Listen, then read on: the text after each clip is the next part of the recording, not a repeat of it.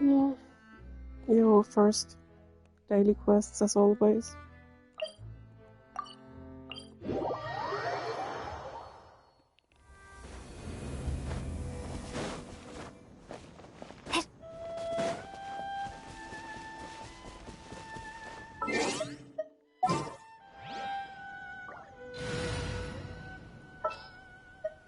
Just sharpen.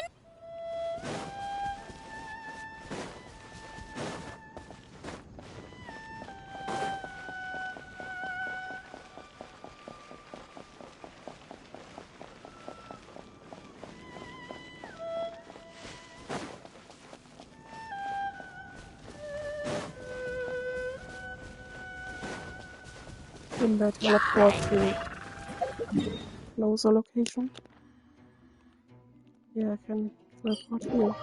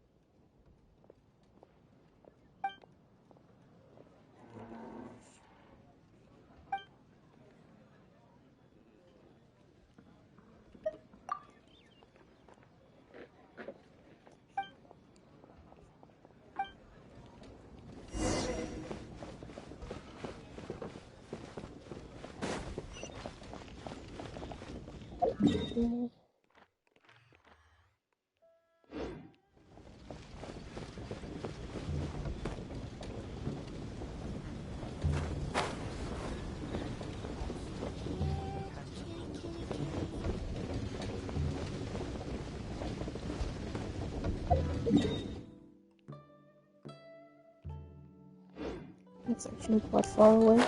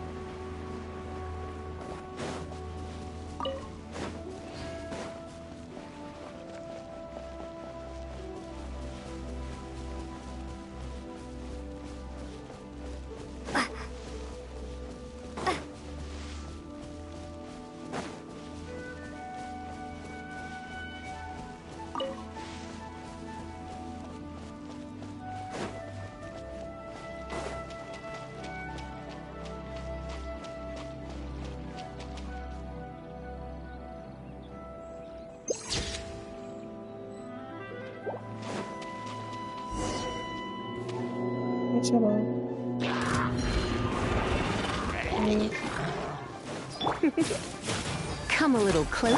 Propagate!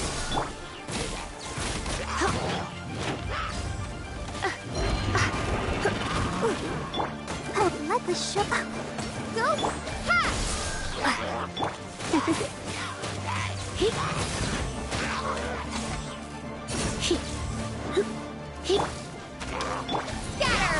Come a little closer.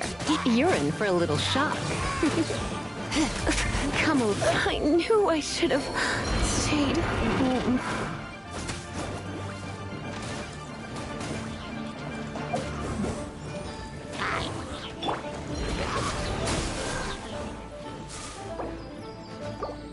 Ready, steady, go! I'll protect us. Propagate! You're in for a little shock. Come a little closer. You're in for a little shock. Ha! Come a little closer. You're in for a little shock.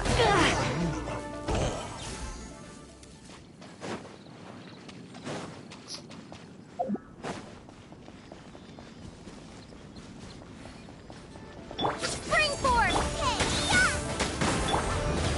Come a little closer.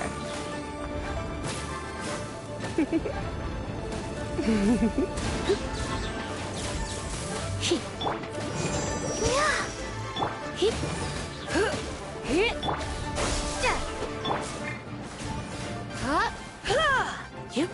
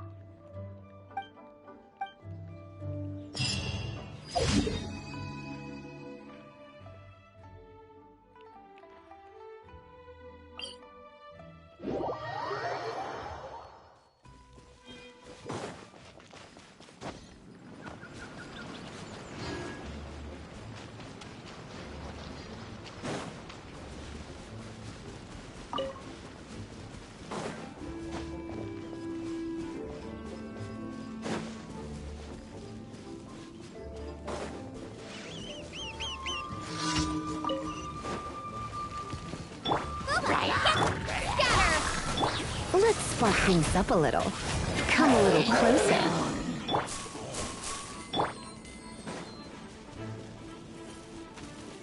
Out of the frying pan, into the... You're in for a little shock.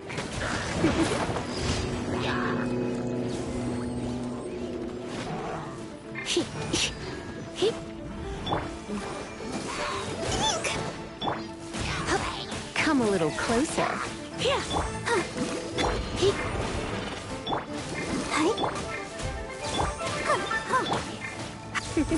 You're in for a little shock.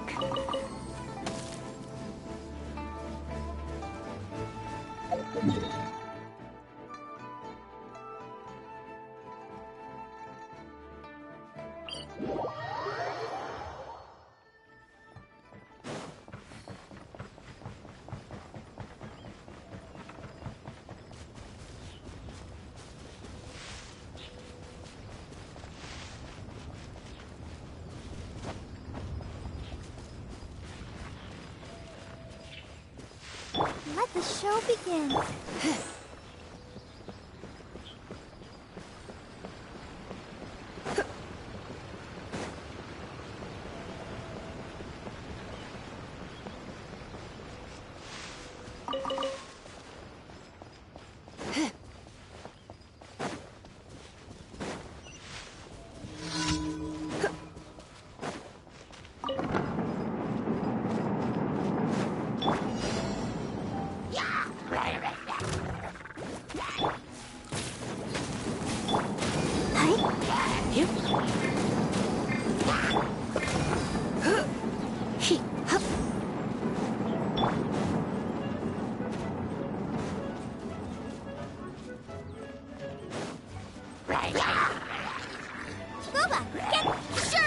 Come a little closer.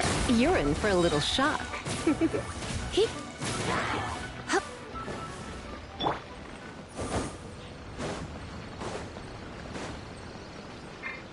Nice and spicy. Come a little closer. Try not to enjoy this too much. Come a little closer.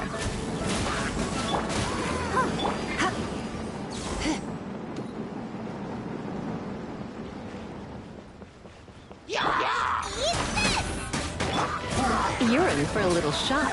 Come a little closer.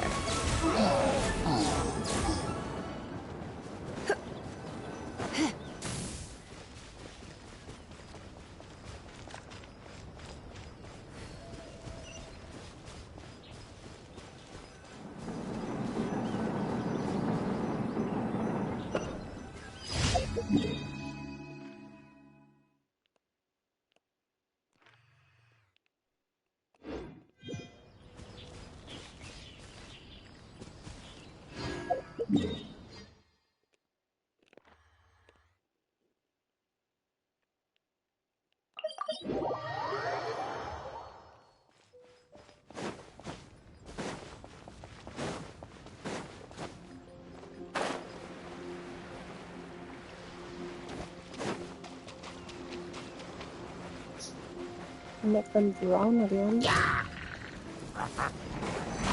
I want to.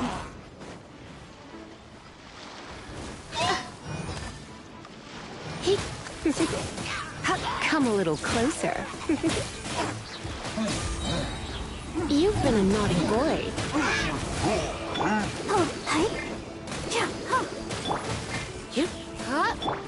I'll protect us. Don't be such a brute. Come a little closer.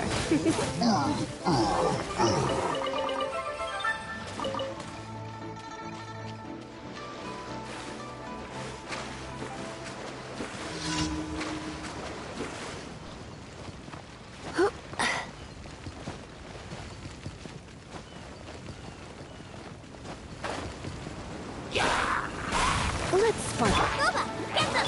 Ha! Come a little closer. Spring force! You're in for a little shock. Come a little closer.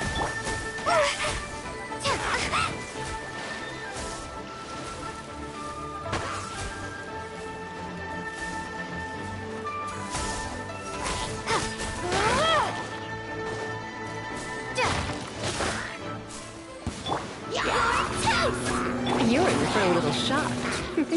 Come a little closer.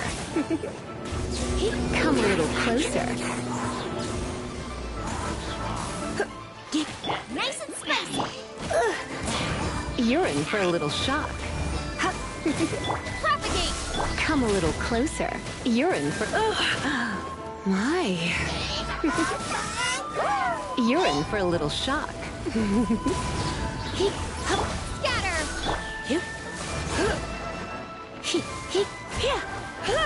Hold tight.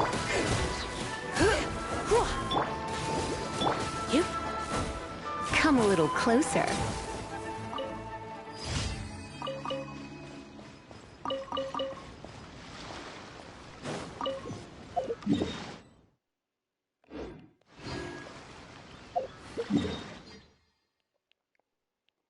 Since I'm already there.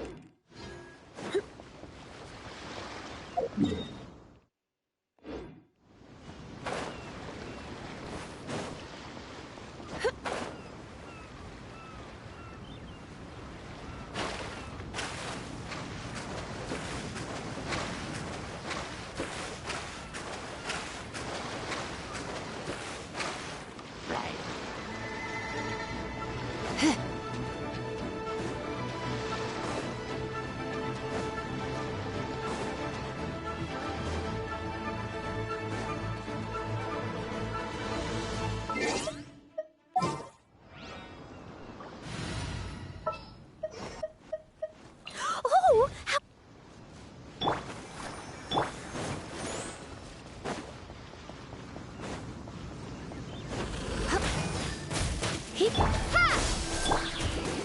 You're in for a little shock. Come a little closer. Tight.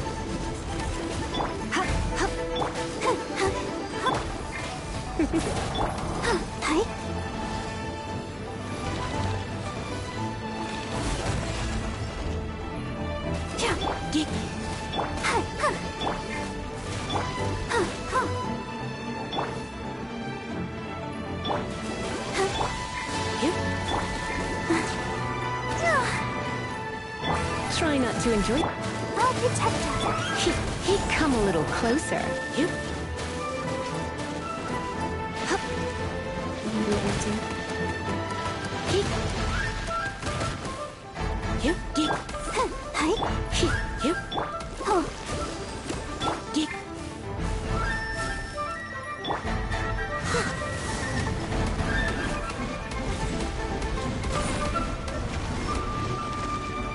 As a dutiful maid would.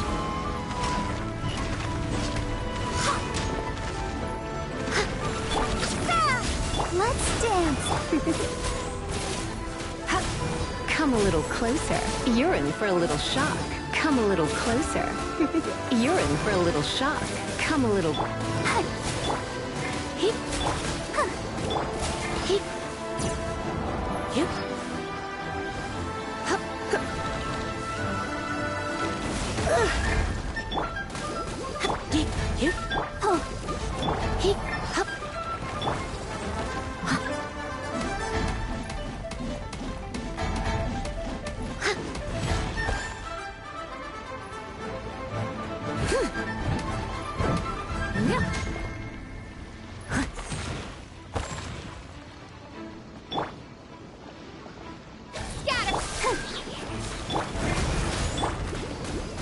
You're in for a little shock.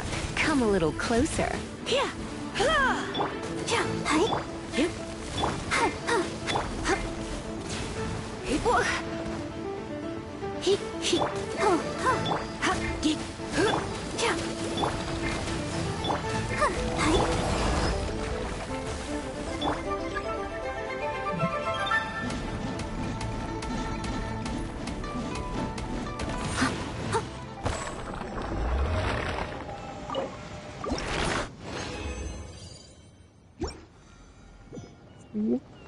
Nice. Let the show begin. You're in for a little shock. You're in for a little shock. He. Ha. I'm gonna damage it all. Yeah. Ha. Ha. Ha. Hi.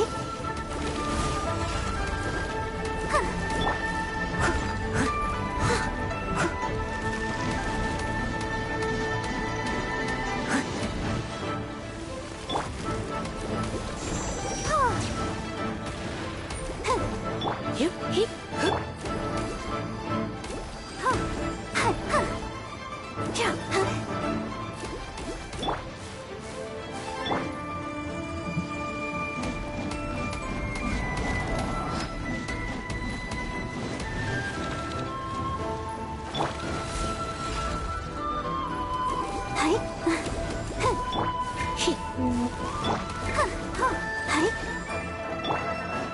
As a good night should.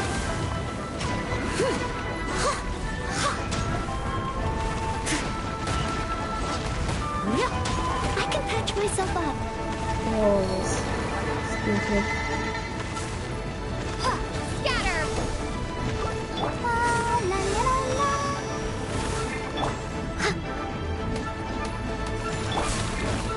Let's dance. Come a little closer. Yep. Come a little closer.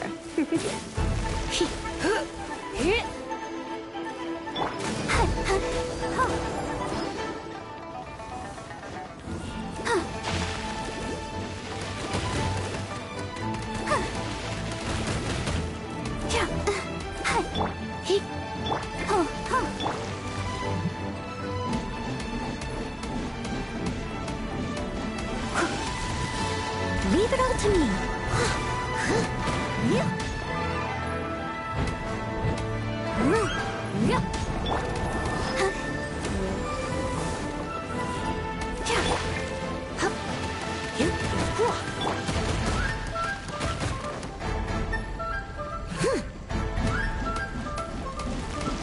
Propagate! I'll protect us. Come a little closer. You're in for a little shock. Springboard! He come a little closer.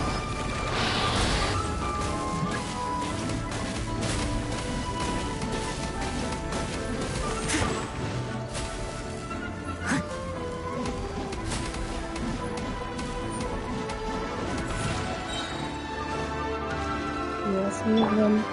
Using all three of them at once is fine. Come a little closer. Let the show be. Yep. I must leave no stone unturned.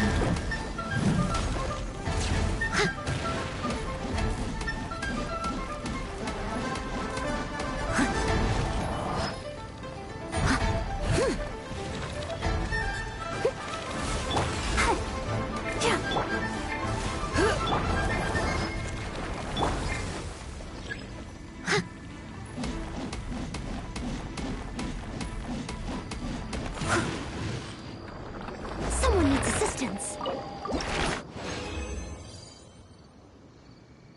Three again. Nice.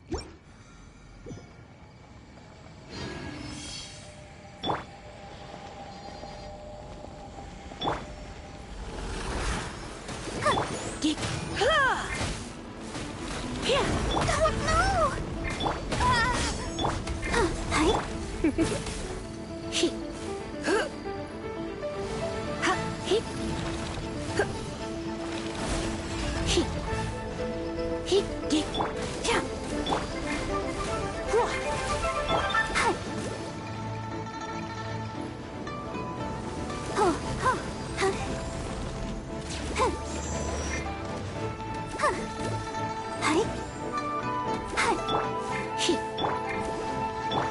As a dutiful maid would.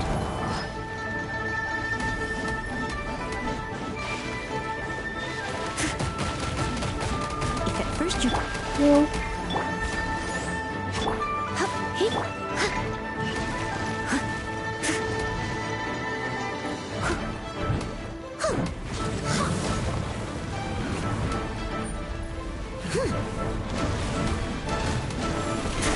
Propagate! Come a little You're in for a little shock. You're in for a little shock. Come a little clip. Yeah, it could have been more than that, I think. Leave it all to me.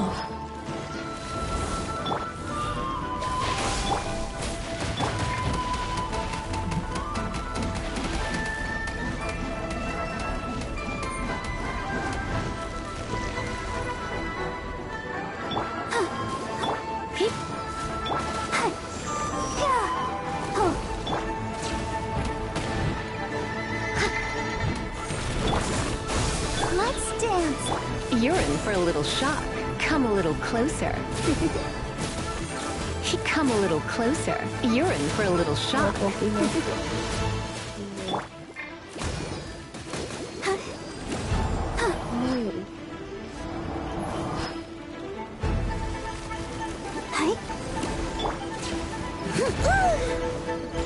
As a good knight should. Ready, steady, go!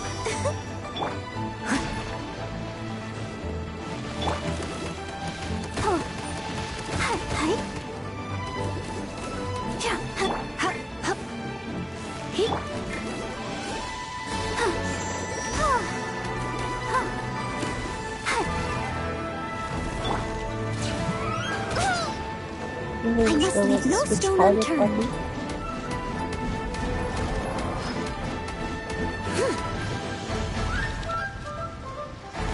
I'll catch up. Oh. Anyway.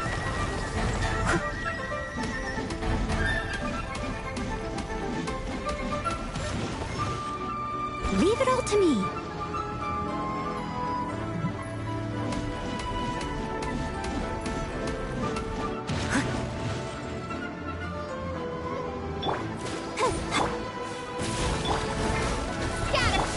I'll protect us.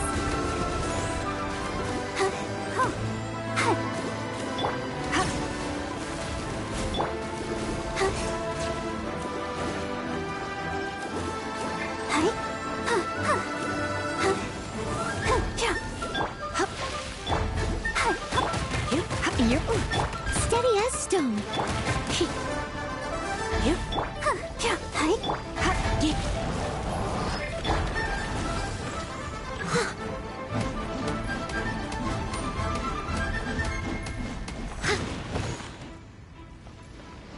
Wait, there's another one.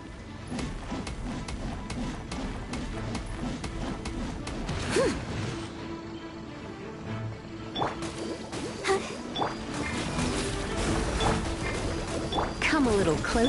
Oh no.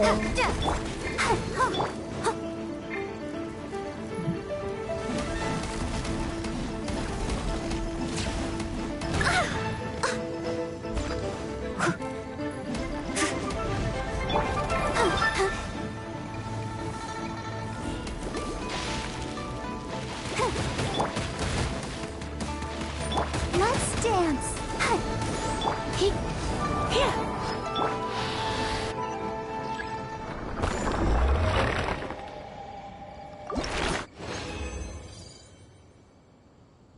It's me again.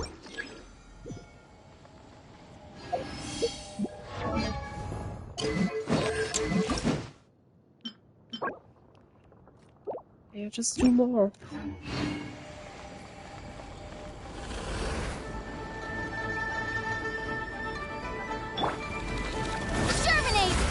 Try not to. Oh, that's alright.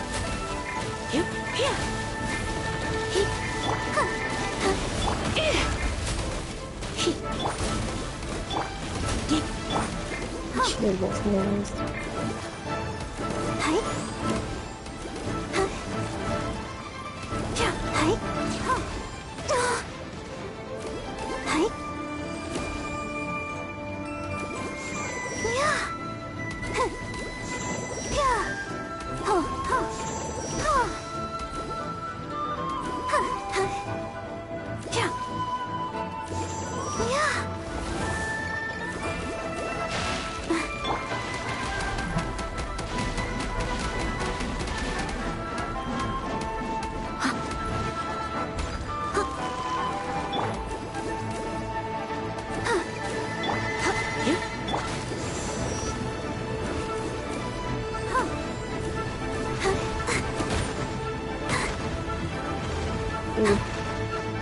Has everyone stopped singing?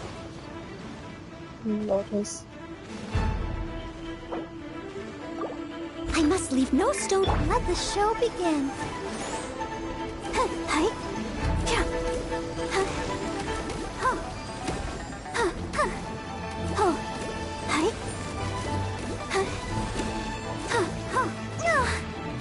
What? Oh.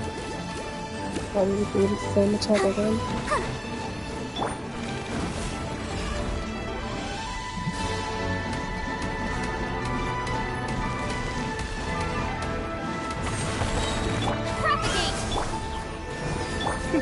You're in for a little shock. Come a little closer. Come a little closer. You're in for a little shock.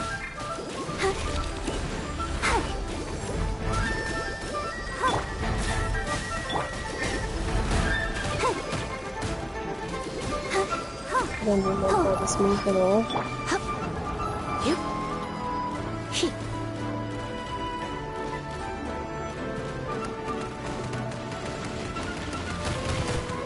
Leave it all to me.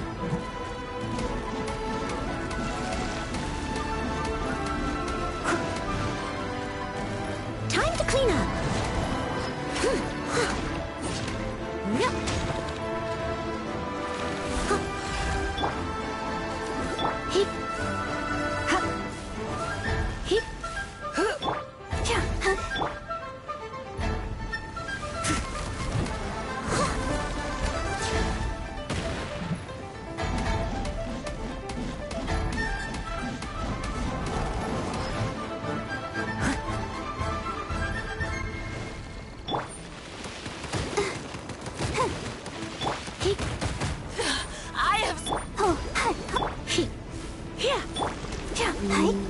Let's dance.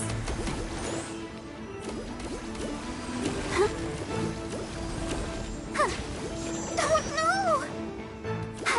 Go, Barbara, go! Yeah.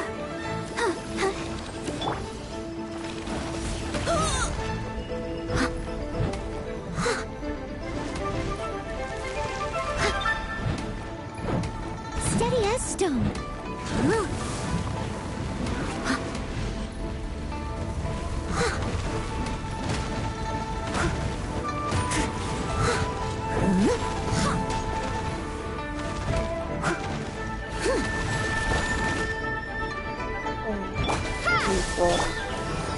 Come a little closer. Don't be such a brute.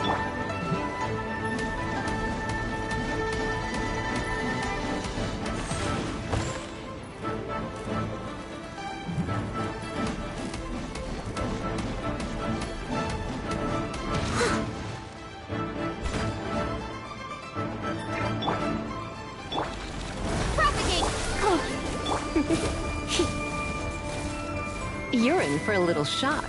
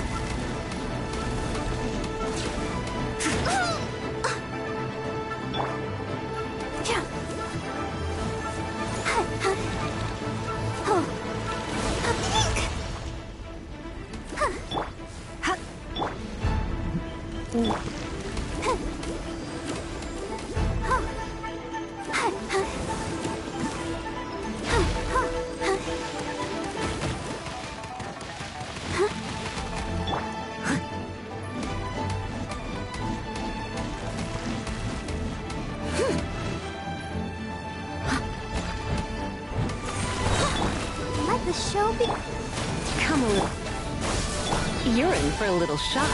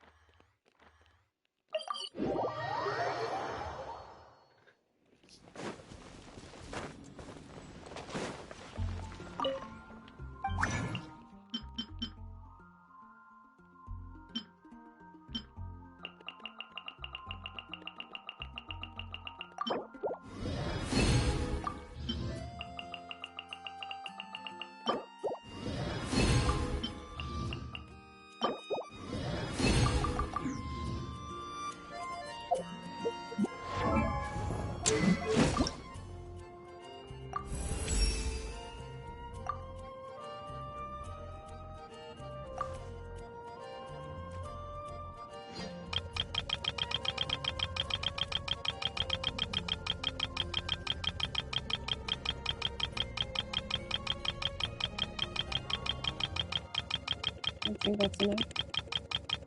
Catch her to level 90.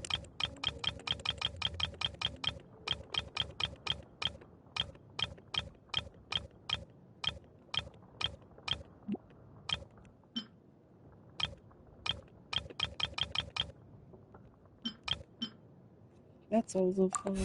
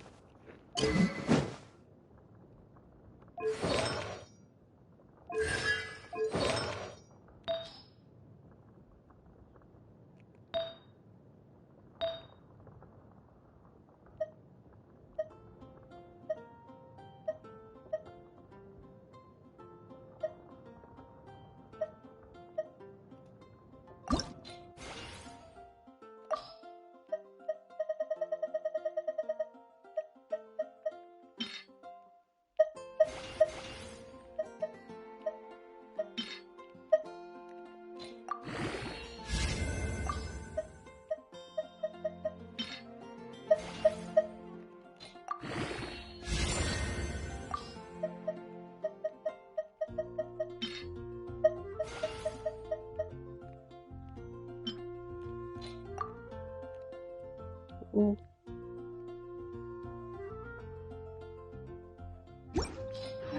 And now I'm out of morals.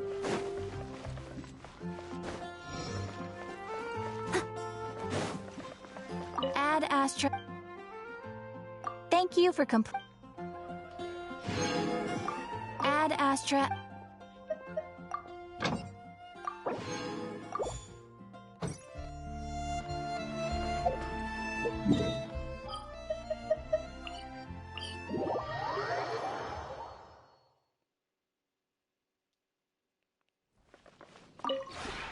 This realm is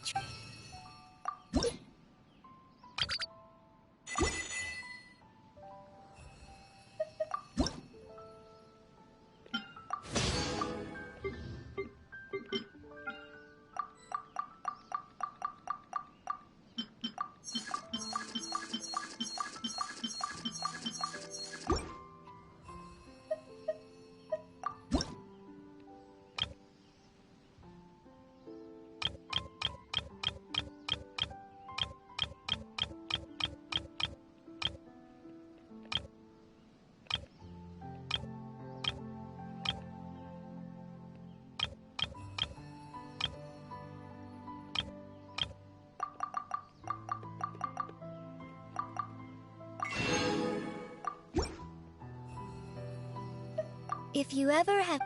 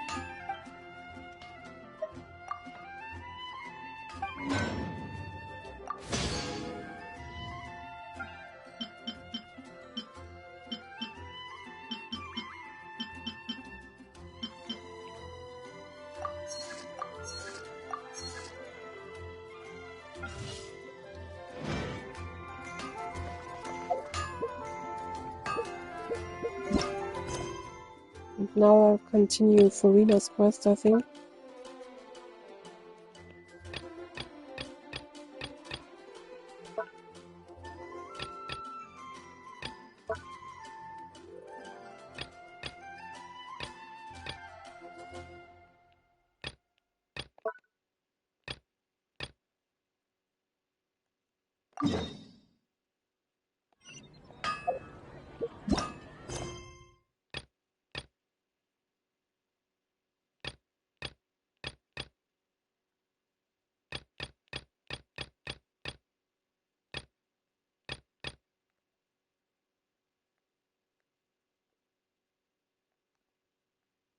This one.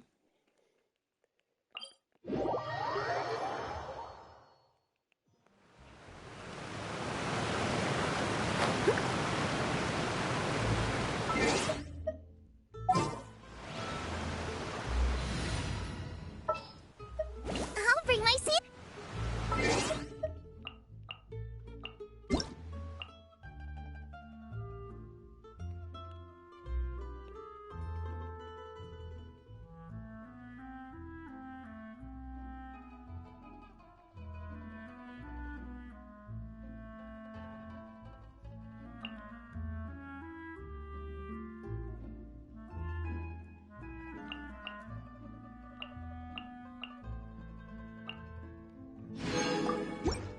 Can't decide whether your hero slimes taste better with salt and pepper or garlic. Let's dance.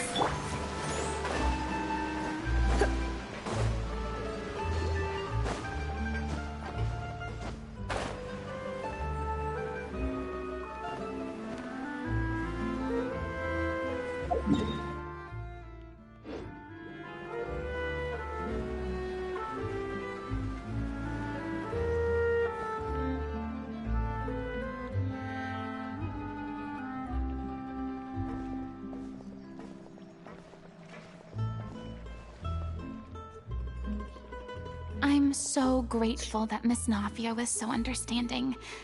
To be perfectly honest, I didn't know if I was ready to meet her. It's always easiest to just run away from your problems. But that never fixes anything. You can't get around the obstacles without facing them. So that's why you were nervous when they brought up Poisson. Yeah.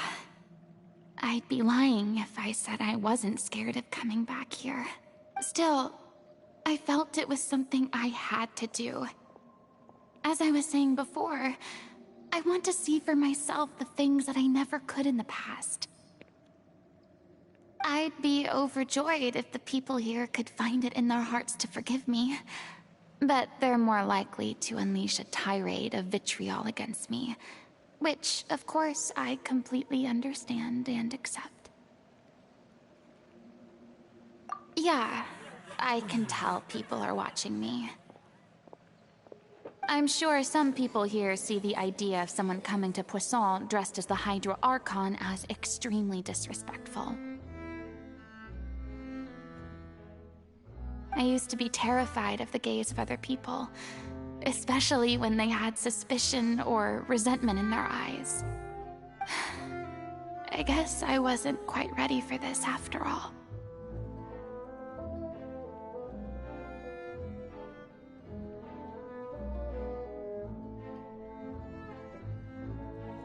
I'm not surprised you're making yourself go through all of this. I can't let myself see only the things I want to see. How would that make me any different from before? Look! There seems to be a crowd gathering over there. Probably time we made a move. How about we check out Spina di Rosula's ship? We should have a view of the whole of Poisson from there.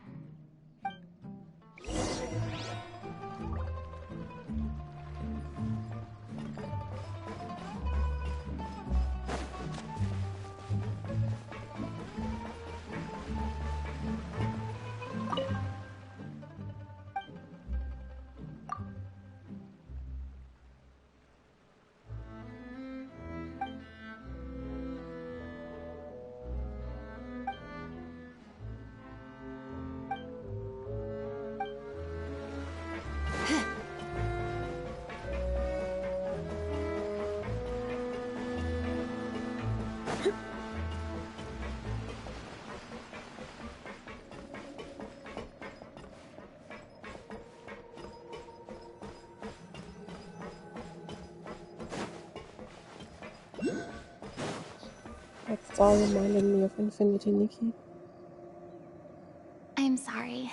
You probably just wanted a relaxing stroll, and here I am dumping all this heavy stuff on you. We don't mind. It's actually refreshing to see a different side of you. Great. Well, I appreciate your company, so please don't disappear just yet. I don't know whether you can tell, but the years of suffering and loneliness aren't the only reason I have a hard time facing up to who I used to be.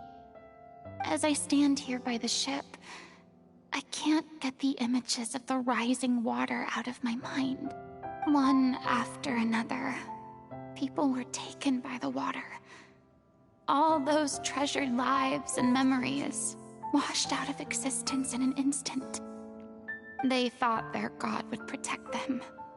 They had absolute faith that when disaster struck, a divine power would save them from harm. And all the while, I played my part to perfection to convince them that was true. But then the floodwaters finally came, and the Hydro Archon did nothing.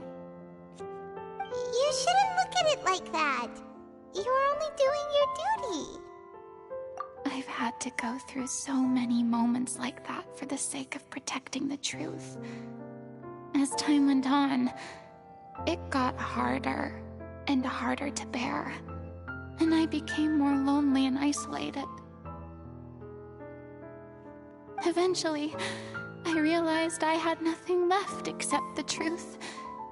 I became terrified of completely failing in my task, and was haunted by the thought of being left all alone.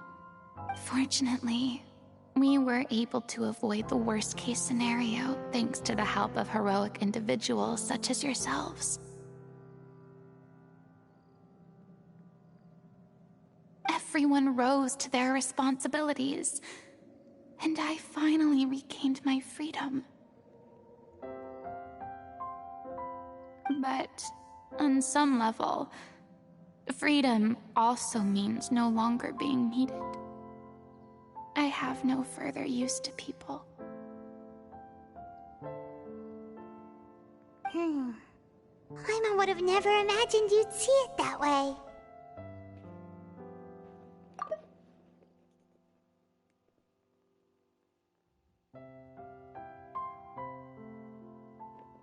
A reward?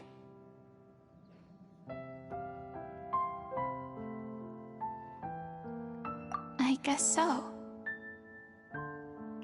Back then, I didn't even dare to dream about having someone to confide in. I was scared of someone recognizing me for who I truly was, and exposing the secret I swore to protect. Believe in the Farina you see on stage. She is the one you can trust.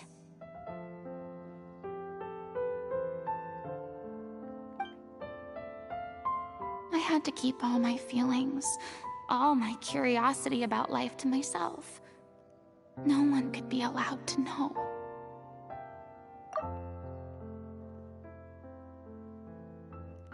That's what I really meant when I said I'm no good at maintaining relationships.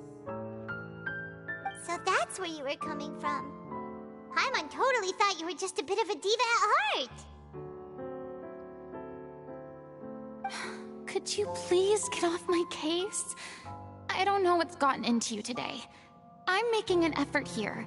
You could at least try to do the same.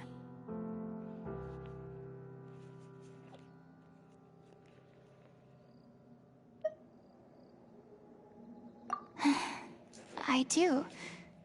I once had nothing but the truth, and now I'm finally free to live my own life again. And even though I have no idea where I'm going right now,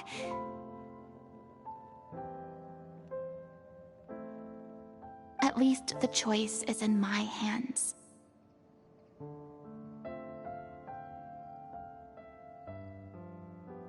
All right, it's about time to head back. Paulo should have finished the ending by now.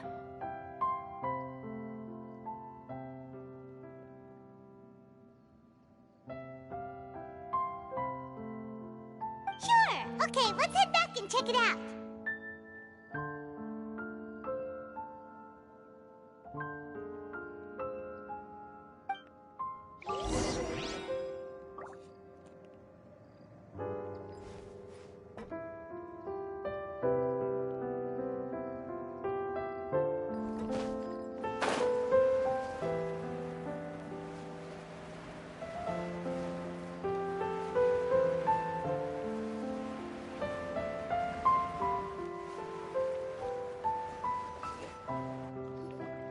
Didn't you say you needed to watch what you eat?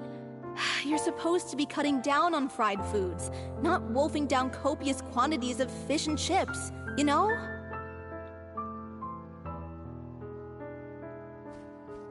Come on. It's not every day we get to dine at Spina di Rosula's expense.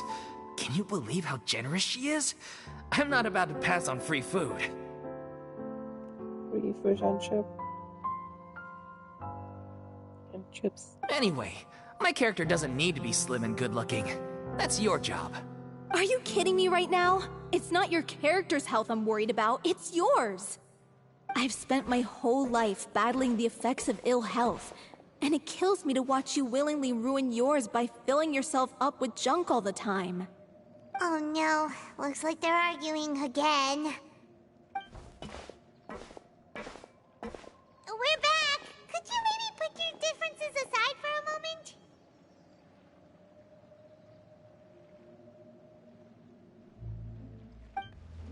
Ah, you're back. We've been enjoying Spina di Rosula's VIP treatment in your stead.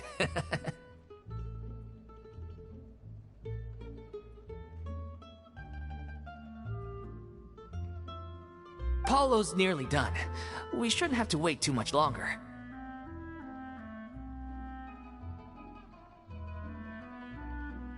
Great! So you were discussing your characters, right? We heard she's playing the Oceanid who turns into a human girl. What about you? Me? I'm an Oceanid too. He was originally supposed to take the form of a crane, but he outgrew that role. Well, the costume at least. So now he's playing the boar instead. The boar. Sorry. The boar's not a bad character, actually. He's the one who raises the little Oceanid, yes? That's right. He has some pretty memorable lines too, like when he imparts some solemn words of wisdom to the little Oceanid. If you become human, you can reveal your secret to no one. You will face suffering and loneliness. Is this truly what you want?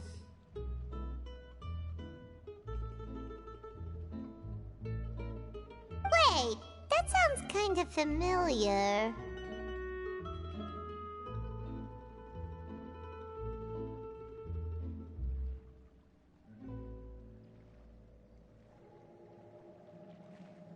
It's the most important line in the whole script. I think it's a symbolic statement about our director's life and legacy. She kept quiet about all the trials and tribulations she faced in running our troupe, allowing us to devote ourselves fully to performing. It was only after she was gone that we realized how tough her job really was.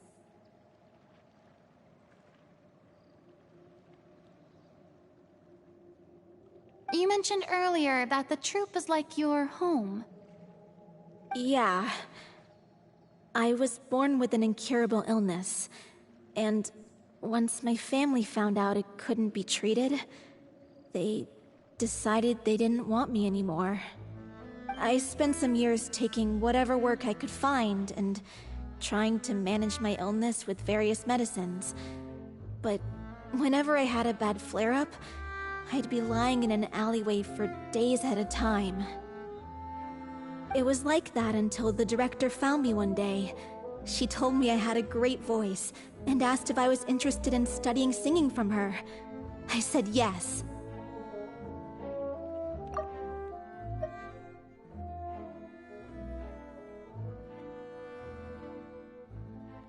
She took me under her wing, taught me to both sing and act, helped me find Mora for my meds, took care of me when my condition decided to flare up. I know it was all a huge burden on her. She sounds like a really incredible person. She really was. She gave everything she had to her troupe and the people in it. All of us were so proud to call her our director. I was a lost child too when she found me. As the child of a murderer, my parents weren't around when I was little, so I got sent to an orphanage.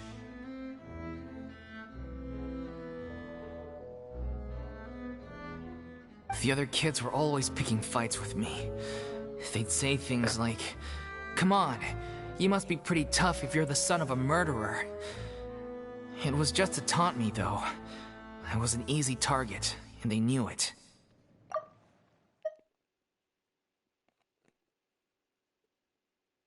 One day, I got beaten up so bad that I just couldn't take it anymore, so I ran away.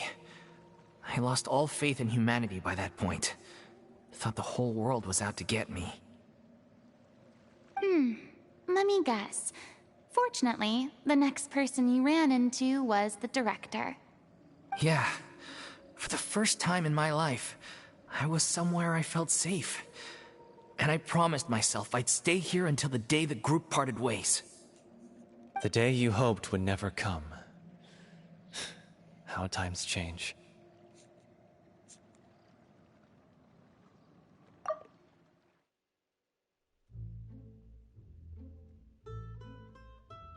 Oh, you're finally done? Get your butt over here. There's someone I need to introduce you to. This is our new artistic consultant, Miss Farina. Farina? The Farina? Oh my god, how did you manage to wrangle that? Please, the honor is all mine. I was profoundly moved to hear about your troupe and your wonderful director. I just wanted to do something to help. Same here. Even so, this is just... Oh, wow. I'm sorry. I'll try to calm down. Now, where was I? Ah, yes, the script, of course. Let me give you a rundown of how the story unfolds in my version of the script. I'm sure you're already familiar with the beginning of the story. A little Oceanid decides she wants to become a human, against the wishes of her family. She finds love and friendship in the bustling city. But then, disaster strikes. The people start to notice that all the fresh water in the surrounding area is slowly disappearing. The soil is becoming arid, plants and flowers are withering, and the people begin to panic. The little Oceanid, Cleo, and her lover decide to do something about it, and investigate the truth of the matter together. In the end, they discover that all the waste and pollution created by humans over the years has caused the fresh water to flee the land, as if driven by a consciousness of its own. Consciousness? You mean the water is sentient? Water as a conscious entity. There's actually quite a few stories that explore this theme. Since the little Oceanid is a water spirit, she immediately understands how the water is feeling. She then tells her lover about her true identity, as well as the truth behind the crisis. Her lover accepts her for who she is, and works with her to find a way to bring the water back. However, there were some people eavesdropping when she revealed her secret.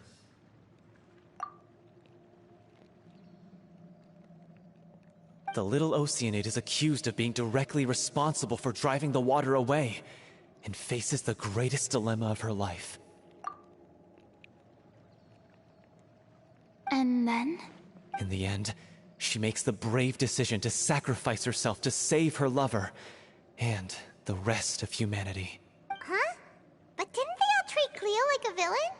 Why would she want to save them after that? Well, she mainly wanted to save her lover, plus everyone who'd stood up for her. Through her love for her human partner, she was able to find an even greater love, one that extended to all of humanity. Surely the biggest strength of Cleo's character. There's actually something else that bothers me. You know the protagonist is supposed to represent the director, right? And she never had the chance to become a hero in our world. If we're serious about dedicating this show to her memory, We should make the ending as true to life as possible. What about if the little Oceanid is hounded to death by people who hate her, her lover makes sure her secret never gets out, and humanity continues down the path to extinction? That's a dark ending. That sounds like too cruel of an ending to me. And perhaps a little irresponsible to present to the audience. That ending would be a perfect mirror to Director Aureli's death. Both arbitrary and meaningless. On the day when she went missing, Director Aureli had instructed us all, somewhat out of the blue, to leave the court of Fontaine and wait for her outside the city. We waited and waited at the rendezvous point, but she never came. By the time we returned to the city, she disappeared without a trace. We looked for her. The Gardamex looked for her, but she was nowhere to be found. Increasingly, all the signs seemed to point to her being the latest victim in the serial disappearances case. The director was the kindest soul in the world. Yet she was senselessly sacrificed for the sake of a so-called experiment by someone who had nothing to do with her at all. But doesn't the way she suddenly told you to leave the city suggest that maybe she had some sense of what was about to happen? It almost seems as if she was moving you to safety. I've been trying to follow up on that ever since, but all my efforts so far have turned up nothing. Villemont might know something, but he won't open up to me. Villemont? The one who's playing the role of the villain? Yeah. He's been overwhelmed by grief. I think the director's death hit him hardest of all. Grief? Guilt, more like. Also, I have a hard time imagining that anyone took it harder than me. Because, well, speaking of the play being true to life, I was deeply, madly in love with Aureli. What? You kept that one quiet. It's time to be upfront with you all. No more keeping secrets from each other. We'll never be able to agree on the ending if we can't be honest about how we feel. I did tell her how I felt once, but she turned me down pretty much straight away. She said that we were all like brothers and sisters to her, and she'd never considered us as potential romantic partners. Not that it came as a shock or anything. It was what I was expecting to hear. So I told her I'd always be there for the troupe, and I'd always be there for her.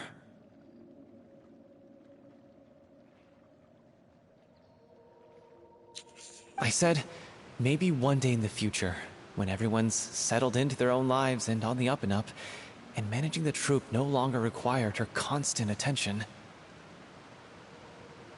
Well, maybe then she could reconsider what she really wanted in her life. And now, that day will never come. Oh, Paulo.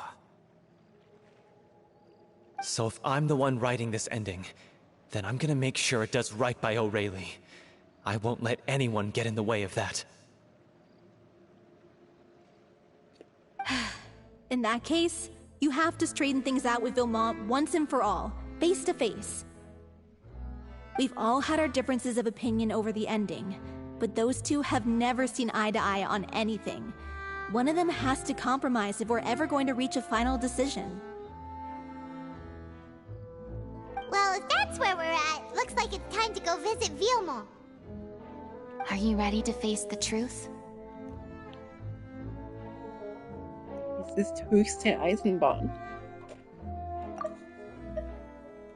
Honestly, I'm slightly terrified.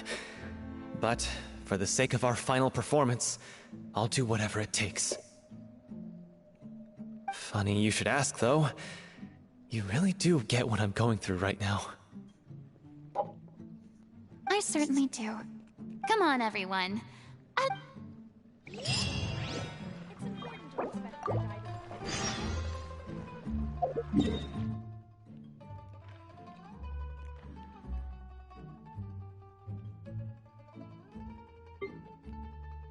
Here.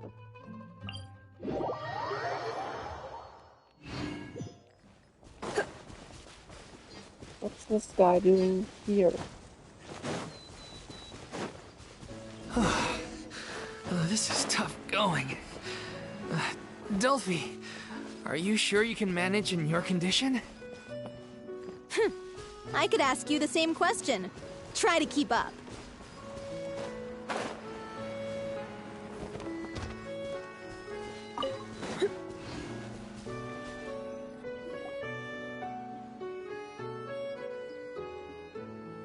Ugh, as if this journey wasn't tough enough already without a roadblock.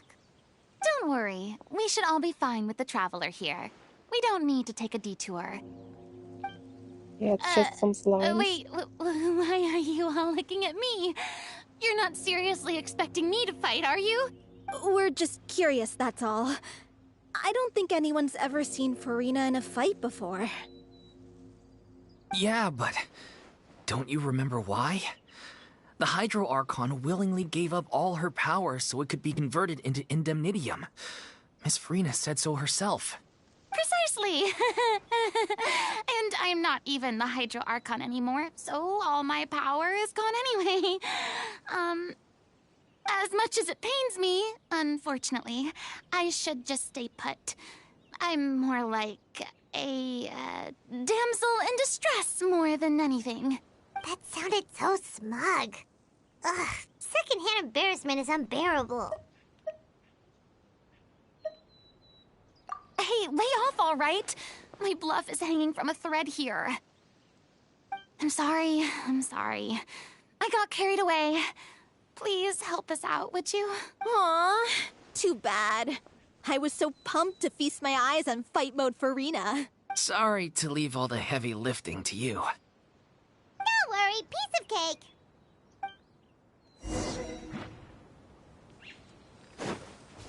Boba, get them! Ha! You're in for a little shock. Come a little closer. You're in for a little shock. You're in for a little shock. Come a little closer. Blitz. Surrendering. Eat this! Ugh! Ha! He.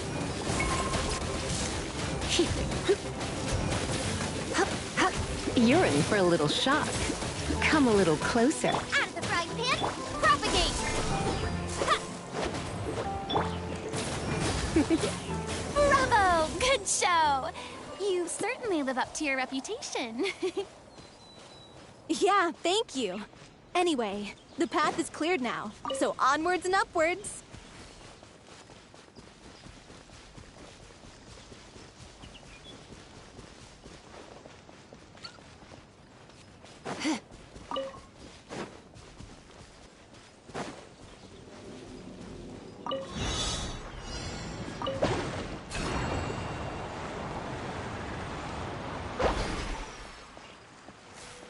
You're in for a little shock.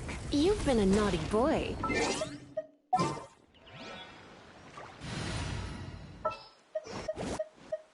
At the ready. Nice.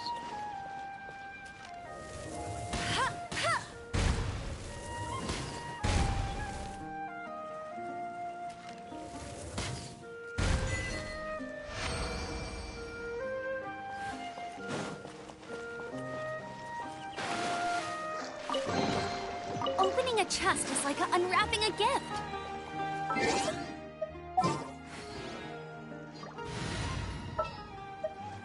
I'll bring my seat.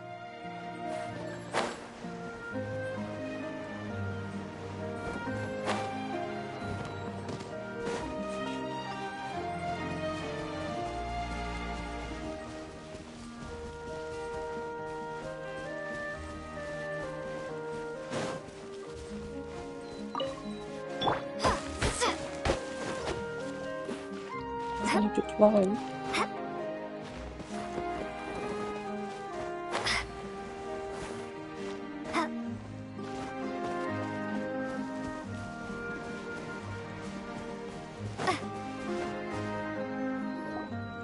Vilma, are you there? Huh? Oh, it's you guys. Wait, what's Lady Farina doing here? I can explain. We've been rounding up the whole troop. We now have everyone except you. So, you think knowing the truth about the director's disappearance will help you write an ending to the script that pleases everyone? I care just as much as everyone else about making the Little Oceanid a success. That's why I wanted to wait until after the show. If I open this can of worms now, I just don't want to make things difficult between us. Viamont, avoiding the truth will not help anyone. Unless you mean to suggest that Aurelie's death had something to do with you. I don't want to talk about it. Listen, Viamont. I used to think that my love for Aurelie was a point of shame. I never brought it up to anyone. But now, I've made up my mind to put it all on the table. I'm prepared to face everything, to sacrifice everything for the sake of the show. The Little Oceanid cannot be complete unless we do justice to Aurelie on an emotional level. This is why people think of you as not being the smart one. As you all know already, the troupe was kept afloat not from ticket sales, but donations from the audience. Of course, that was nowhere near enough. We took on side jobs when we weren't performing, but even then, the troupe's financial situation was pretty dire.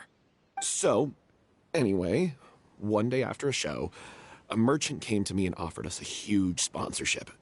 In return, we just had to provide the audience with their drinks during performances. It seemed like a win-win, so I said yes to it on the spot without consulting the director.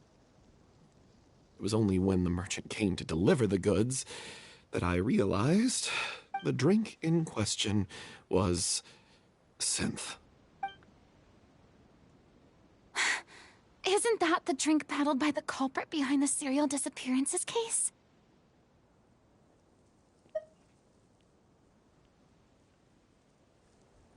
I freaked out when I saw the boxes. And I told the director everything right away. She was completely shocked as well. But she didn't reprimand me for making the decision without consulting her. Instead, she contacted the merchant and stated that the troupe could not agree to this collaboration. The merchant was furious, berated us for going back on our word, and threatened to sue us for damages. The amount was astronomical. There was no way we'd be able to pay. And then? I was going to sort it on my own, but the director stopped me. She said that this was an issue for the whole troupe and it wasn't my fault. But things only got worse from there. The synth merchant just wouldn't let up, and then suddenly the director told us all to leave the city one day. I knew then that things must have reached a boiling. I admit this whole thing was my mistake. I didn't dare to tell any of you the truth back then, and after the director disappeared, I was even more afraid to say anything. But things only got worse from there. The synth merchant just wouldn't let up, and then suddenly the director told us all to leave the city one day. I knew then that things must have reached a boiling point. Yeah, I got Aurelie killed. There, I said it. Happy now?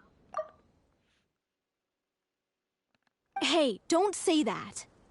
You traitor! You knew Aurelie was in danger. Why in God's name didn't you tell us? What do you mean? You were afraid?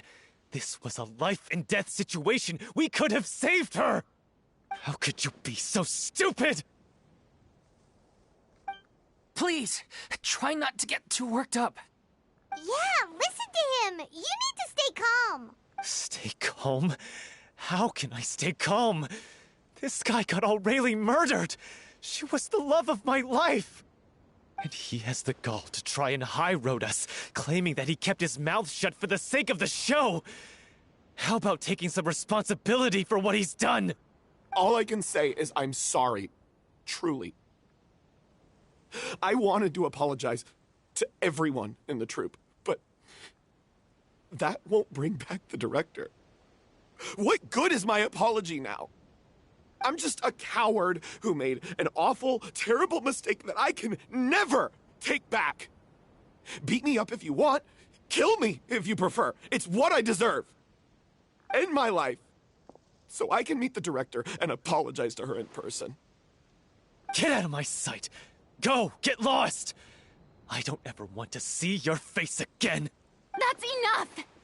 You've screamed and shouted at each other for long enough. Now pipe down, both of you! Can you stop conflating the show on stage with your real-life relationships in the troupe? You keep saying that you want to use this final performance to pay tribute to your director and celebrate her life. How can you do that if you're just using it as an excuse to vent your own emotions? You're right. I'm sorry. On stage, the lead role is the focal point of the audience's attention. And you're all used to seeing the director as the heart of the troupe. But in her own life, her greatest desire wasn't to be the center of attention. I can tell how much she loved you all, and how much she loved the troupe.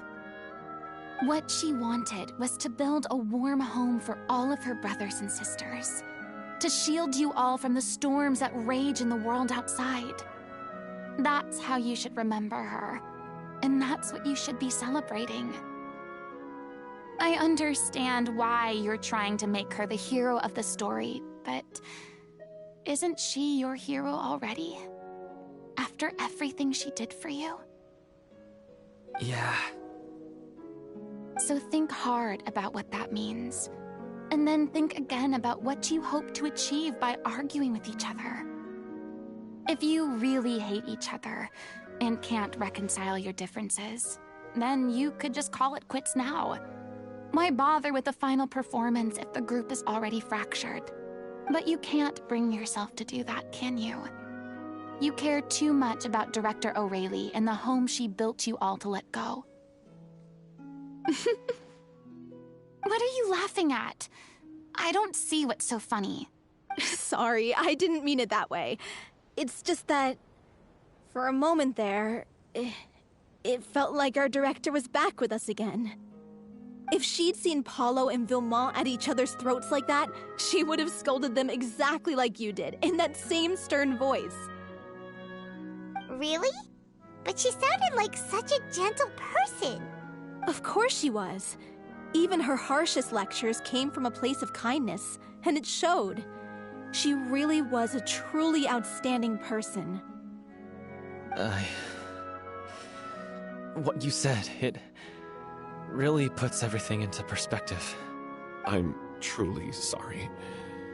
I really meant for this to be a genuine apology, but I ended up making it all about me and my self-pity. It's all right. Let's save all this for after the performance. So, the ending. What are we gonna do about it? Clearly, everyone needs to take a step back for now and reflect on what really matters. When emotions are running high, things get lost in the fray. The end of the story needs to focus back on O'Reilly herself. She's the true star of the show. What do you mean? The Traveler is right. You once investigated that underwater synth base and recovered items belonging to the victims. If you could find anything that O'Reilly left behind, perhaps we can get a better sense of what she went through in her final days. You really think that's possible? I trust that nobody would object to the ending of the story being based on O'Reilly's true feelings. No. Well, we'll leave this in your capable hands. Come, let's pay a visit to the Palais Mermonia. The rest of you, head back to the rehearsal location for now, and wait for our good news. Short toilet break.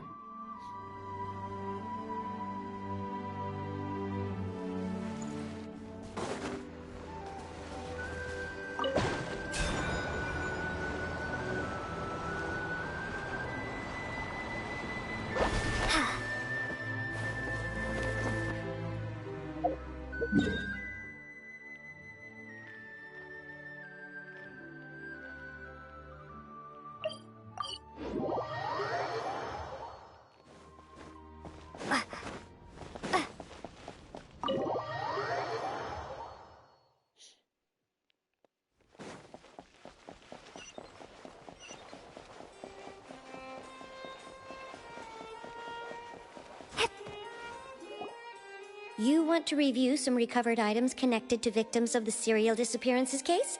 But, that case has been closed for quite a while now. Still, since you were the ones who discovered and submitted the evidence in the first place, you don't actually have to submit an application. Okay, please hold on. I'll have someone dig them out.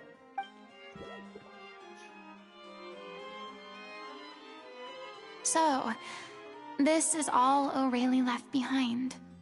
Just whatever she was carrying on her person and this tattered old notebook. Hey! It's full of script lines! And sketches too! Looks like they show where the different props should be placed on stage. Let me take a look. Maybe there's something in here from after she was kidnapped. Aha! I found something. To whoever discovers this diary. Let's see. Looks like she kept a detailed record of her captor's actions. She even mentions the truth behind the experiments on dissolving young women. If we'd had the chance to examine this notebook carefully back then, it would have been a conclusive piece of evidence proving Vachey's guilt. Vachey took so many lives. It's still so unthinkable how many victims he had. I guess O'Reilly must have written all of this down in the hope that her records would one day be of use to investigators. Wait, it cuts off. Her handwriting here gets patchier and more illegible by the line. She probably didn't have much strength left. Her final words are... I'll let you read them for yourselves.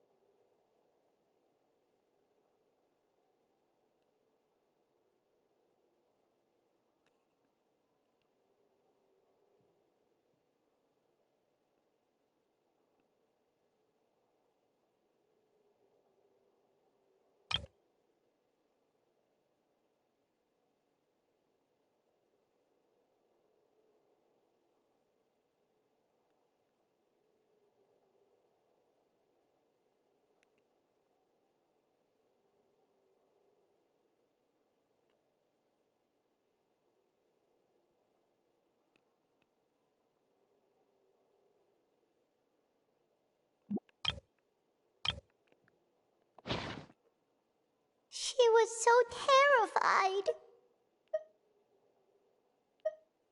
She may have been a mighty hero in the eyes of her troop, but at the end of the day, she was only human. I can't bear to think how painful and lonely her final days must have been. Wait. This part on the last page sounds strangely familiar.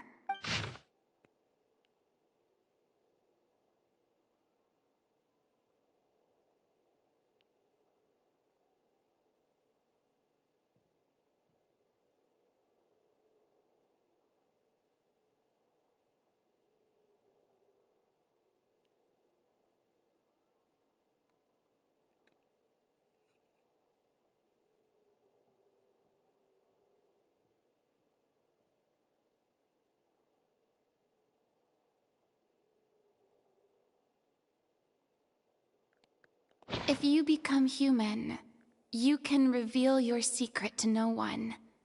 You will face suffering and loneliness. Is this truly what you want? Isn't that the most important line in the Little Oceanid? Because I am an older sister to them. Oh.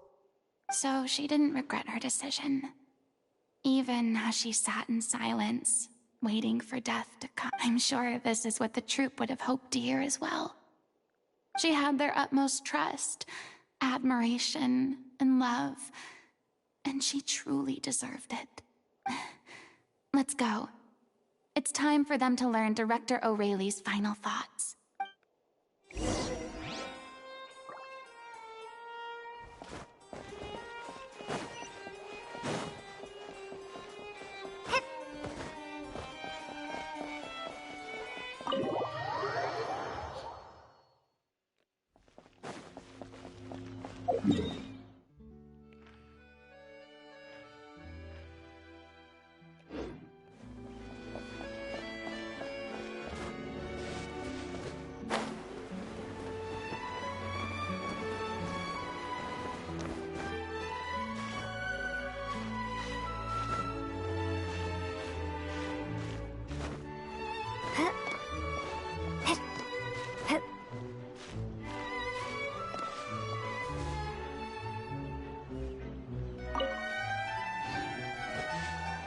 Is this water deep enough?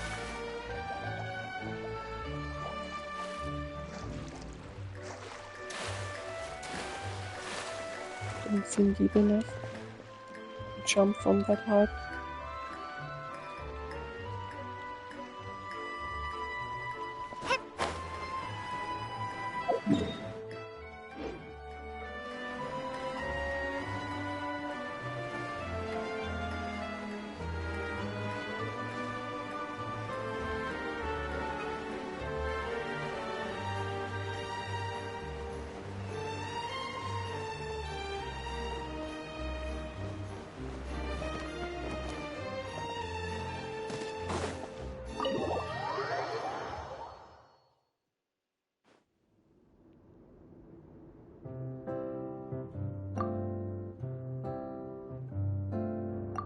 She deserves a hero's farewell.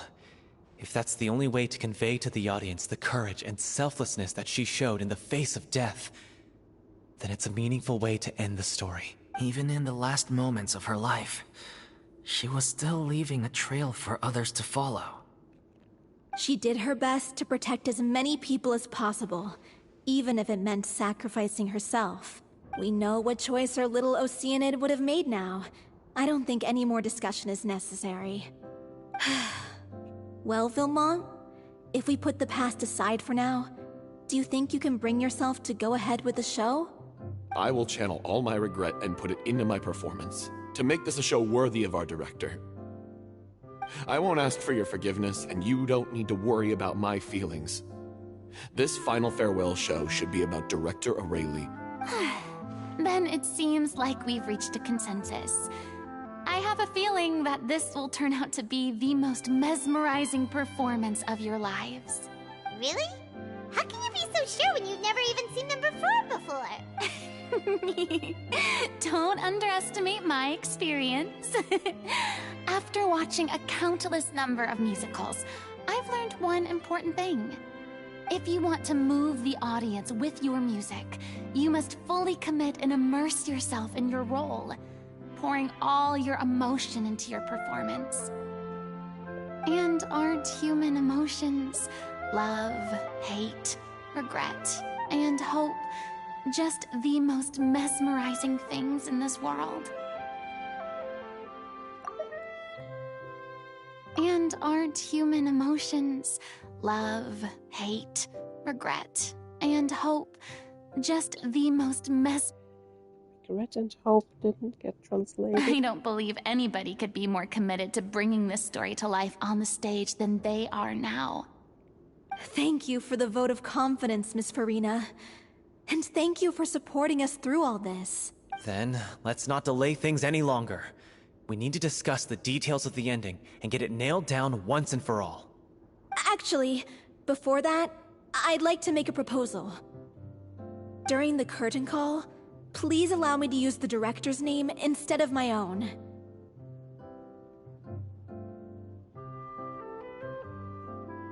Huh?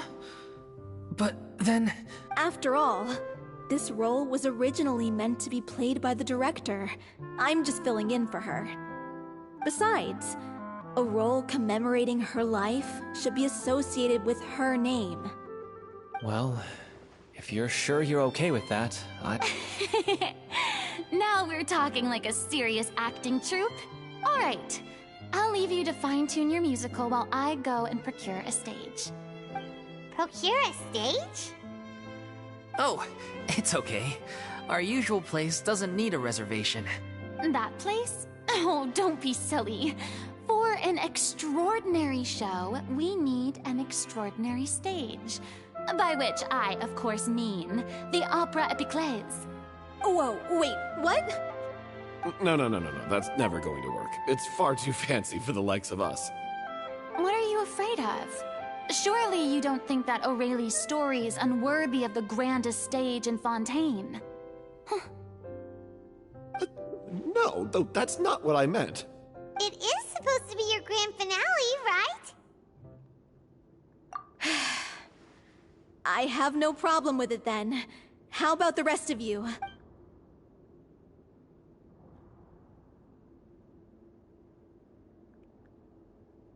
I'll take your silence as a yes. Thank you for giving us this opportunity. It really is a dream come true. Well, then don't disappoint me.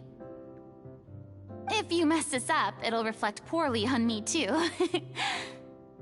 Come on, we'll need to get the go-ahead from Nerilette. I know just where to find him.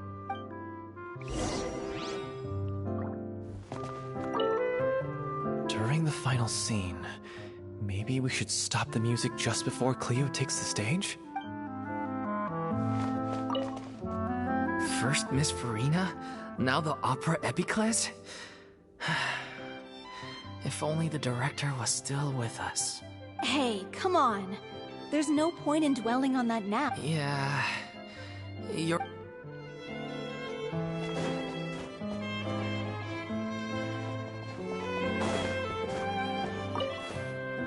Best of luck to you.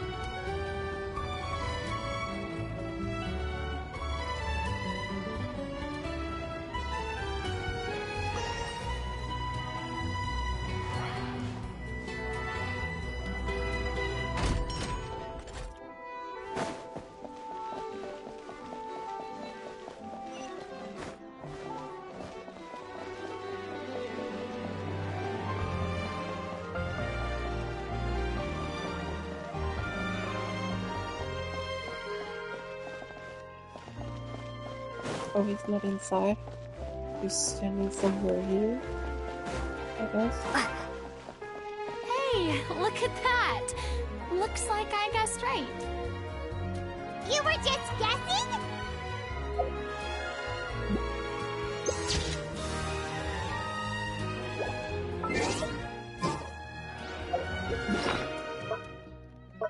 And it would have made sense that he is in the Palais Memorial. Yep.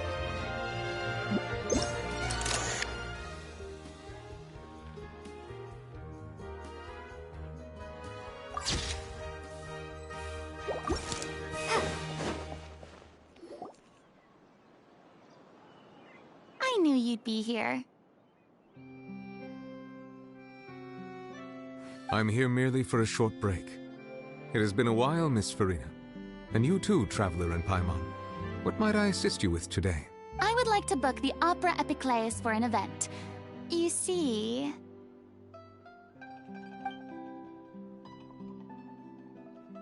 I understand. The process for booking the Opera Epiclese is complex and can be somewhat cumbersome. But given that the request is coming from the three of you, I see no reason to make things unduly difficult.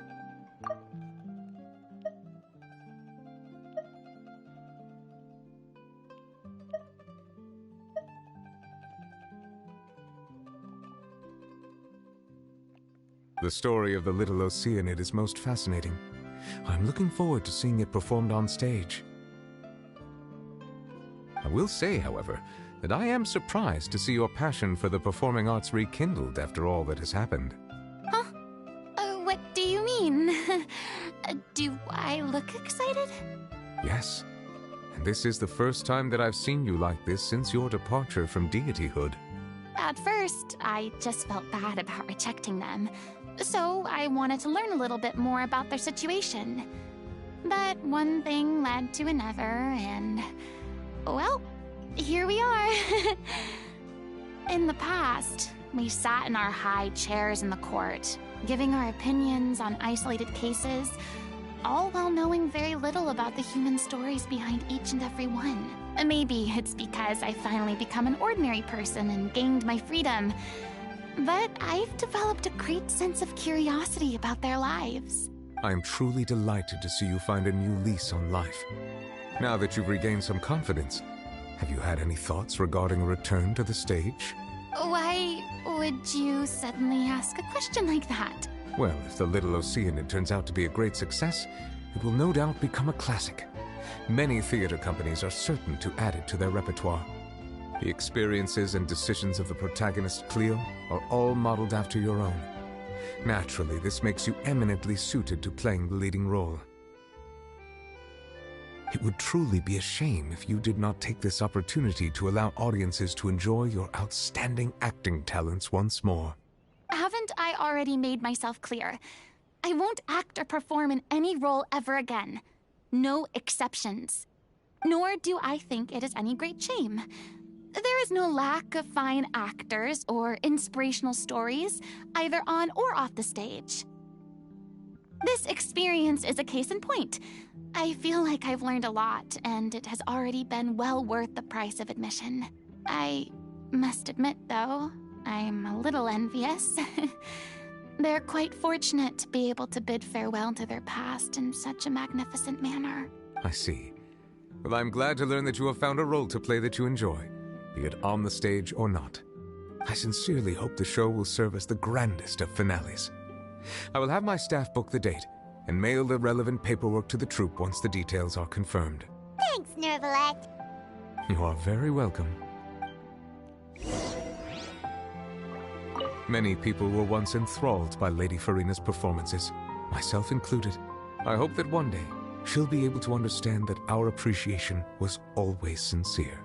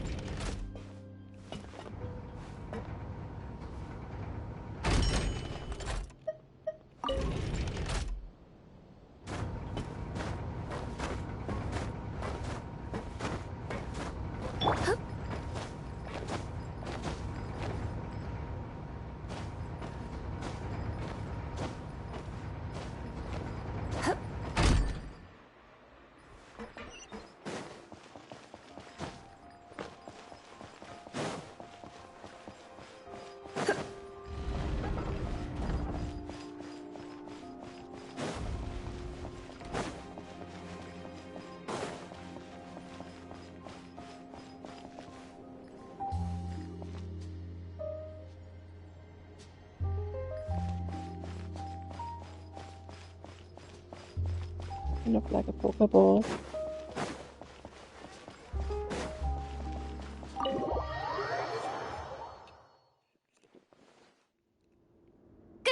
everyone. It's done. The Opera Epiclese is booked.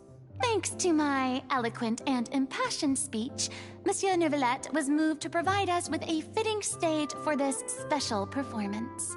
We've had to fight every step of the way for this opportunity, but we now have all of the ingredients necessary to stage a truly spectacular performance. A touching story, a magnificent venue, and last but not least, a passionate and dedicated cast. Now, let's work together. This is truly wonderful. The sooner we can finalize the ending, the more time we'll have to rehearse. Fiamma and I just went over some parts of the script and tweaked a few things. I think it's really going to resonate with the audience now. Wow, you two had a constructive conversation? Communication is vital to any good performance. Look at us. We've come so far. I never could have pictured this scene a few days ago. It's amazing. Even though Farina's still being a bit of a drama queen about it all, she's really fired everyone up. Please feel free to give us any comments or suggestions you have. Hey, Loic, get over here. Time to practice the opening number.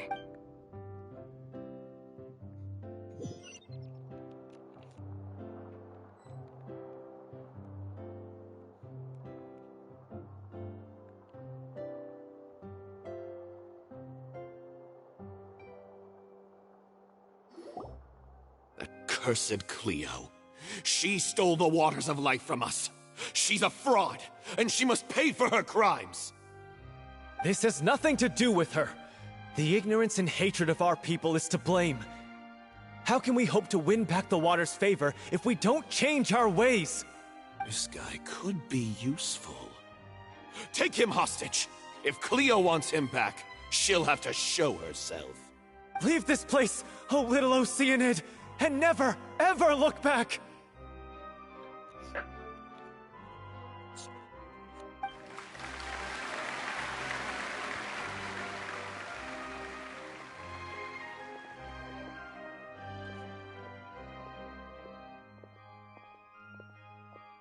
Everyone's really throwing themselves into their roles. I haven't seen such a fine performance in a long time. Another short break.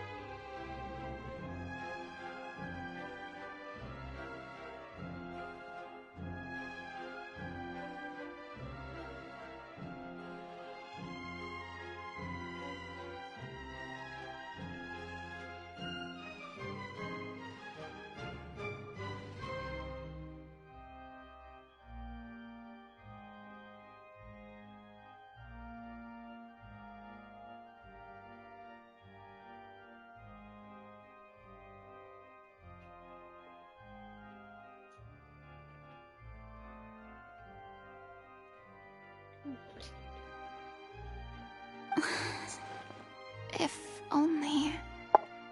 What should we do? It's almost time for her to take the Why? Why does it have to be now? Hey, what's going on? You're due on stage any second now. Oh no, not again. But why? What about your new meds? Did they stop working? They've been getting less and less effective over time. I've had to keep increasing my dose. What? I thought they cure it. So they were only managing your symptoms? I figured whatever it took to get me through this final performance. How could you do this to yourself? And after that lecture you gave me about not looking after my health. I'm sorry. I've let everyone down. You... This is a conversation for another time. How can the show go on without its star performer? Farina takes over, I guess. Miss Farina? I'd like to make a request of you. Say no more. If you're sick, you need to rest. I know what you're going to ask. Loic, your character has no more scenes, correct? Oh, yeah. I think my scenes are all done. Although, I do have one more line. But I guess another guy in the troupe with a similar voice register could take it. Please take Delphi back to her place to rest. I'll sing the finale. From the sublime to the ridiculous. After all that, everything's come full circle. Thank you, Miss Farina. I'm so sorry to put you in this position after everything you said. Never mind. What's done is done. It's really my own fault for getting in too deep. No one likes regrets, myself included.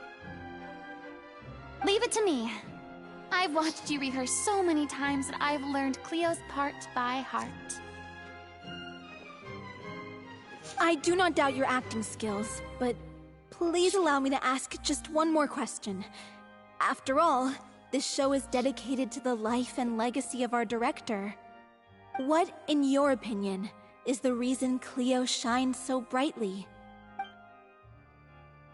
It's her pure heart, despite all the pain and loneliness she had to endure. She never once stopped believing in the beauty in this world. Well said. I leave Director O'Reilly in your hands.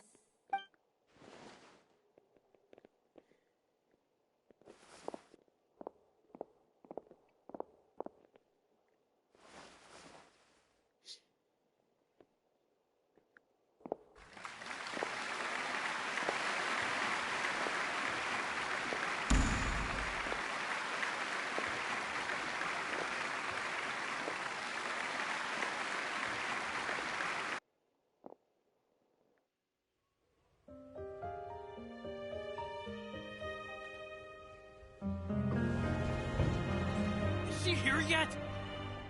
Will she get here? She's not coming! You're wrong. She's here.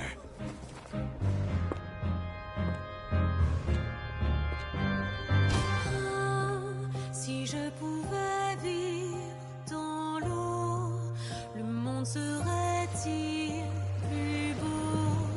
Me pardonneras-tu, ô chère mère? L'eau dans son courant fait danser nos vies, et la cité elle est nourrie, ainsi que toi, mon doux amour. But what about your wish? My wish.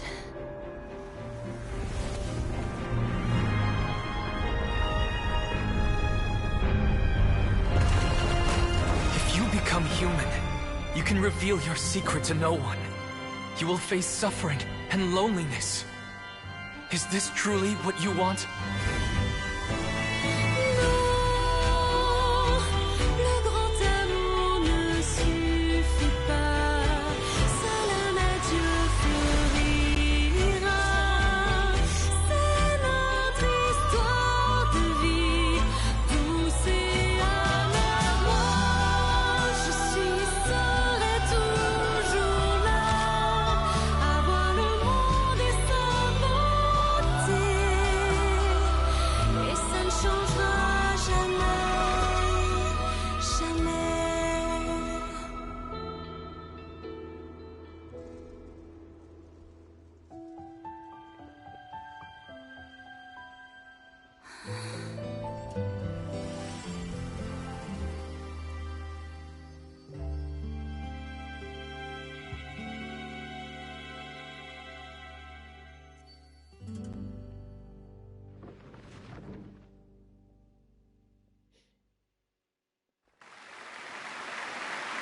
Didn't expect her to sing in French.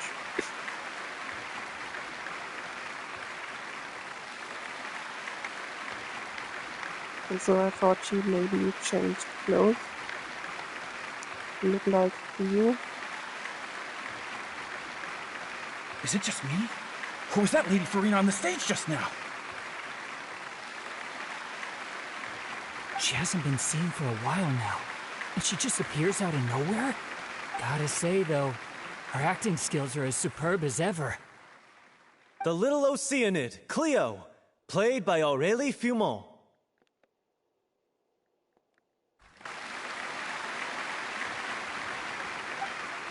Wait, that's not her name. What's going on? I don't know. Maybe it's just a doppelganger. I've spent a lot of time out of the spotlight, and they didn't use my name during the curtain call either. Hopefully, not too many people recognized me. I mean, why wouldn't they recognize her? It's too bad that I had to break the one clear rule I'd managed to make for myself, even if I had no choice. Still, I have to admit that, despite everything,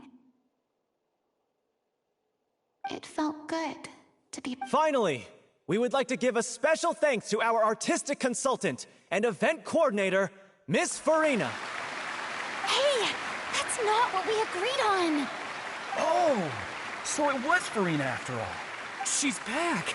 Honestly, what is he doing? He should have run that by me first. All right, calm down, don't be mad. This was a group decision. We just didn't want your contributions to go unacknowledged. After all, it's been the rule in Fontaine since ancient times that everyone's work, visible or invisible, is equally deserving of recognition. That other girl did not get recognized, though. Yes, I know the rule, but it should still be applied on a case-by-case basis. I wasn't ready for this yet. It's no big deal. What's the worst that could happen? Oh, yeah? Well, since you think it's so easy, you can sign them for me. This is a great chat and all, but can we talk about that crazy thing that happened during the show? It nearly gave Paimon a heart attack. That French singing. Paimon flew over to where she was supposed to be and was about to drop the prop vision, and then suddenly, a real one popped out of thin air! Oh, that. I've got no idea what happened there either. But hey, it worked pretty well, didn't it? I'll bet the audience has never seen such a realistic prop. Wait, what about Dolphy? I wonder how she's doing. Oh, let's go check on her as soon as we finish clearing the stage. Yes. Plus, she'll definitely want to hear how the end of the show went. If nothing else, we can safely say that we accomplished what we set out to do. I think it did not get acknowledged in the credits.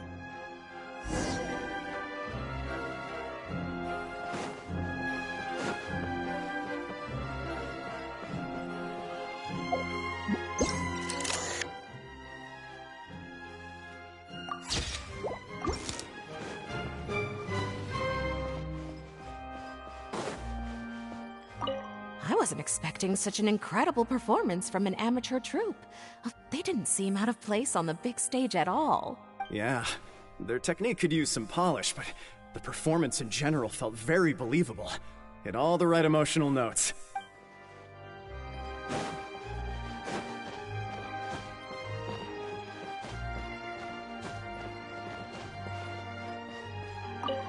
What a surprise! Seeing Miss Farina on the stage? This ticket was money well spent. Yeah, I agree. Say what you want about her, but she's flawless when she's on stage.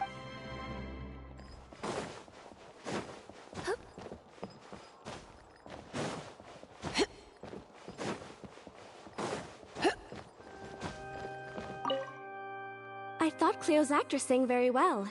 Why did they swap her out at the end? I don't know. Maybe that's just how it was scripted. Did anyone see where Miss Farina went? Oh, I want to get her autograph, but I can't find her anywhere. This guy came from Inazuma to see his performance.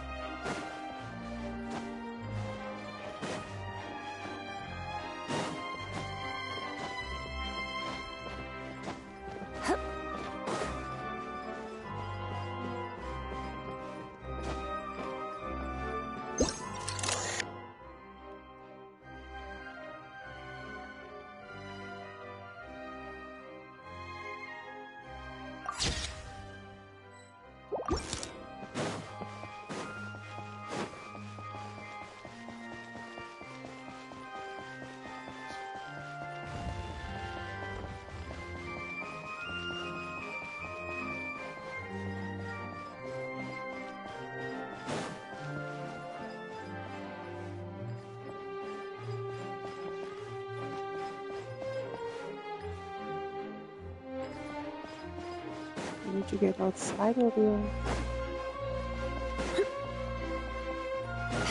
Is it somewhere here? Yes, it's outside.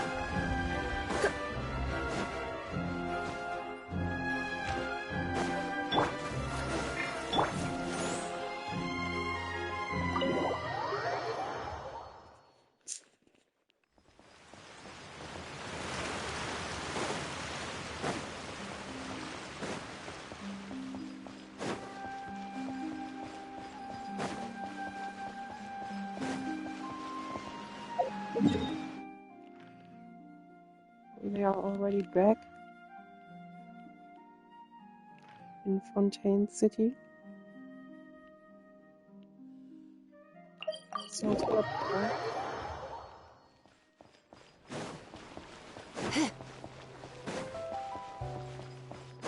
They're in their practice room or somewhere else.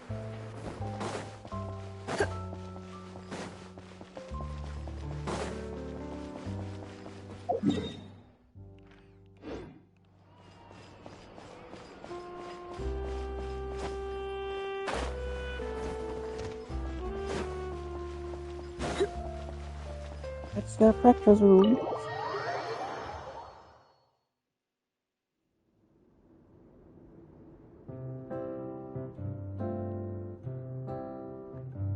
Ah, you're back.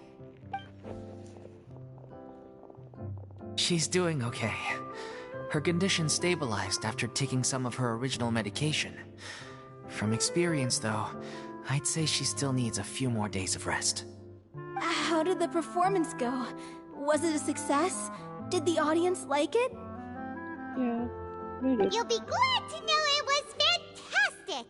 Also, you're not gonna believe what happened while Farina was on the stage. You'll probably be able to read all about it in the Steambird first thing tomorrow morning. That's wonderful. I'm so sorry I failed to see it through to the end. I guess I was wrong to try and tough it out to begin with. No, don't worry about it. Like they told me after announcing my name during the curtain call, everyone's work deserves recognition. Except your work. You did not get acknowledged. Even though you couldn't see it through to the final scene, the audience was very impressed by your performance. Well, one way or another, we did it. I've had bad luck ever since I was born, so I never expect things to go smoothly in life. I'm just happy to know that we went out on a high note. That's all that matters. Blaming your bad luck again, are we? Maybe if you didn't push yourself past your limits so much, your illness wouldn't be flaring up all the time. Oh, don't you start. I don't have the energy to argue with you right now. Aw, you two clearly care a lot about each other. I don't know what you're talking about. You mean we never stop arguing with each other?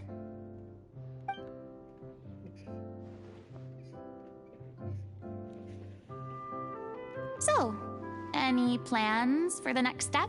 After the brilliant performance you put on, the reputation of your troupe is sure to spread through Fontaine like wildfire.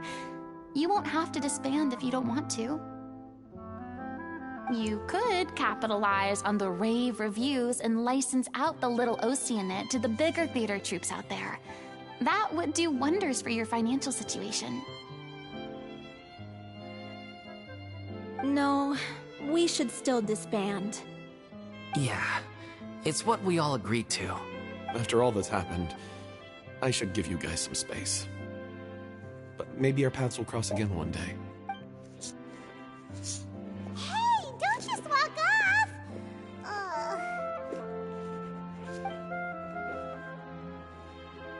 I still want to keep performing, so I might join another troupe. After watching Miss Farina's performance, I think I'm starting to understand our director's infatuation with musicals. You should do it. It suits you. I'd originally hoped to keep performing too, but I don't know if my health will allow me to. Oh, so now you finally got your priorities in order. I guess I'll hold off until you've properly recovered as well. What about you, Miss Farina? Any future plans? Well, frankly, I think a return to obscurity is no longer an option for me. I'm sure a slew of consultancy requests will hound me wherever I go, until I finally acquiesce. You rather sealed my fate there with your special thanks at the end of the show. Sorry. It's quite all right. No need to apologize. What I meant to say is that this whole experience has shown me that perhaps I'm not as averse to a return to the stage as I previously imagined. Maybe Nervilette was right. Maybe Cleo is the right role for me. I still don't wish to pretend to be someone else, but I do have a desire to express myself. So, maybe the show will go on for me after all. Yeah. There was once a time when I was an actress in a masquerade, seeking only to hide the truth.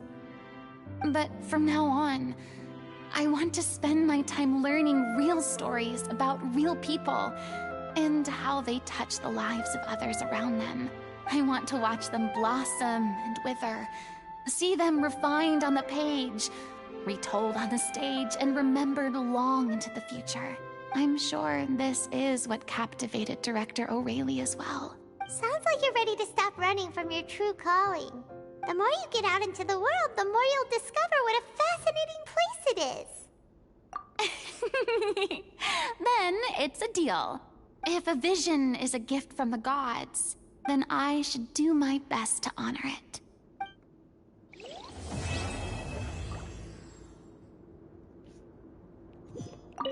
I'm just finishing packing up. As soon as I'm done, I've got an interview with the Steambird. Thanks to all your help, the show was more perfect than we ever could have hoped for. But most of all, I want to thank you for giving me the chance to finally say farewell to O'Reilly. I mean, of course. There'll be plenty of opportunities in the future for us to tell the stories that we want on stage.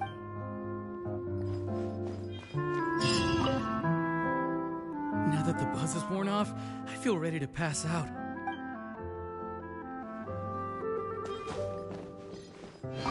Thank you so much. I feel like I've rekindled the passion I had when I first joined the troupe. It might turn out to be too little, too late for me.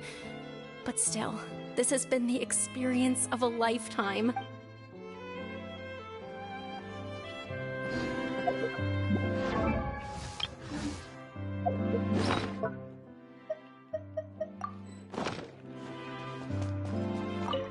It's ironic to think that in my whole time as a god, I could only ever dream of receiving this kind of power. And now that the gods have given me their blessing, it actually feels more like I'm finally able to take my fate in my own hands. Is that how humans feel about it as well?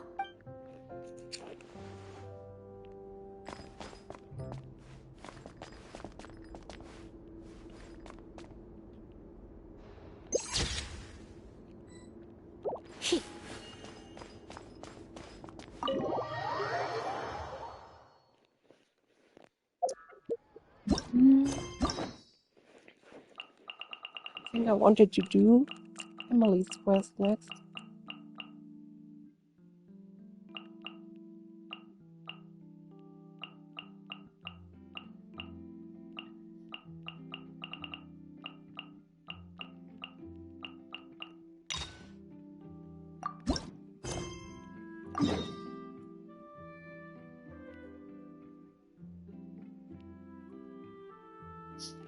If she's in Sumeru. In Port Oribos.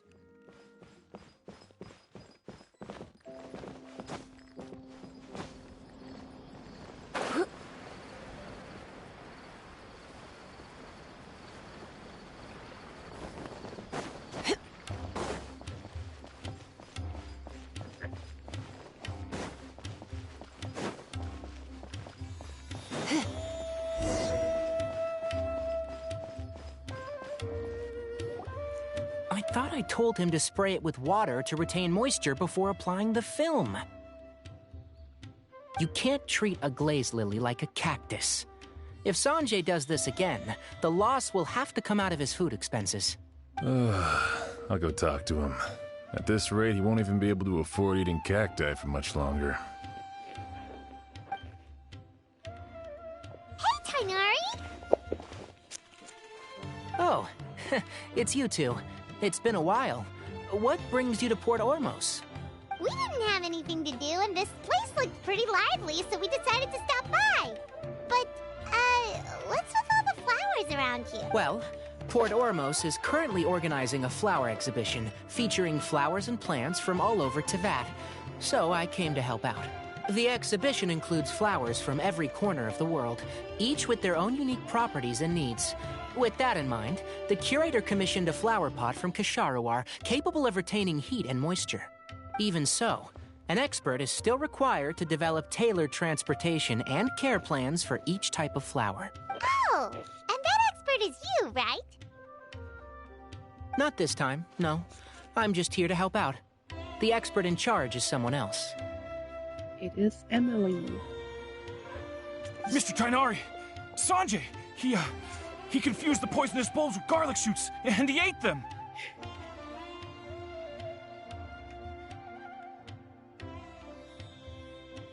What a dumb person.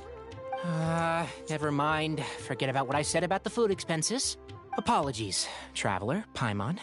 Looks like I've got something to take care of. I'll be back in just a moment. Tainari's busy no matter where he is, huh?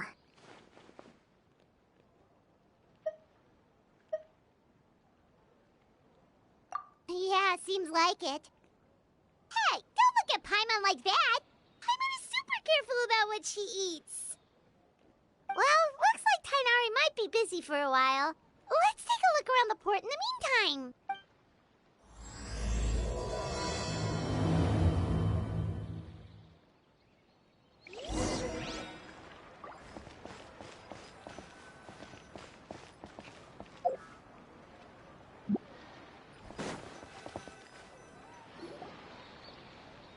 Wow, look at these flowers! They smell so...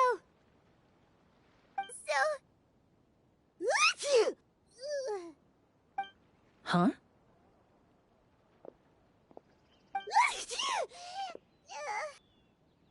Paimon's... fine. She's just got a little... Rainbow roses, glaze lilies, and Cecilia's? No wonder. It's getting worse. Why?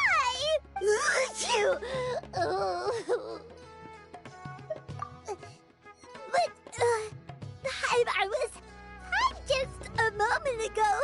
She didn't even eat anything weird. A moment of your time, you two? If it's not too much trouble, perhaps you could try this incense.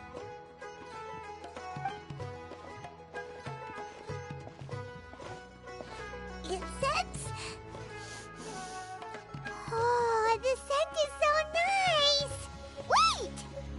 Whoa, that was fast! Paimon doesn't have to sneeze anymore! Think nothing nothing of it. From your attire, I imagine you two aren't from Sumeru either. Seeing as we're both travelers from abroad, it's only right that we help each other out should the occasion arise. Oh, so you're here for the flower exhibition too? I suppose that's accurate. Oh, allow me to introduce myself. I'm Emily, a perfumer from Fontaine.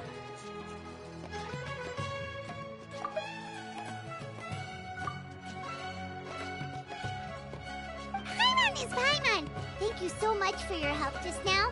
Oh, and this is... The Traveler, right? I've heard a lot about you from the Steambird. It's nice to finally put a face to the name. What kind of stuff did I hear from her? Didn't hear anything from her yet. What happened back there? Why did Paimon start sneezing all of a sudden? Have you ever heard of hay fever? To put it simply, when inhaled, certain pollens can trigger abnormal physical reactions. But Paimon has seen these kinds of flowers before and nothing weird happened then. Well, we're all different. The factors that can trigger a reaction to certain stimuli vary by person. In isolation, the effects of certain pollens may seem minimal, but inhaling various types at once can trigger a more overt reaction. But there's no need to worry. Pollen allergies can be effectively mitigated with the use of medication. Oh, well, that's good. Traveler, Paimon, there you are. Is everything all right? Cheap views. Followers. I left in such a hurry, I forgot to warn you about all the pollen in the air. Emily? Ah, what a coincidence. Looks like my worry was misplaced then. The Traveler and Paimon are in good hands. It was nothing, really. We happened to run into each other shortly after my arrival, and I offered them a bit of help, that's all. I'm more curious as to why you thought the Traveler and Paimon were in danger. Allergies are highly unpredictable.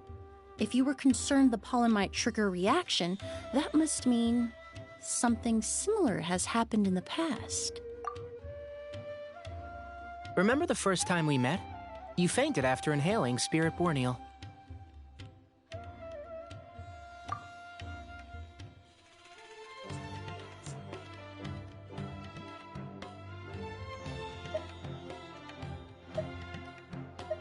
The Spirit Borneal didn't affect Paimon at all, and now she's the one suffering. It makes no sense. It's not really something you can make sense out of, Paimon. There are all kinds of allergies out there, caused by a variety of different factors. Some people are even allergic to almonds. It's not something you can generalize. Exactly. I even encountered a case in Fontaine where someone had an allergic reaction to soba noodles their family brought back from Inazuma. Whoa. Good thing Paimon isn't allergic to anything delicious. In a manner of speaking, although you could say the patients I deal with are rather unusual. In addition to medicine, Emily is also very knowledgeable about botany. She's taught me a lot about the native flora around Fontaine. And that's where my expertise ends, I'm afraid. When it comes to breadth of knowledge, Tainari certainly comes out on top. A flower expert? Oh, Paimon's got it! You must be the expert Tainari mentioned, the one in charge of the exhibition! Wrong again. Well, I did come for the exhibition, but only to inquire about the Auguste variety. I'm not involved in any official capacity. Oh, Paimon was sure she got it right this time. It's a kind of flower that was once popular in Fontaine. The perfume made from it also bears the same name, Auguste. Auguste, huh? That's not a name you hear often nowadays. August. That's a month. In an ancient language, the word is said to mean sacred or noble. It's sometimes used as a name for people as well. Ah, that reminds me. Are you familiar with a historical event in Fontaine known as Perfume Mania? Perfume Mania was an event that occurred in Fontaine nearly 20 years ago. It all started when several merchants released their own lines of high-end, expensive perfumes, marketing them as must-have luxury products, the very symbol of elegance itself. No one anticipated the absolute frenzy this would create on the market, causing the price of perfumes to skyrocket. The demand was twofold. What some saw as a status symbol, most saw as a money-making opportunity. You could take advantage of the soaring price by hoarding them and reselling at even higher margins. The scalpers. The value of these products became so inflated, regular bottles of perfume were even going for hundreds of thousands of mora. This resulted in countless disputes and scams. But at the end of the day, perfume is just perfume. The market value greatly exceeded the intrinsic worth of the product, creating an economic bubble that was never going to last. Luckily, the Palais Mermonia recognized the danger and intervened before the craze could truly spread. Many profiteers and scammers were thrown in jail as a result. In the end, only a few wealthy families were affected when the bubble popped. What does all this have to do with that Auguste you mentioned earlier? Well, during the craze, the most popular perfume was none other than Auguste. The demand far exceeded the supply, to the point where it once sold for 10 million mora a bottle. 10 million? Then what about now? After the mania ended, most perfumes returned to a normal price. Auguste was the only exception. Its namesake, the flower used to create it, went extinct. As a result, no new bottles of Auguste have been made, and the value of the perfume remains exceedingly high. Indeed, the Auguste flower was not a natural variety, you see. It was specially cultivated for use in perfume making. When the bubble popped, all the flower beds used for its cultivation were destroyed in a fire. The variety has never been seen since. But didn't you say you came to the exhibition to look for it? Ah, yes. I came to investigate a certain rumor that the Auguste flower has reappeared in Sumeru. It's causing quite the stir in the Fontaine perfume market. Traveler, we should help Emily look for it. I have to agree. Emily wrote me to ask if I could look into the rumor, but the forest rangers haven't received any reports of new plant species recently. Even if I can locate the flower, I'm afraid you'll be disappointed, Paimon. I don't have any grand mora-making endeavors planned. Divine, noble, one of a kind. All beautiful sentiments, to be sure, but to me, they overshadow the very essence of the product. When it comes to perfume, I want people to forget the price and the prestige and focus on the beauty of the fragrance itself. Wow, so noble! Of course, there's also a more practical reason. In recent years, low-grade counterfeit versions of Auguste have been popping up on the Fontaine perfume market. Every so often, someone will claim to have recreated the unique scent of Auguste, and the rumor mill will start comparing the counterfeits to my own work. Okay, that's more like the reason Paimon had in mind. Ever since that rumor started, 3 new perfumes claiming to be made from the Auguste flower have appeared on the market. If I can dispel the fanaticism surrounding Auguste, even just by proving the rumor to be false, Fontaine's perfume market can finally start to get back to normal. Then I'll be free from all the stories and added meaning and just focus on making what I like. That makes sense.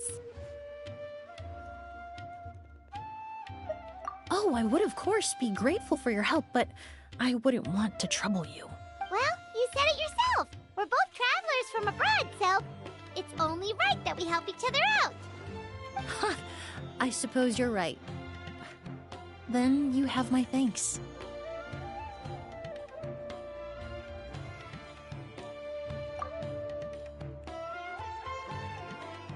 Based on the information I have so far, it's unclear if the rumor is true.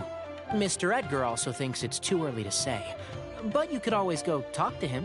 He was there all those years ago, after all. Maybe he'll know something. Huh, I was just about to pay him a visit at the hotel. Edgar? Who's that? The person you've been trying to guess this whole time. The flower expert in charge of the exhibition. He's also the most respected and experienced perfumer in the area. Back when he was still working in Fontaine, Auguste was his creation. I should also mention, he was my teacher, the one who taught me the basics of perfumery when I apprenticed in Sumeru.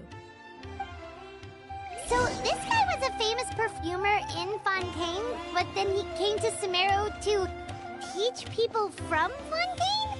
It sounds confusing. It's a long story. If you're interested, we can talk more about it when we see him. He should be staying near the hotel.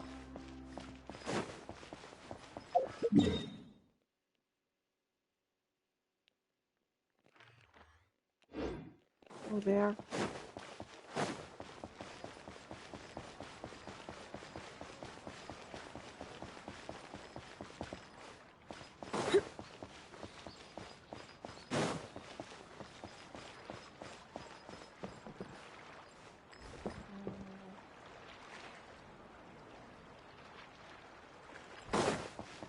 Is there an elevator here?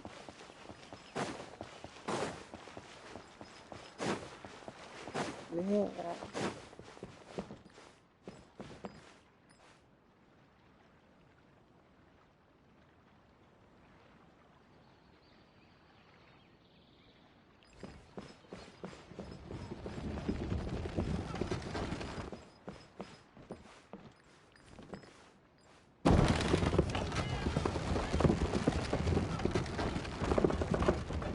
Doesn't look safe, by the way.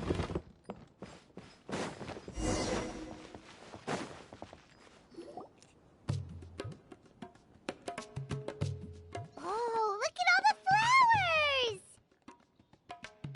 Apparently, the exhibitor paid a large sum to rent out the hotel and surrounding buildings. They're being used as temporary storage facilities and lodging for exhibition personnel. Yeah, what if guests come early? They won't have anywhere to stay. Also, renting out this big of a hotel, how are they gonna make that more back?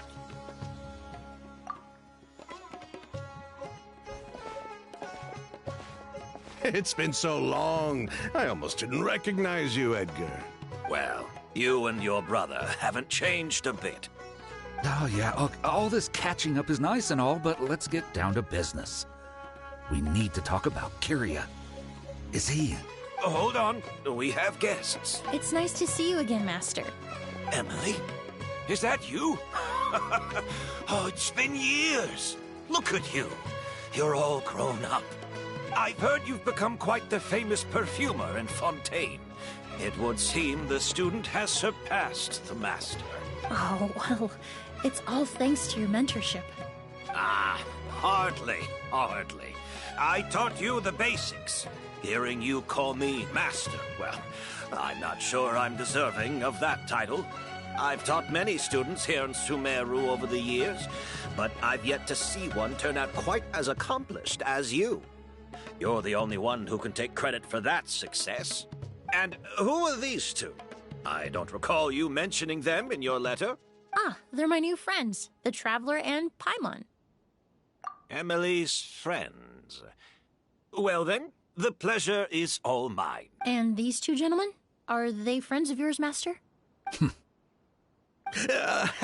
Of course! We're perfume merchants from Fontaine. I'm Oud, and this here is my younger brother, Blaze. Edgar and the two of us are old friends. Isn't that right, gentlemen? Yes. Merchant brothers? You must be here to look for the August flower, then. Huh? Well, what respectable perfume merchant hasn't heard of Auguste? Anyone in the business would be interested in the rumors. I'm guessing you're here for the same reason, Emily. We were just about to get into it, so you three might as well join in. I commissioned a few eremites to do some scouting for me. They searched all over Sumeru, but there were no sightings of the Auguste flower. That being said, there are people in Port Ormos who claim to have smelled a unique fragrance on the streets. Definitely floral, but still distinct. Some of them were merchants who lived in Fontaine 20 years ago. According to them, the fragrance smelled exactly like the Auguste they remember from back then. A one-of-a-kind, divine, and noble scent. Maybe someone around here just happens to have a bottle of August from back then. No, I don't think so. I doubt that's the case. Even if someone had a bottle that was never opened, the fragrance of the perfume would have changed over time. Very few perfumes can go decades without a change in scent. Auguste is even more prone to that kind of shift. Only a few bottles still exist in Fontaine, and their scent would have completely degraded by now. Although, could there be a flower out there with a similar fragrance? Or in accord with the same base notes? Impossible! If a goose were that easy to replicate, it would never have sold for such a high price all those years ago. The goose flower is back. It has to be. Technically speaking, the scent wouldn't be impossible to imitate. Well, let's table that question for now. Edgar, did any of those people mention where the scent was coming from? No. By the time they realized they had smelled something, the scent was already gone. If I hadn't asked about it, they probably wouldn't have given the experience a second thought. Compared to things we see and hear, smells can be much easier to overlook. It almost sounds like someone wearing the Auguste fragrance passed them on the street. Wait, are you saying... Just thinking out loud. Don't pay me any mind. We don't have much to go off of right now, but we can't rule out that possibility. I'll send some more people to investigate. You all traveled so far to be here. Why don't you rest in the hotel for a bit? Oud, Blaze, this is the key to your room. Ooh, you've got the keys to the rooms? Do we get free lodging too? My apologies. All the rooms in the hotel are accounted for, I'm afraid. Most are being used for storage ahead of the exhibition, you see. I managed to tidy up one of the rooms for these two at the last minute, but by the time Emily wrote to me, there was no more space left for her to stay. Oh, and we just showed up out of the blue. Guess that means there's definitely no space for us. I should have been more considerate. Here I am with an entire hotel at my disposal and no place to offer you to stay, even after you made the trip all the way to Sumeru. Don't worry, Master. I can sleep on the boat tonight. Or I could even camp in the wild. It would give me the opportunity to collect some plant specimens while I'm here in Sumeru. Even better. Although, would it be possible for me to leave some of my luggage here? It would be rather cumbersome to take it camping. It shouldn't take up too much space.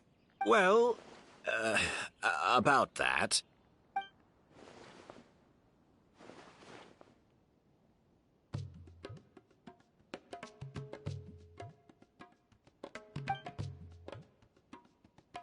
Of course, no trouble at all. My brother and I will keep an eye on them for you, as long as you don't mind, mademoiselle.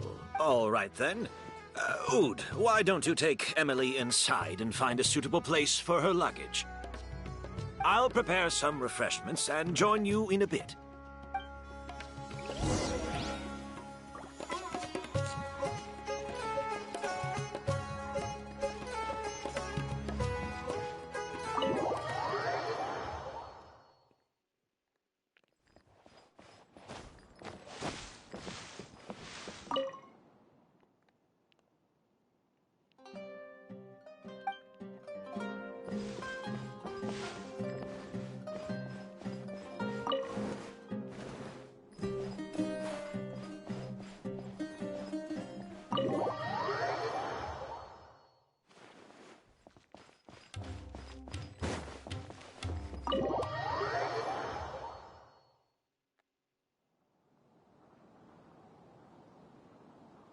Whoa, the smell of flowers is so strong. Didn't Edgar say he tidied up around here?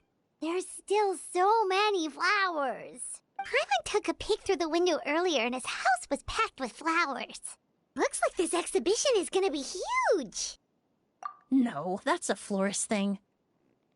We work closely with the essential oils of various plants, but to maintain a sharp sense of smell, most perfumers prefer to keep their homes free of strong odors.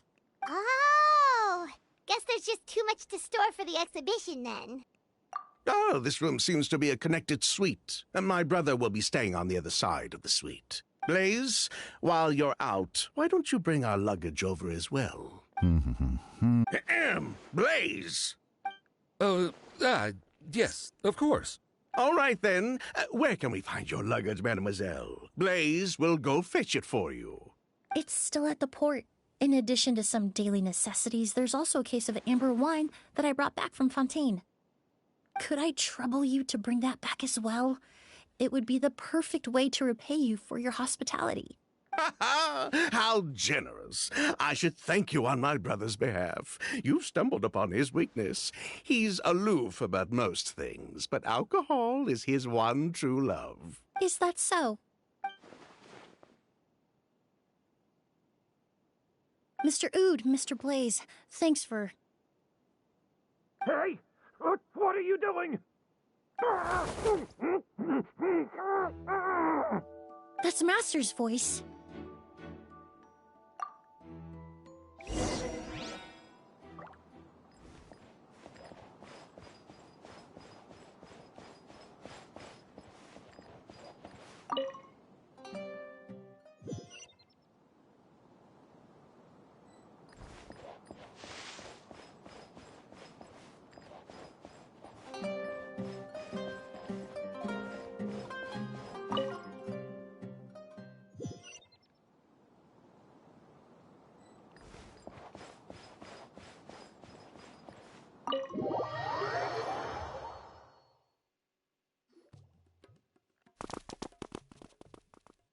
Edgar! Master! Hey, Edgar! Are you all right? Can you hear me? Who did this? Kyria. August. Kyria! Hey, Edgar? Edgar! No, don't shake him. He's injured. Just leave him to me. You two can... Oh, thank you. Skin is flushed, pupils are dilated, but he's still breathing. I checked. It doesn't look like anyone passed through here. Oh, but that's impossible. It's not like that kid can just grow some wings and fly away. Oh, the culprit, I mean. It's not like the culprit could have just disappeared into thin air.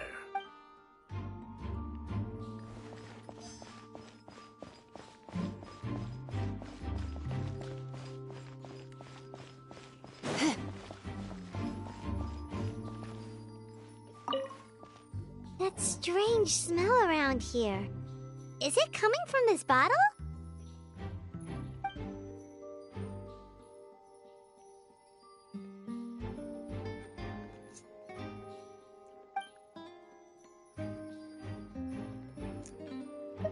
Oh, really?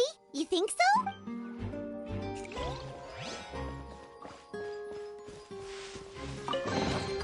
Oh my.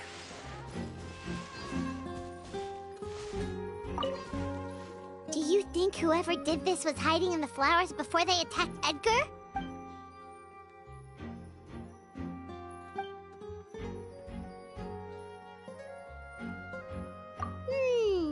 True.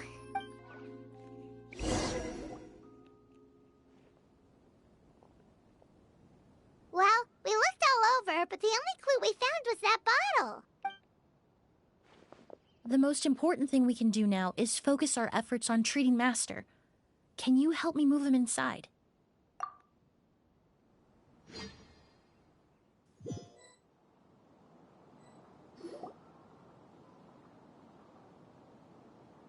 So, how's he doing? When I administered emergency treatment, I discovered a residue in his nose and mouth. Master was most likely forced to ingest a certain liquid.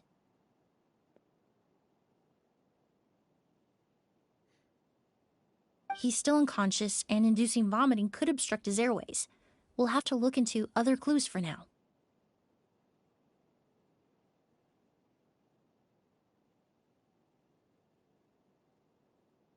Ah, yes.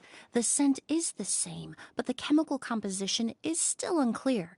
We'll have to do further tests to determine if it's the same liquid and how toxic it is to the human body. But first, I do believe there are two people who could shed some light on the situation. Mr. Sylvain, Mr. Lucien. Wait, you know... Hey! Were you talking to us, mademoiselle? I'm afraid we've never heard of those names before. Before arriving in Sumeru, I asked a friend from the Special Patrol to look into the creators of Auguste. There were 4 people in total. The perfumer, Edgar, the one thrust into the limelight, and 3 others. A researcher from Sumeru responsible for cultivating the Auguste flower, and 2 merchant brothers responsible for promoting the product on the market. The 2 brothers capitalized on the mythos surrounding Auguste. Their actions lured in numerous speculators and profiteers, inflating the price of Auguste even further. In the end, they were sent to the Fortress of Meripede for falsifying their accounts and destabilizing the market. If you do the math, they should be out of prison by now. And what does that have to do with us? There are countless merchant families in Fontaine. You gonna accuse them of being criminals too? Every time your brother called you Blaze, it took you several seconds to respond. But when I called you Lucien just now, the name registered immediately. Miss Emily, out of respect for your position as a famous perfumer in Fontaine, I'm inclined to believe that was simply a poor attempt at humor. You have a bright future ahead of you. You wouldn't want to develop a reputation as someone who throws around false accusations, especially among merchant circles. You claim to be regular perfume merchants, and yet, when I brought up amber wine, you took it to be alcohol. What? Amber wine is a perfume I created several years ago. It wasn't particularly renowned, but I'm certain any respectable perfume merchant in Fontaine would know of it. Unless, until recently, they were living somewhere completely cut off from the perfume world. Somewhere like the Fortress of Meripede, perhaps? Emily, you little...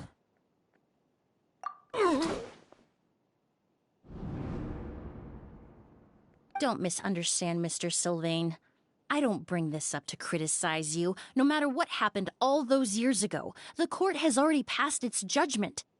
But Master's life is in danger. We need to learn whatever we can about the person who has done this. If Master's attack had something to do with Auguste, I would imagine the 2 of you might also be in danger. So I'd like to trouble you for some information, if I may. Tell me about Kyria. Fine, as you wish. Sylvain! Lucien, if this will help us find Kyria, then it will be all worth it. Besides, we've already told most of the stuff to the Maison Orderly anyway. You were right, Miss Emily. There were 4 of us at the beginning.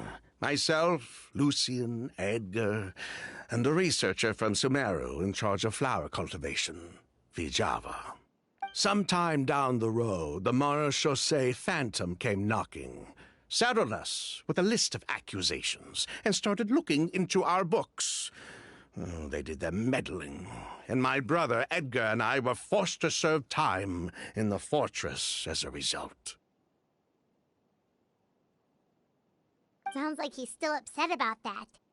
Wait, then how did Edgar end up in Sumeru? Master was convicted as an accomplice, so he only had to serve a few years.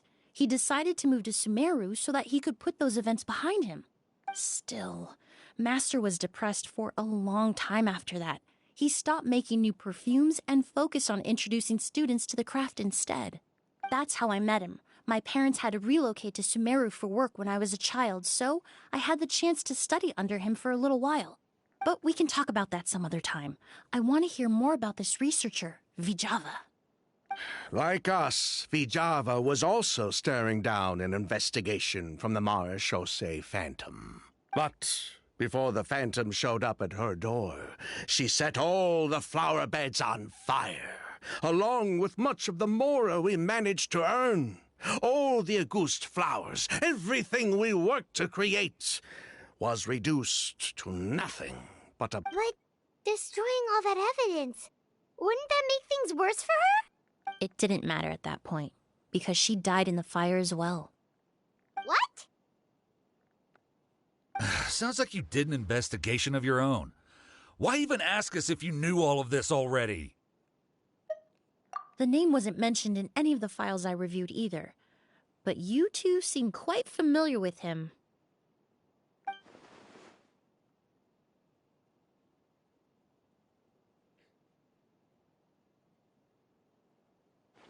Kiria was Vijava's younger brother. He was just a clueless kid back then. Somewhere in his teens, I think.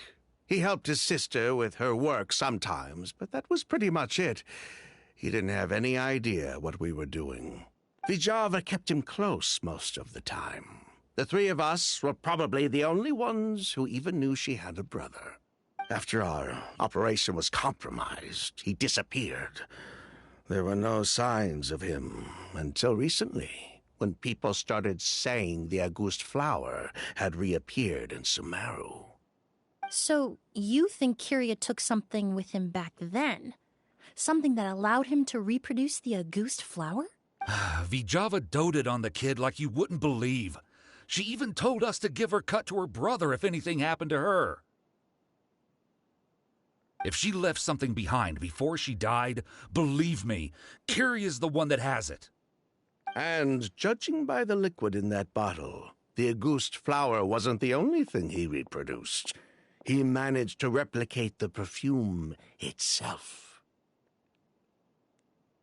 So the liquid Edgar was forced to ingest really was August. Wait, does that mean August is poison? Poison? No. Of course not. No perfume is meant to be ingested. Even small amounts can be dangerous, let alone ingesting a whole bottle at once. If August could be considered a poison, we wouldn't have even sold half a bottle back then. Edgar fell unconscious because Kiria forced him to drink perfume. It just happened to be August.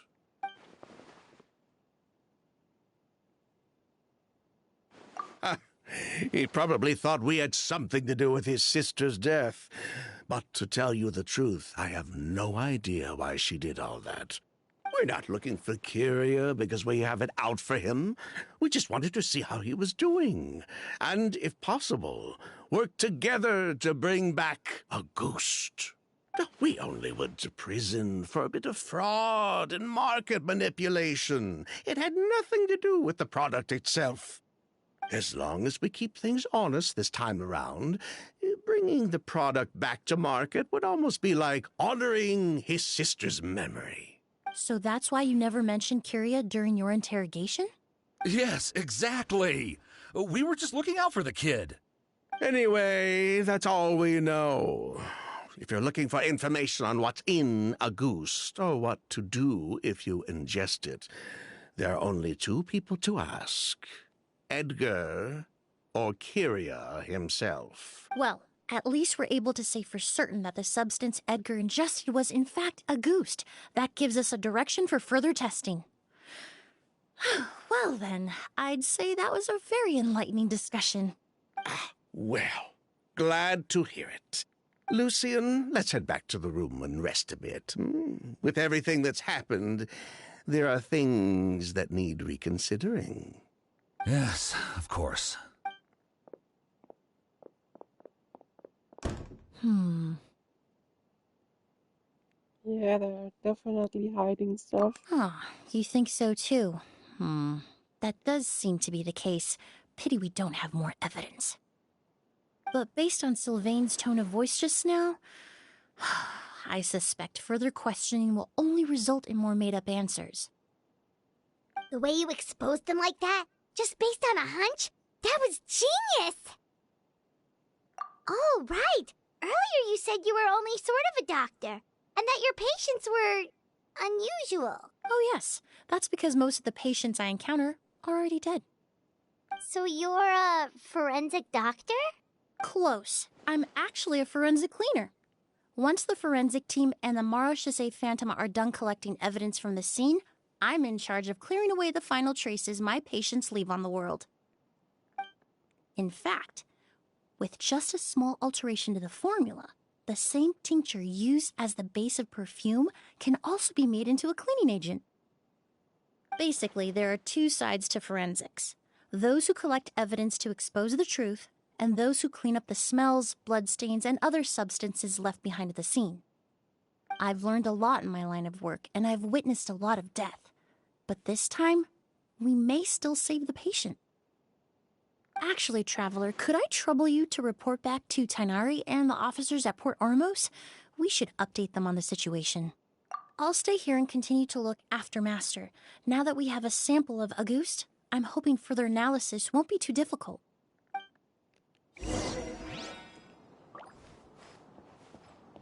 Master looks a lot older than when I last saw him. I just hope he can hold on.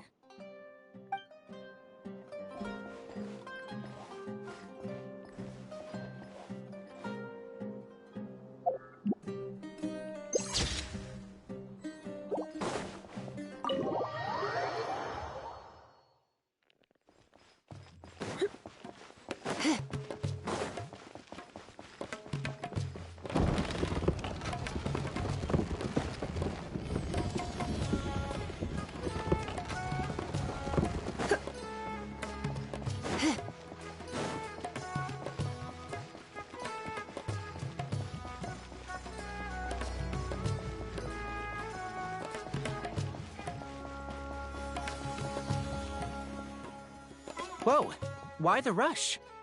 Did something happen? Yeah, something happened. What? Edgar was attacked? He's the most famous perfumer in the region. Someone who's helped countless people around Port Ormos. How could this happen? Sheriff, have you received any reports of a suspicious individual fleeing through the bazaar? No, but we've got eyes all over the area. I'm sure someone's seen Kiria. I'll start gathering my forces. We won't let him get away. What about you, Tainari? Do you have a plan? I'm sure the sheriff can handle things over at the scene, and I doubt Emily needs my help looking after Mr. Edgar. But she said she's not a real doctor. Then she was far too modest.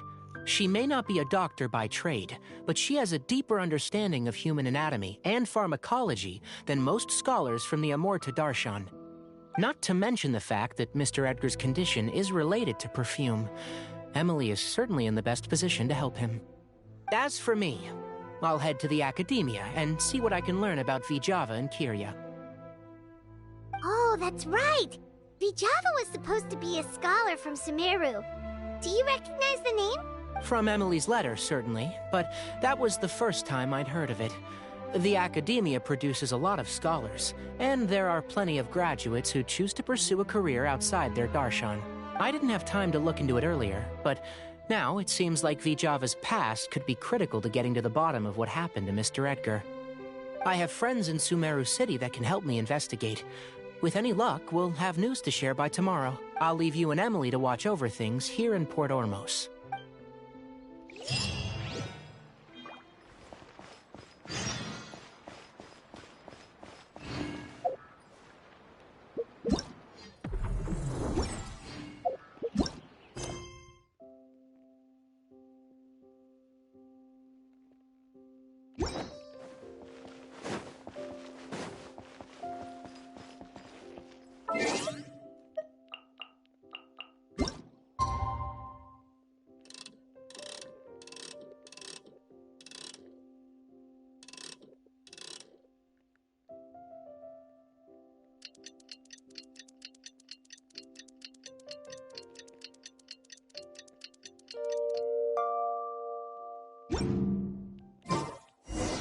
Well, it's been a day.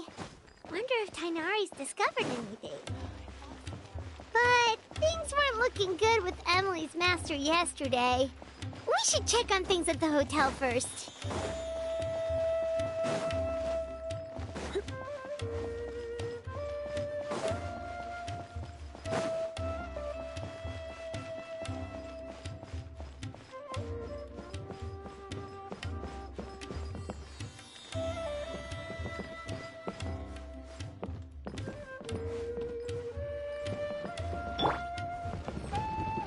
Teleport? Yeah, teleport. Of course I wouldn't get squished.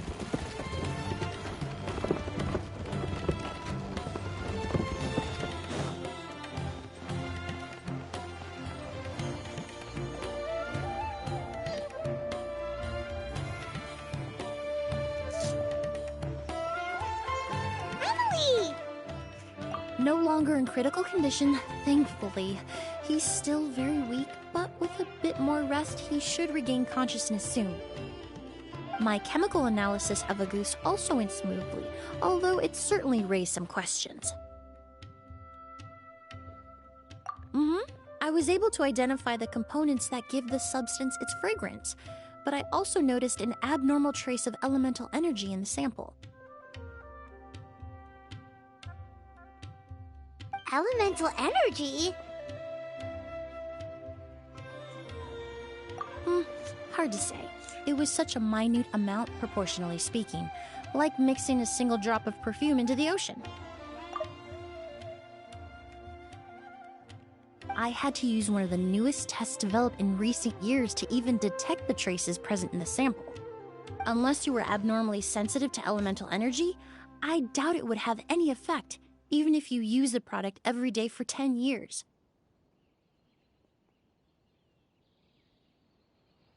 As for whether Master's condition was caused by the elemental energy present in the sample or some other component of the perfume, it's still too early to say. Oh, that reminds Paimon. Did Tighnari come and find you? Maybe we could ask him to take a look. I received a message from him last night, but I haven't heard anything since.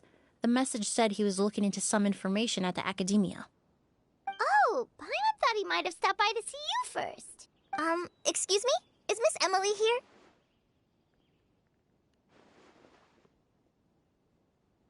Oh, perfect! Familiar faces! Traveler, Paimon, you're here too! Kale. Ah, of course. Tighnari's apprentice. He's mentioned you many times. It's a pleasure to finally meet you. And please, no need for formalities. Emily is just fine. Oh, okay. Nice to meet you too, Miss, Emily. Did Tighnari send you here, Kale? Yep. Master and the others went through decades worth of records last night, and still haven't had a chance to rest. I'm fast on my feet, so it only made sense for me to come and give you an update. Anyway, based on what they've reviewed so far, they believe there's no indication that a researcher by the name of Vijava ever passed through the academia. Master considered that possibility as well, but the name wasn't the only dead end. Master tried to track down people with a similar research direction or background, but also couldn't find a match. How is that possible?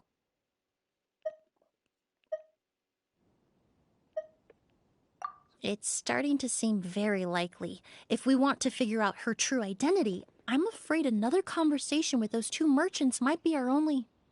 Hey! Lucian! It's Sylvain! Wait, you don't think Curio came back, do you? That seems impossible. If someone came in or out of the hotel just now, we would have seen them.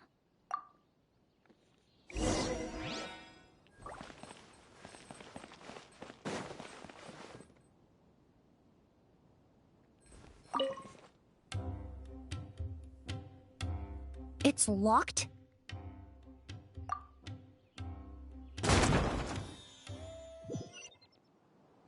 There's no one here. Lucian! Lucian! That's Sylvain's voice! Hurry, let's check next door!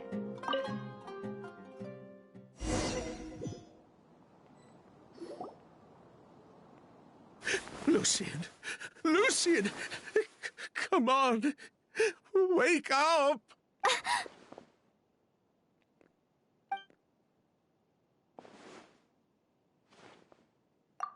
Emily, Emily, my brother, he's gonna be okay, right?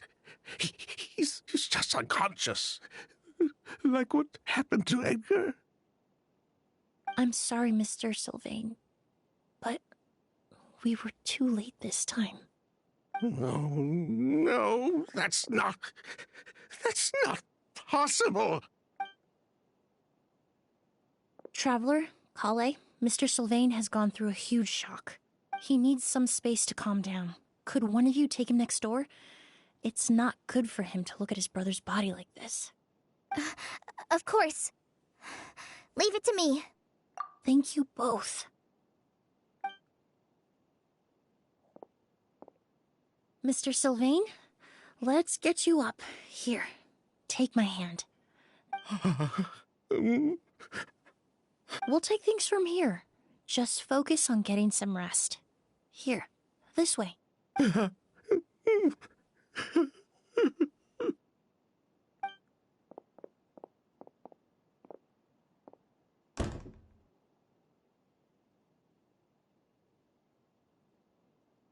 Poor guy. He's like a shell of his former self. He may have made some bad decisions in life, but right now, Paimon can't help but feel sorry for him. Good person or bad, the death of a loved one is equally painful.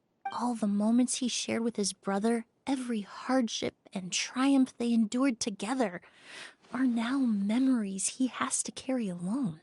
If Kiria really was behind this, then what exactly did he do to Lucien?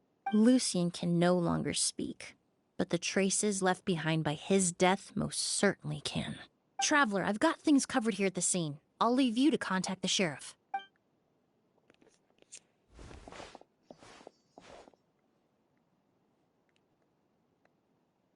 Who would have thought? Yesterday's case is still up in the air, and now this happens. Miss Emily, I heard you're an experienced forensic doctor. Have you been able to discover anything? Oh, I'm not actually a forensic doctor. I just happen to have some relevant knowledge. I did take a look, though. Judging by the temperature and rigidity of the body, it appears the time of death was sometime last night. I'd have to do a more thorough investigation to find out more. Then, would you mind helping us investigate? Before he left, Tainari said we could trust your judgment if something like this were to happen. Of course, I appreciate your trust. Many of the traces left behind at the scene will fade with time, so the sooner we investigate, the better. We'll help too. We don't know much about dead bodies, but you can leave the other clues to us.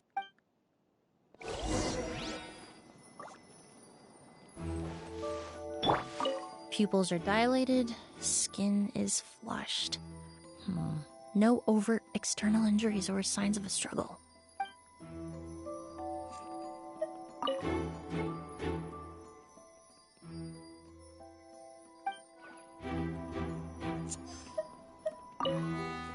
To tell you the truth, the exhibition has left us quite short-handed. We're lucky to have your help.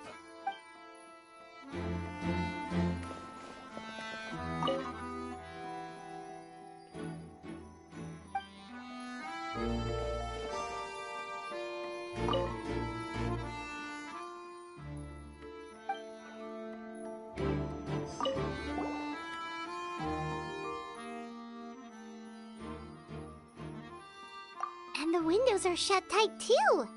Seems like the only way to get in would have been through Sylvain's room.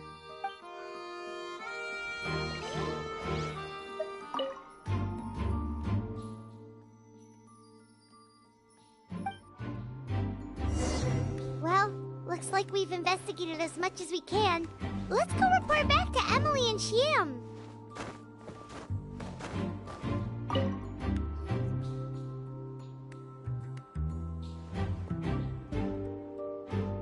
So, did you find anything? Paimon can show you. Here, it'd be something like this.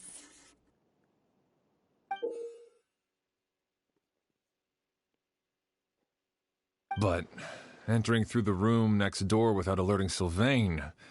Wait, you don't think Sylvain could have been the one who... No, his reaction to the loss of his brother seemed genuine, and he doesn't have a motive. Then what could have happened last night? I know Sylvain is still in shock, but he's our only available witness. I agree. Also, I've made some new discoveries, so we might as well head next door and go through everything together.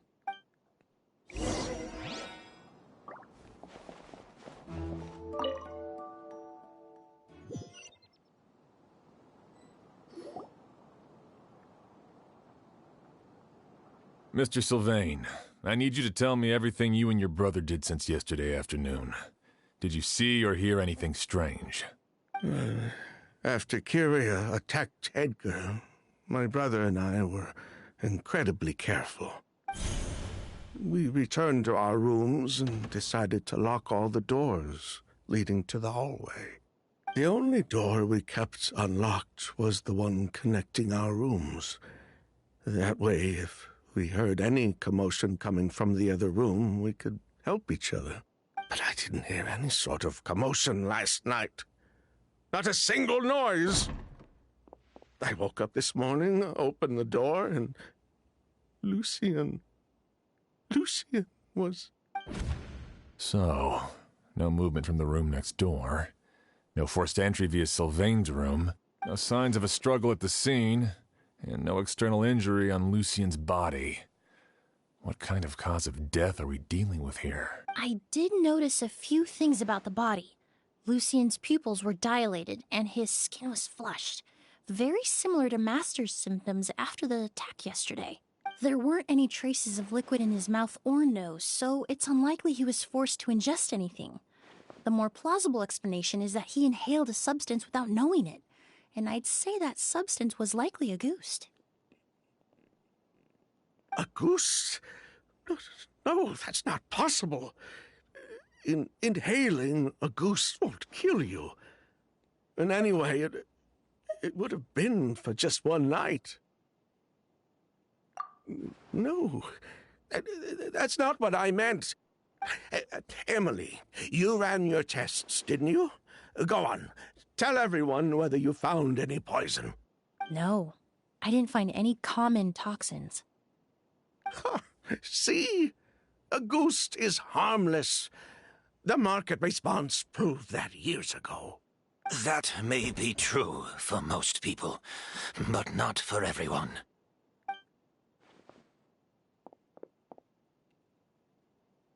Master!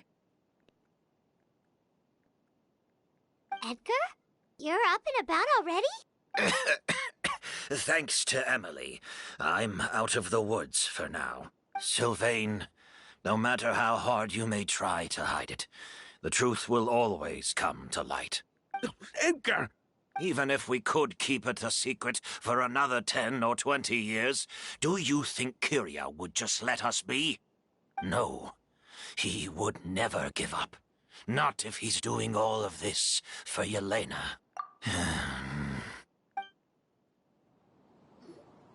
That's Vijava's real name.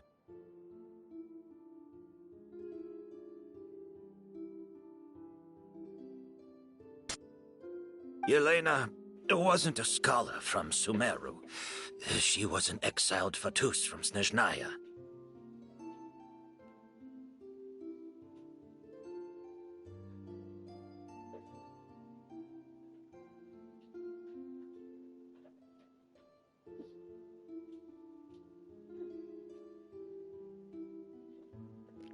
A Fatus? The Fatui. Well, that means the elemental energy present in a ghost was... Ah, so you've already detected it. Well, Sylvain, looks like there's truly no reason to hide things now. Oh. The August flower was created with the mutative and distorting power of a delusion.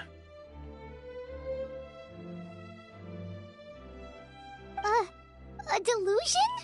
The Fatui, delusions... I never would have thought a ghost was hiding this many secrets. Born of a delusion, August contained distorted elemental energy. A prolonged exposure over many years could have a harmful effect on the body.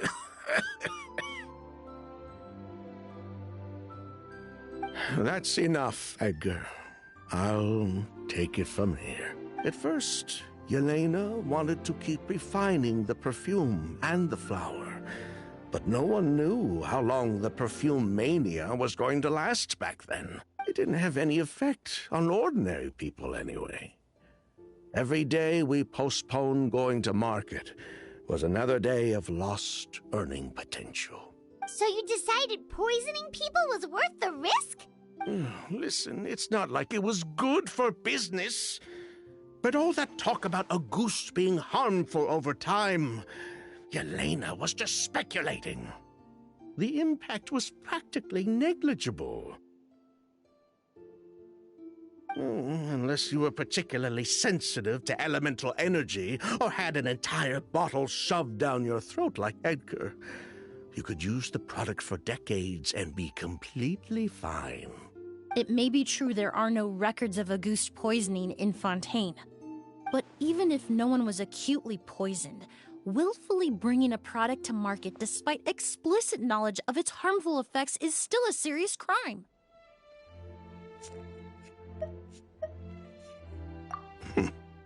That explains why you were so intent on keeping Yelena and Kyria's involvement a secret all this time, despite readily confessing to all your financial crimes. The Fatui, delusions, Auguste. If the Marechaussee Phantom discovered the connection between the three, there would have been enough evidence to send you to the Fortress of Meripede for life. Ha! If I'd known coming to Sumeru would put a target on my back, I would have been more than happy to stay there. At least that way, Lucian would still be alive. All these years without any sign of Kyria, and he pops up out of nowhere the minute my brother and I get out of prison? It couldn't be any clearer who the kid's after. Auguste was harmless before. The fact that it's killing people all of a sudden must be his doing as well. So there's bad blood between you. What about Yelena's death? Was that a cover-up too? A way to destroy evidence? I'll admit, we thought about it at one point. We took care to disguise the products circulating on the market, and no one was questioning Yelena's fake identity. But if the Marechaussee Phantom decided to look into the flower beds, it would have been the end. Yelena's ties to the Fatui, the role of the delusion, everything would have been exposed. Before we could even put our plan in motion, Yelena beat us to it. She burned all her flower beds and threw herself into the fire as... But if her goal was to destroy evidence, there would have been no reason to do that to herself. Yeah, she could have just burned the flower beds and fled with her brother. I thought about it for a long time, but it wasn't until just now that I finally understood her reasoning. She felt guilty, maybe? Everything she did, it was for her brother, Kyria. One of the reasons they defected from the Fatui was the deterioration of Yelena's body due to her excessive use of a delusion. She didn't want her brother to follow in her footsteps after her death. After arriving in Fontaine, Yelena continued using the delusion to cultivate the Auguste flower, weakening her body even further. There were times when she couldn't even walk. So she couldn't flee with her brother because she was afraid of holding him back. If her true identity was exposed, she and her brother would face pressure from both Snezhnaya and Fontaine. The Auguste flower and Yelena's own corroded body both bore the mark of a delusion. There would have been no way to avoid suspicion. So, in the end, she burnt it all to ash, including herself. With all the evidence erased, Kyria was free to take the Mora and run. So the wealth you earned from Auguste, it wasn't destroyed in the fire. Yelena gave it to her brother?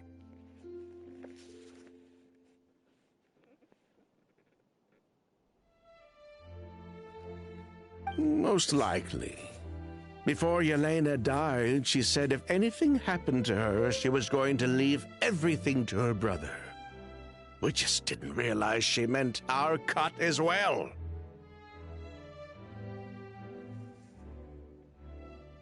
That's why Lucian and I were searching for Kyria, to take back our Mora and the Auguste flower. We just didn't realize Kyria was baiting us the whole time. It was all a trap.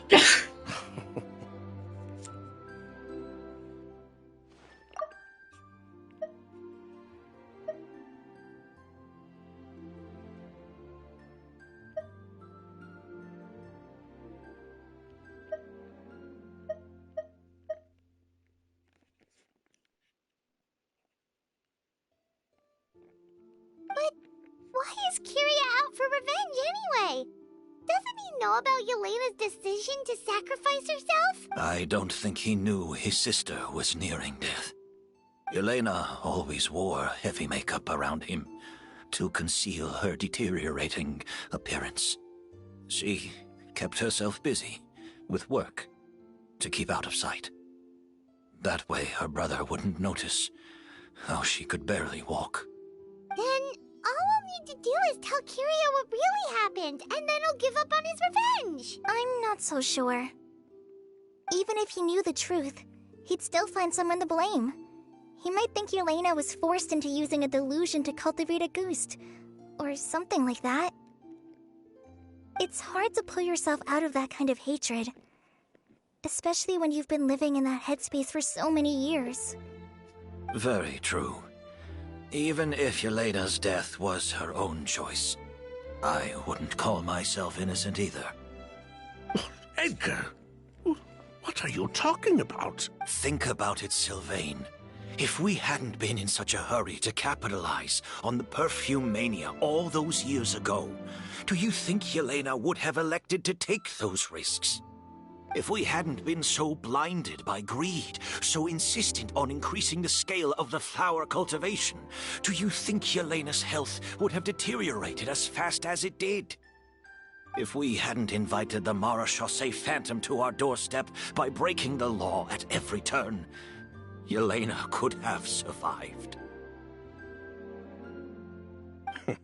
She knew her limits. She knew her days were numbered. Maybe it was for her brother, but she was in it for the Mora just as much as us. We were just trying to earn a bit of Mora. And what, we deserve to die for that? Target me for being the mastermind, sure. But what about Lucien? He was just following my orders. Lucien's crime, was it really so extreme that he had to pay for it with his life? The only person that can answer that question is a judge.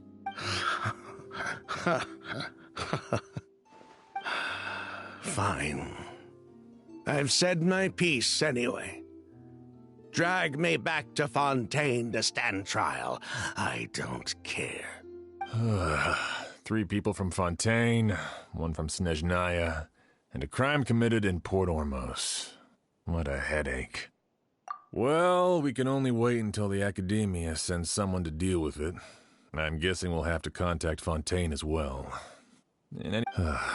With the exhibition, we don't even have space in Port Ormos to detain anyone.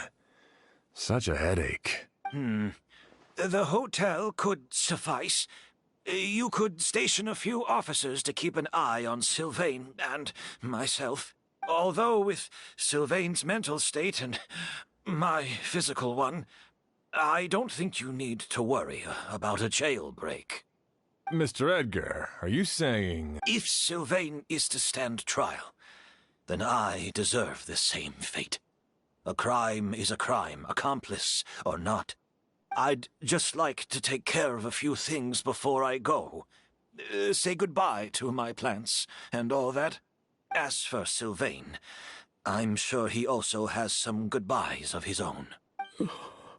Would you be willing to grant that request? Well, all right. I'll talk to the Academia. No matter who you were in Fontaine or what crimes you committed, the man we grew to know in Sumeru proved himself to be a good person. Your request is granted. You have my thanks, Sheriff.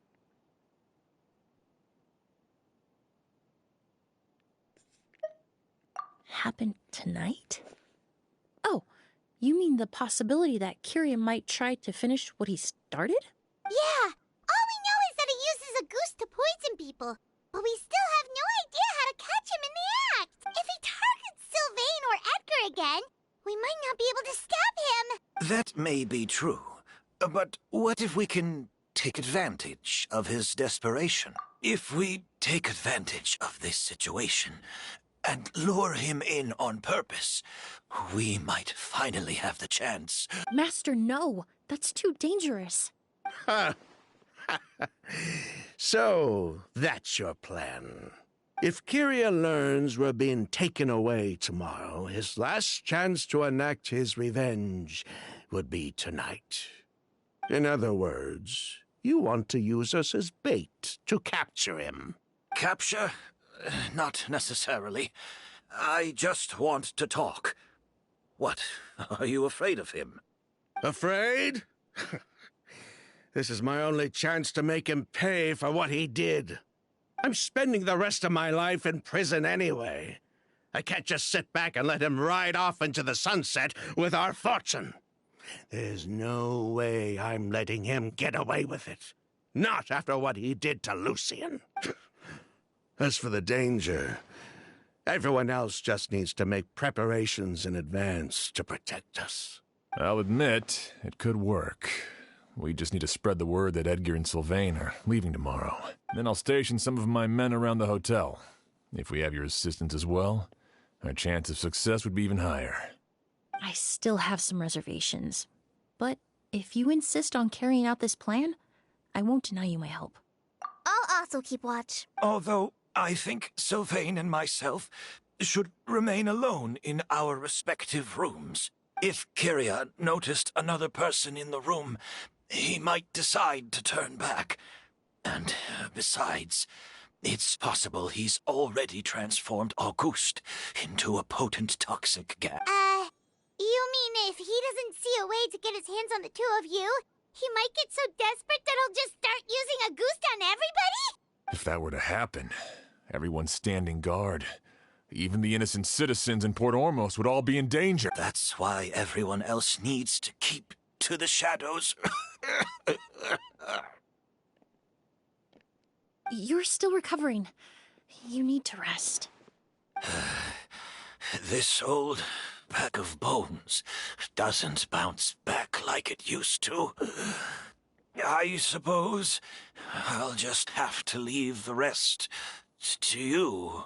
All right, we can figure out a plan to keep watch later. Right now, I say we split up, start spreading that information before it's too late.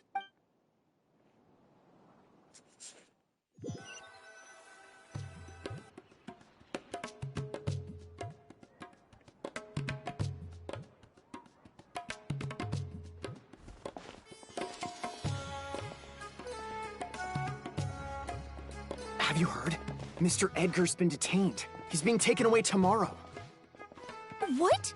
He's the one who helped craft all the fragrances for our shop. He taught my child how to make perfume. How could this happen? He hasn't been convicted yet. Let's just wait and see what the court has to say. Oh, everyone on the street is talking about the rumors. No matter where Kyria is hiding, he must have heard them by now. Let's head back to the hotel and take a break. We can see how the other preparations are going while we're at.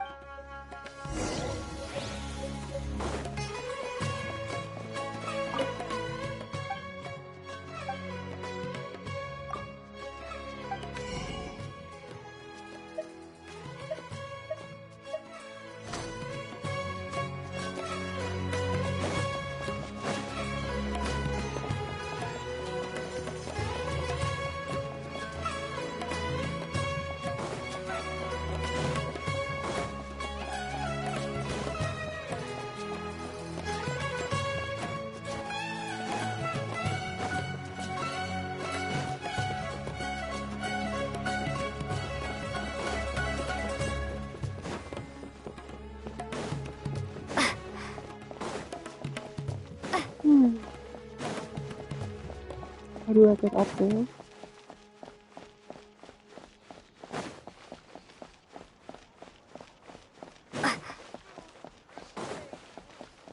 Oh, there it is.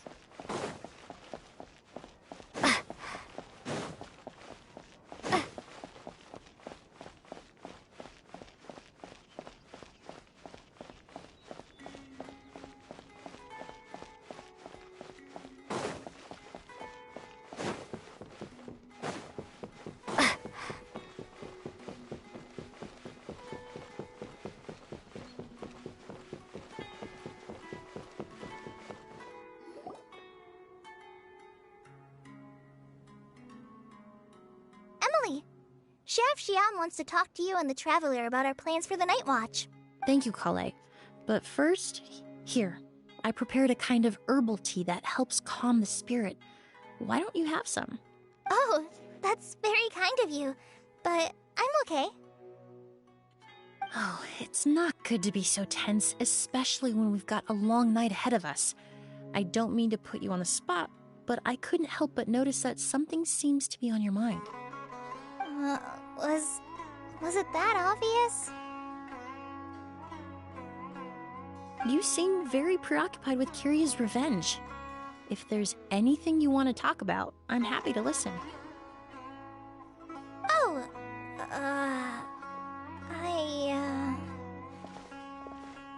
Hey, Emily, Kale. Oh, are we interrupting something? No, not at all. This will be easier to talk through with you here anyway.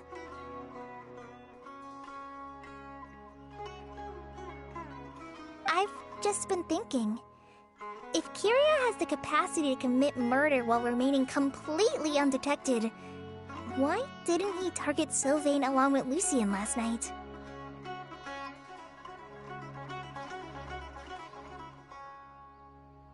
There was just a single door separating them. If his intention was to target both brothers, then there was barely anything standing in his way. Don't you think? When I accompanied Sylvain to his room after Lucien died, and saw how distraught he was, I suddenly realized. Maybe Kiria did that on purpose. Maybe he wanted Sylvain to experience the pain of losing a loved one before he completed his ultimate revenge. So did he attack Edgar as a warning then? To scare Sylvain and Lucien? Based on what we've heard about Kiria, that may very well be the case. Losing his sister all those years ago. What has been going through his head? What has he been forced to endure? Whenever I get to thinking like that, I just can't help but wonder. If I were in his place, would I be able to let go of that hatred? I'm sorry. I know I shouldn't think like that. Not after everything he's done. But I just can't help it. There's nothing wrong with the way you're feeling. Empathy is a part of human nature.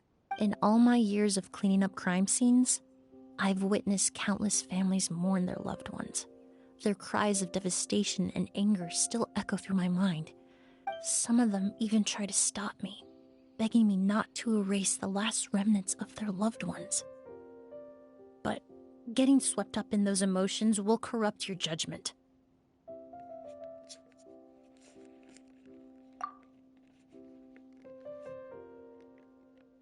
Surround yourself with fragrance for too long, and your sense of smell will become dull. Allow yourself to be consumed by your emotions, and you lose the ability to think rationally. So while you hold on to that sense of empathy, you also need to ask yourself, do Sylvain and Lucien really deserve to die? How much did they truly know about the Fatui and the delusion? Did they force Yelena to make those decisions? Answering those questions requires a lot of time and evidence, while a single act of vengeance can put those answers forever out of our reach. I've witnessed a lot of deaths in Fontaine. When someone dies, a certain amount of information can be inferred from the traces left behind at the scene. But generally speaking, death will just leave most questions unanswered. Once you're consumed by hatred, it will become next to impossible to think about things that way. For someone like Kiria, I'm sure right and wrong lost all meaning a long time ago. You're right. The fact that we can approach these questions from this perspective isn't because we're more rational than them. It's because we're fortunate enough not to have suffered that kind of loss. But that also makes us perfectly positioned to stand on the outside and try to pull them back from the brink before it's too late. I understand Kiria's decision, but I still want to stop him. Master, Sylvain, and Kiria. They all deserve to survive. Huh. The fortunate and the unfortunate.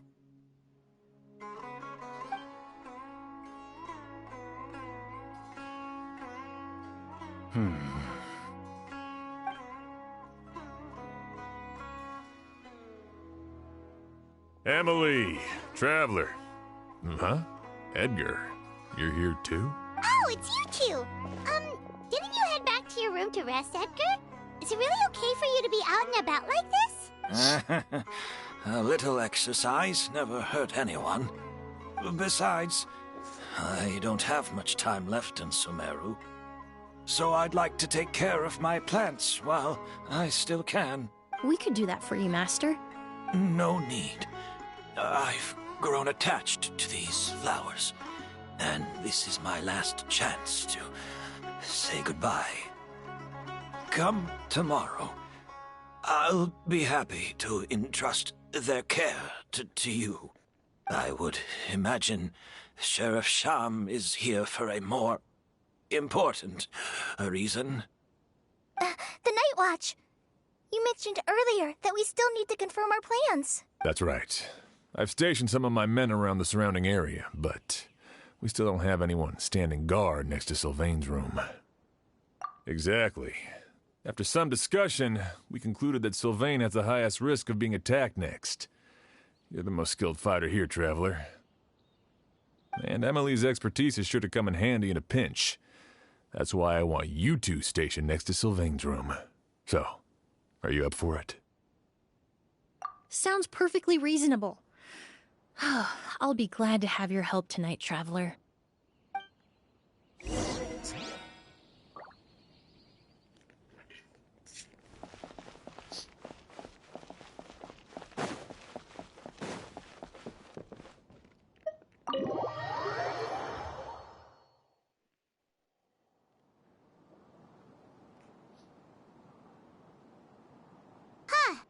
Not a peep. Has Kirya given up on his revenge? Guess we'll have to keep at it.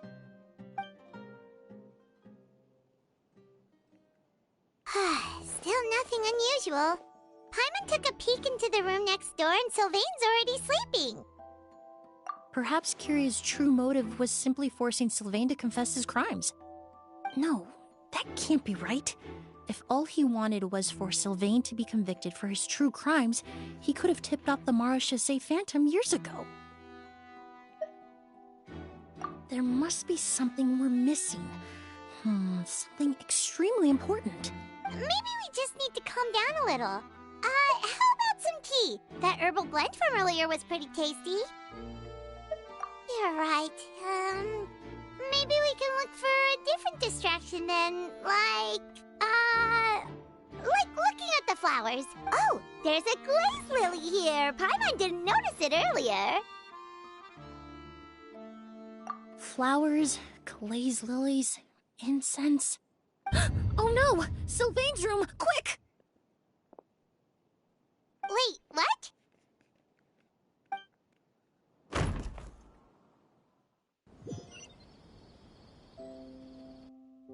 Hey, did you hear?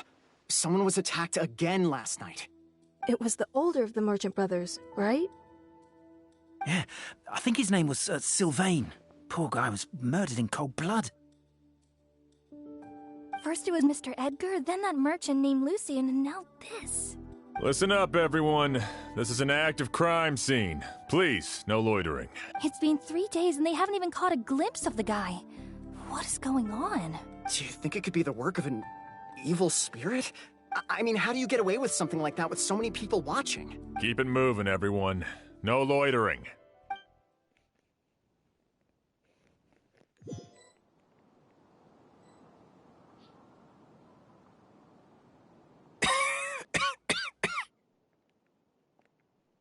I suppose I'm next. You don't know that. Kirya already attacked you once, and you survived. Perhaps he doesn't consider your crime to be worthy of death. You were the only reason I managed to survive, Emily. I never did thank you for that.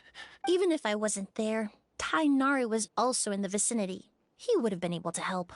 Is that so? I suppose I'm a very fortunate person, then. I have exceptional students, caring friends, and the respect of my peers. If it is indeed my time to go, then I'll die without regrets. But Kyria has nothing. Yelena is gone. Now, his enemies are too.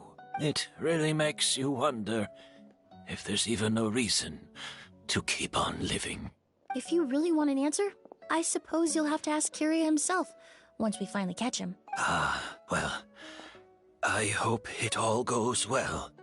Emily, there's something else I'd like to ask of you. With everything that's happened, holding the exhibition is off the table now. But so many flowers were transported here for the show, some of them thousands of miles away from their homeland. I can't let them wither away with no one to care for them. Whether Kyria gets to me first, or I'm sent back to Fontaine to stand trial, I won't be around to look after them. I know it's a lot to ask, but could I entrust them to your care? Of course, Master. Really? Oh, I'm glad to hear it. Now I truly have nothing to worry about. Sheriff Sham still has some questions for me, so I've gotta go. Go ahead. Best not to keep him waiting. He can be quite impatient.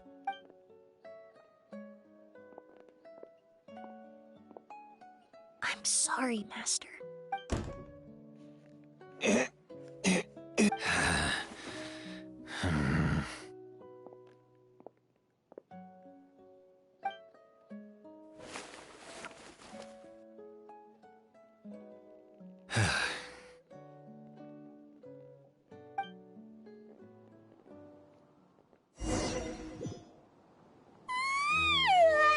Another all-nighter.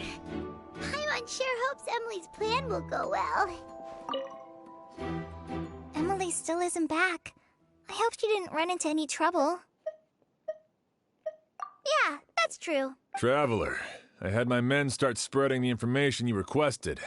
The crowd is gone now, too, but I have to admit, I'm not really sure what's going on. Maybe Edgar is the real culprit. After listening to Emily's plan, I started getting the materials together and arranging personnel. I barely had a second to spare last night. To be honest, I'm still not sure how the crime was committed that night. The key clue was right in front of us the entire time! Let's go! We'll show you where the culprit hid a goose.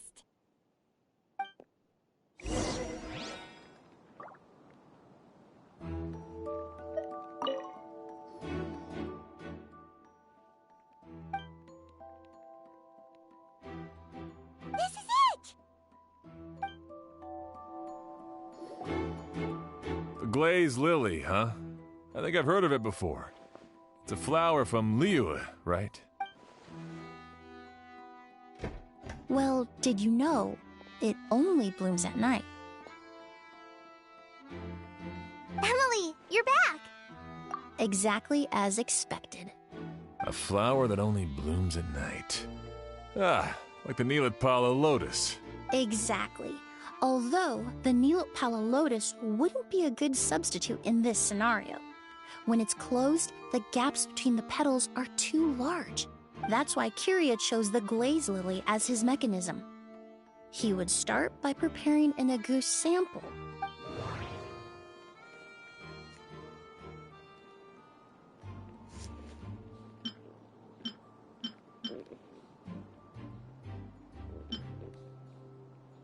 If poured into the flower pot, the liquid would seep into the soil. That might prevent the substance from taking effect. There's a sticky substance on the edge of the flower petals. It's one I recognize. If applied to the outside, you would still be able to smell a ghost even in the daytime. If you stick the petals together with slime condensate, then in the daytime, the glazed lily would act almost like a hidden container. That's right! He applied a diluted form of slime condensate to the petals to stick them together, and enclosed a sample of agoost in the center. That way, the agoost would remain trapped inside during the daytime, unable to seep between the petals and evaporate into the air. This also allowed the culprit to plant the poison well in advance, while his targets remained oblivious. However, the diluted slime condensate wouldn't be viscous enough to prevent the petals of the glaze lily from opening at night. So by nightfall, the flower would bloom, thereby forcing the target to inhale the agoost trapped inside. And Kyria could execute his revenge without having to step foot inside the room during the night. By the next morning, the sample of agoost would have nearly fully evaporated. The glaze lily would have already closed its petals, and any lingering odor would be concealed by the fragrance of the other flowers in the room. Wait a second. You're telling me this version of agoost is so toxic, inhaling the minute amount trapped inside a flower is enough to kill a grown man? And how did Edgar even survive ingesting a whole bottle of the stuff? That's because agoost is just as dangerous now as it was all those years ago. The level of toxicity has never changed. Only a small subset of people are truly at risk. Ah, you mean people who are sensitive to elemental energy.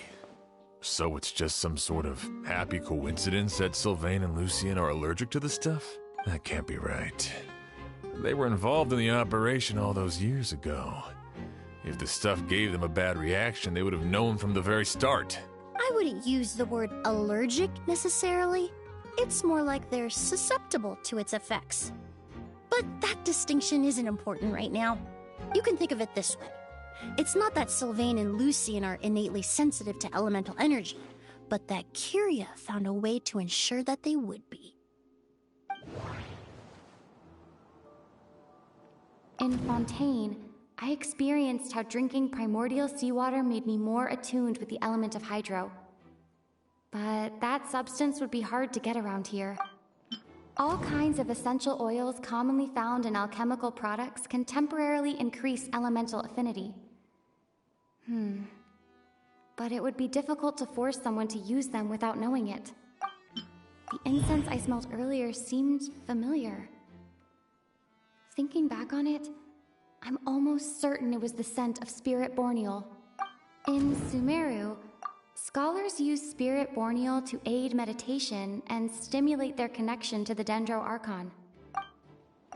Alchemically produced essential oils, the primordial seawater that caused unrest in Fontaine not too long ago. All of those are substances that can heighten your sensitivity to elemental energy. That stuff gave us a lot of trouble when we first came to Sumeru. That's the same picture also. Ah, yes. I definitely remember that. In Sumeru, it's not uncommon to use incense indoors, so its presence wouldn't arouse suspicion. The flowers in the room could also serve to mask the scent. Flowers were pretty important to this plan, huh? The glaze lily is native to Liyue. It would be completely unnatural to have one here in Sumeru if it weren't for the exhibition. What a coincidence. Actually, it's not a coincidence at all. No wonder he was willing to pay a small fortune to rent out the hotel. He probably used the mora Yelena left him, don't you think? That money was supposed to set him free. But in the end, it was just a tool for his revenge. There's a saying among forensic doctors in Fontaine. Every step you take leaves a mark. But up until this point, we haven't been able to detect any trace of Kyria's activities.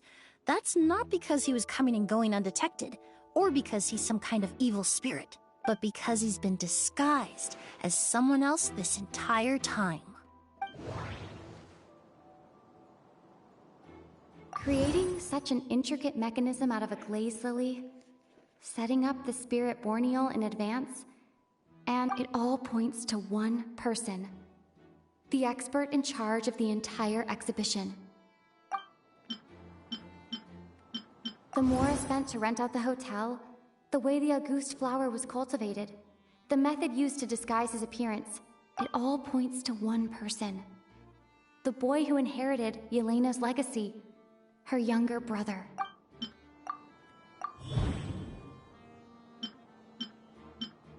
Kyria and Edgar are one and the same. But Kiryu was only in his teens back then. He wouldn't even be 40 years old by now. Edgar's lived here for so many years. Even if he changed his appearance, going that long without giving anything away, it would be impossible. Bad news, Sheriff! Mr. Edgar was attacked! What? A dark shadow-like figure just ran out of his room. It was giving off a really ominous aura. But before we could even react, the figure up and disappeared like some sort of ghost or something. By the time we got a look inside the room, Mr. Edgar was gone. Do you think Kyria kidnapped him? I need you to think very carefully about this. Are you certain that figure wasn't Edgar himself? I mean, Mr. Edgar was so frail. I don't see how he could have moved that fast. It would seem Master decided to tap into an ill-advised source of power. What? But that's so dangerous with the condition he's in. It's... But why? Why would he do that? He's already accomplished his revenge. No. If his aim was to target everyone who had a hand in Yelena's death...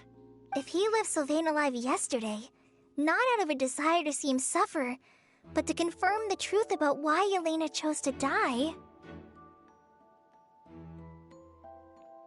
Then there's still one target left.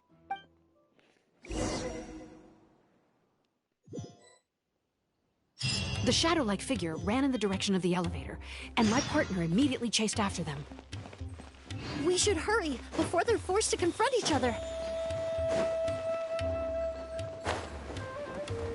Where in the world did he go?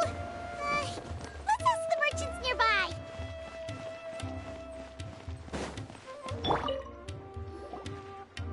Ghost! It's a ghost! It's all right.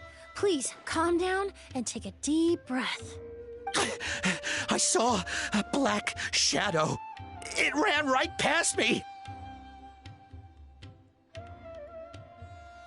Bear is a good name. Someone selling herbs. How could something like that happen in broad daylight?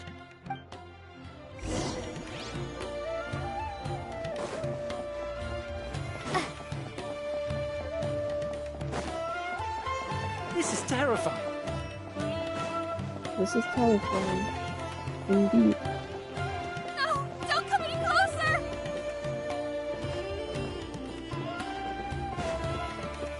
No! Don't come any closer!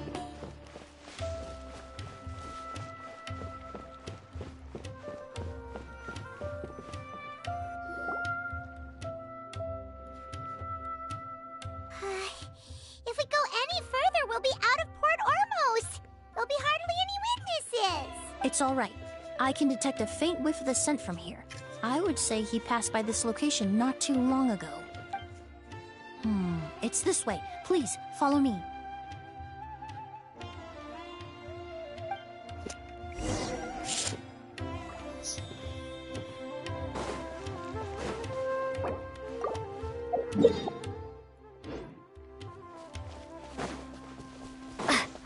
This way.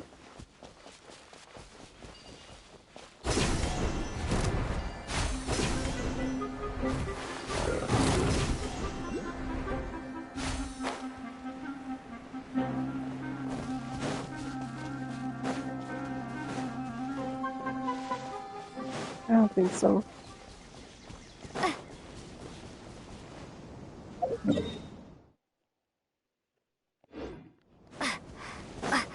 I really want me to climb up that mountain.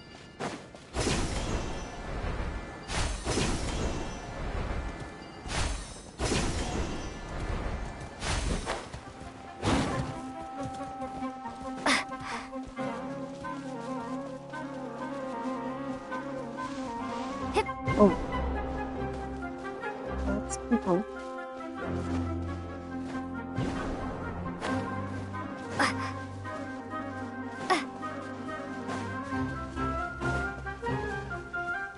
There's a treasure chest.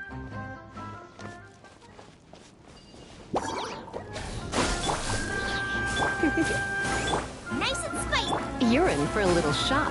Come a little closer. You're in for a little shock.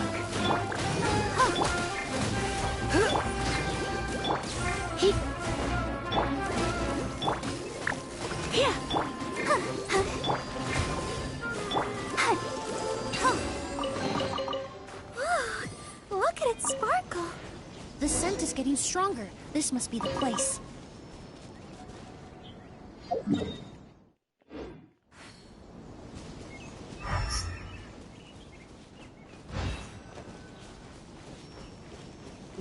Where exactly? Go, Barbara, go!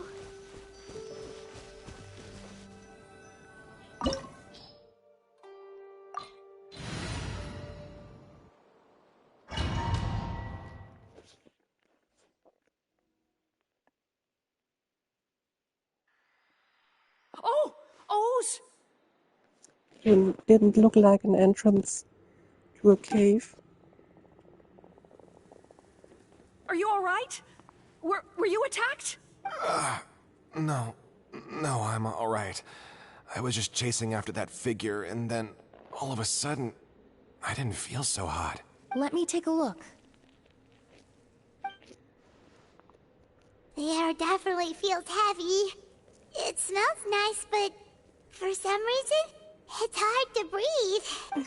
This feeling, I've encountered it before. Everything looks all right. It was probably just the stress of the chase, combined with the impact of the environment. A bit of rest would do you some good. I can't rest. Mr. Edgar is still in there.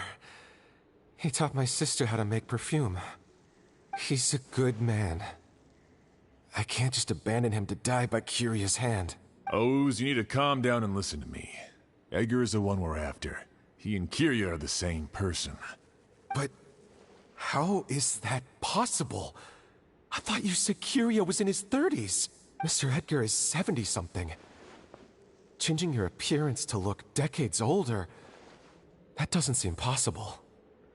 That's precisely why he had to resort to extraordinary measures to age himself. Kyria used a delusion to bring back the Auguste flower, corroding his body in the process, just like his older sister. No. He couldn't have. Mr. Edgar has been in Port Ormos for years. If someone started impersonating him all of a sudden, we would have noticed. And what if the impersonation started before he ever set foot in Sumeru? I've yet to confirm it, but I suspect Kyria killed the real Edgar in Fontaine not long after his release from prison. While Edgar was incarcerated, Kyria started making preparations to replace him, including forcefully aging his body, studying perfumery, and planning the real Edgar's demise. The new Edgar then decided to relocate to Sumeru, seemingly out of an innocuous desire to let go of the past. He even left perfume making in favor of mentoring students. But these decisions were all for a specific purpose: the need to distance himself from anyone who might see through the facade. And Sumeru fit the bill to a T, with no one around to question his identity. All he had to do was grow a beard, don a pair of glasses, make a few minor alterations to his appearance, and everyone would believe he was exactly who he claimed: Edgar, a perfumer from Fontaine. As the years went by, he removed his disguise little by little and continued to refine his skills. It would have been a gradual process, one that ensured no one around him would notice anything unusual. That explains why Sylvain said he barely recognized Edgar back at the hotel. He aged himself decades beyond his years just so he could accomplish his revenge. Is that even worth it? I need to find Mr. Edgar. He's not that kind of person. He can't be. What you really need is to get out of here and rest. No, I can keep going. Wait! This environment is likely being influenced by the delusion. Any discomfort, no matter how slight, should not be treated lightly. I know how to relieve your symptoms, Mr. Ooze. Please come with me and rest. I'm sure Kyria... No, Edgar. Wouldn't want any more innocent people implicated in all this. Kale's right. The Traveler and I will take things from here. From our brief exposure to a goose, it would seem the substance has little effect on us. This leads me to believe those blessed with a vision or capable of wielding elemental power are more resistant to the effects of abnormal elemental energy. Actually, now that I think about it, this stronghold likely has multiple points of entry. If the target were to escape from a different point of entry, that might allow him to evade capture. I hate to trouble you, but we need people to survey the perimeter.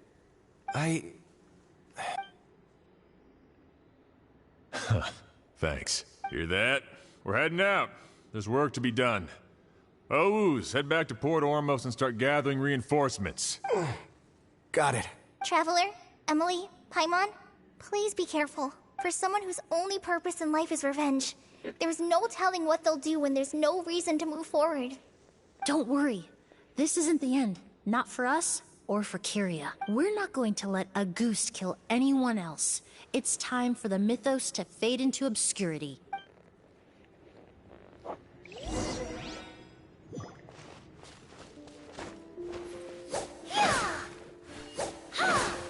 Neutralize!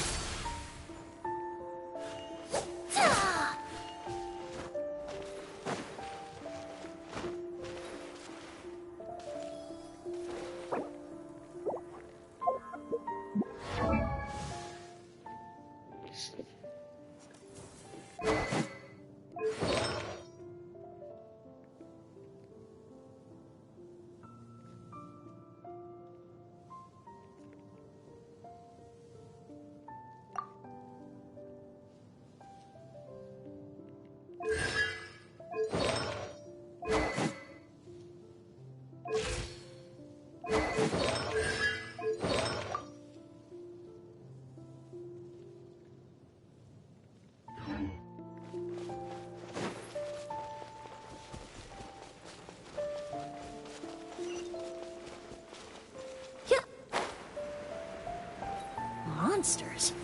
Perhaps they were attracted here by the increased level of elemental energy. Come a little closer.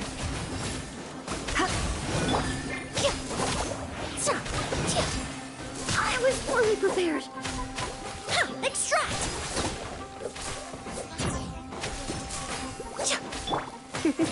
You're in for a little shock.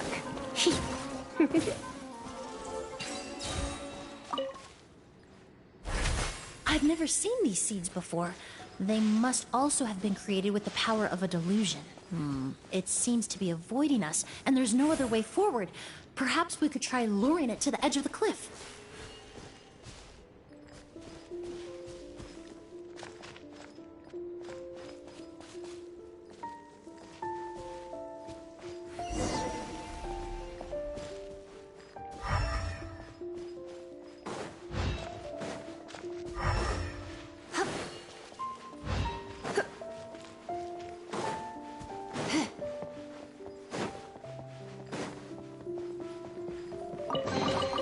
Treasure chest.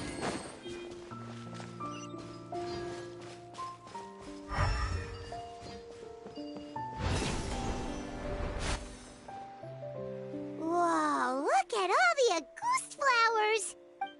There are so many of them. I can't believe a single person did all this. Must have taken a lot of time. I fear that statement is truer than you know, Paimon. Using a delusion comes at a cost. Not just time, but the time you have left to live. But why would Kyria need this many Auguste flowers? He only needed a few bottles of Auguste to carry out his plan, right? Perhaps hatred wasn't the only emotion fueling his obsession with Auguste. Not long ago, he told me he didn't want all the flowers transported to Sumeru to wither away in a foreign land. But Kyria betrayed Snezhnaya, abandoned Fontaine, and lived his entire life in Sumeru under the guise of someone else. For someone with nowhere to call home. Perhaps dying among a bed of Auguste flowers just like his sister is the best homecoming he could ask for.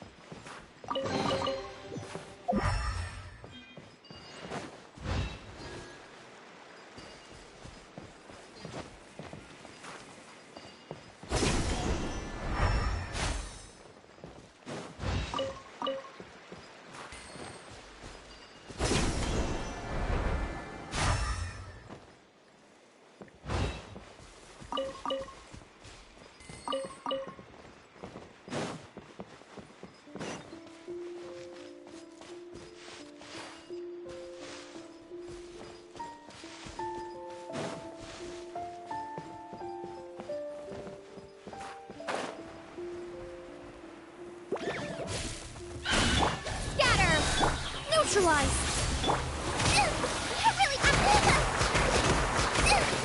Oh. Let's spark things up a little. Germinate!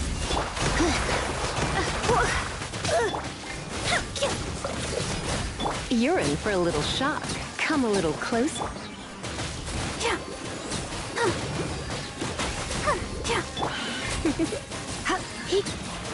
Come a little closer. You're in for a little... Russian floral! Come a little closer. Come a little closer. You're in for a little shock. I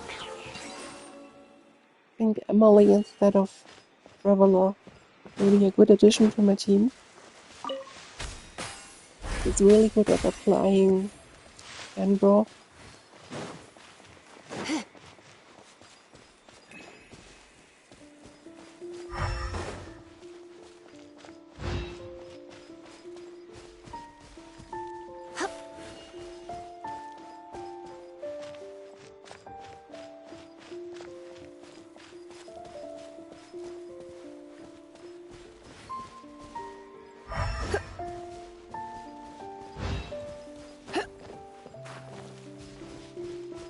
A plant that destroys seeds. Huh. Quite the ecological marvel. Let's head back to the place where the seeds first appeared.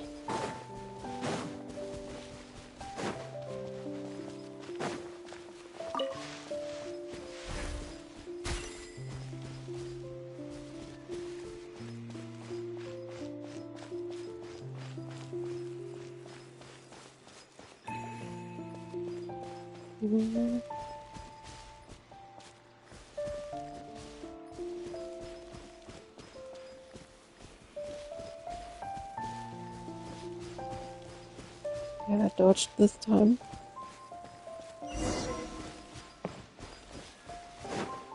And here's the next bridge and treasure chest. The scent of flowers is getting stronger. We're almost at the end.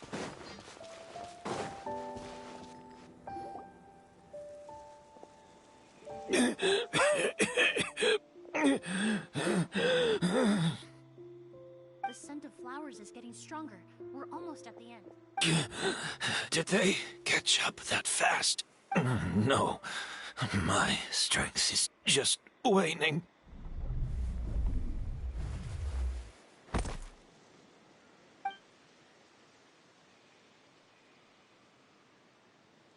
But it doesn't matter. This is far enough.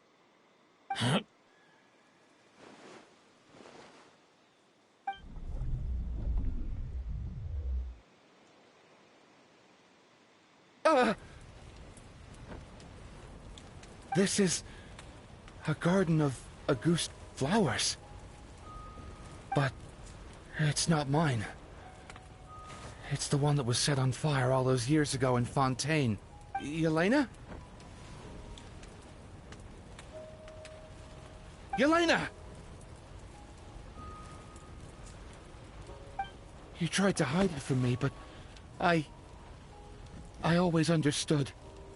The reason why you continued to use the delusion, the reason why you set your garden on fire, it was all because of me. I shouldn't have listened to you that day. I shouldn't have taken the Mora and ran.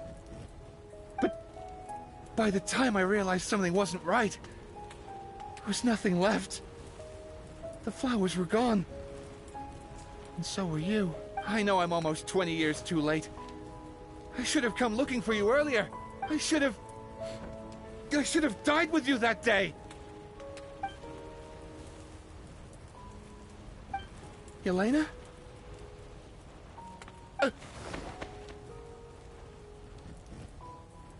Yelena!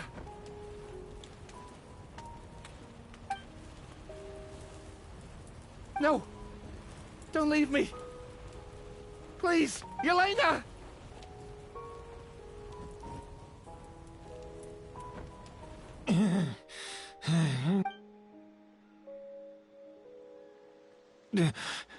Emily, I'm alive. No, that's not possible. I saw her, Elena. We were together. That was an illusion, likely brought about by the residual toxin in your body coupled with the pollen in the air, neither of which are fatal. No, the amount of August I drank, it should have been enough. A fake? But how? We started making the preparations last night with one goal in mind. To create a perfect accord. The accord is the basis of perfume making, the product in its most primitive form. Ambergris mixed with cedar wood, rounded out with a base note of agar wood. This is the scent of leather? Exactly. We're unable to extract essential oils from leather, but by combining other raw materials, we can recreate its essence. That is the purpose of an accord. Does that mean you can recreate any scent in the whole world? I'm afraid not. Certain fragrances in this world are simply one of a kind. That quality is what draws people in and fuels their obsessions. If I wear a goose to the ball, I'll also be one of a kind. Our competitor already got their hands on it. It doesn't matter how much it costs. I have to buy something better. This fragrance will be one of a kind, no more. Myths can be deconstructed. Miracles can be recreated. All it takes is skill, experience, limitless exploration, and a little patience.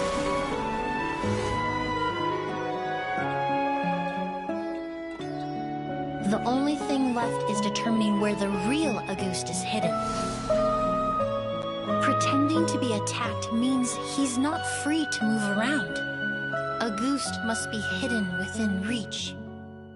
Paimon took a peek through the window earlier and his house was packed with flowers.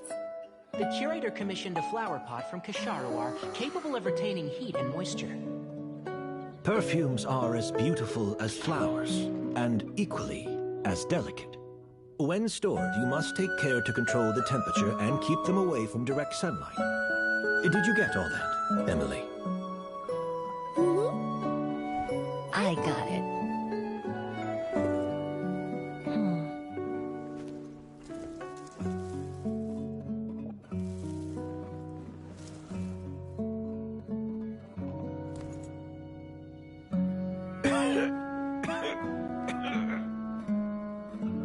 Did you hear?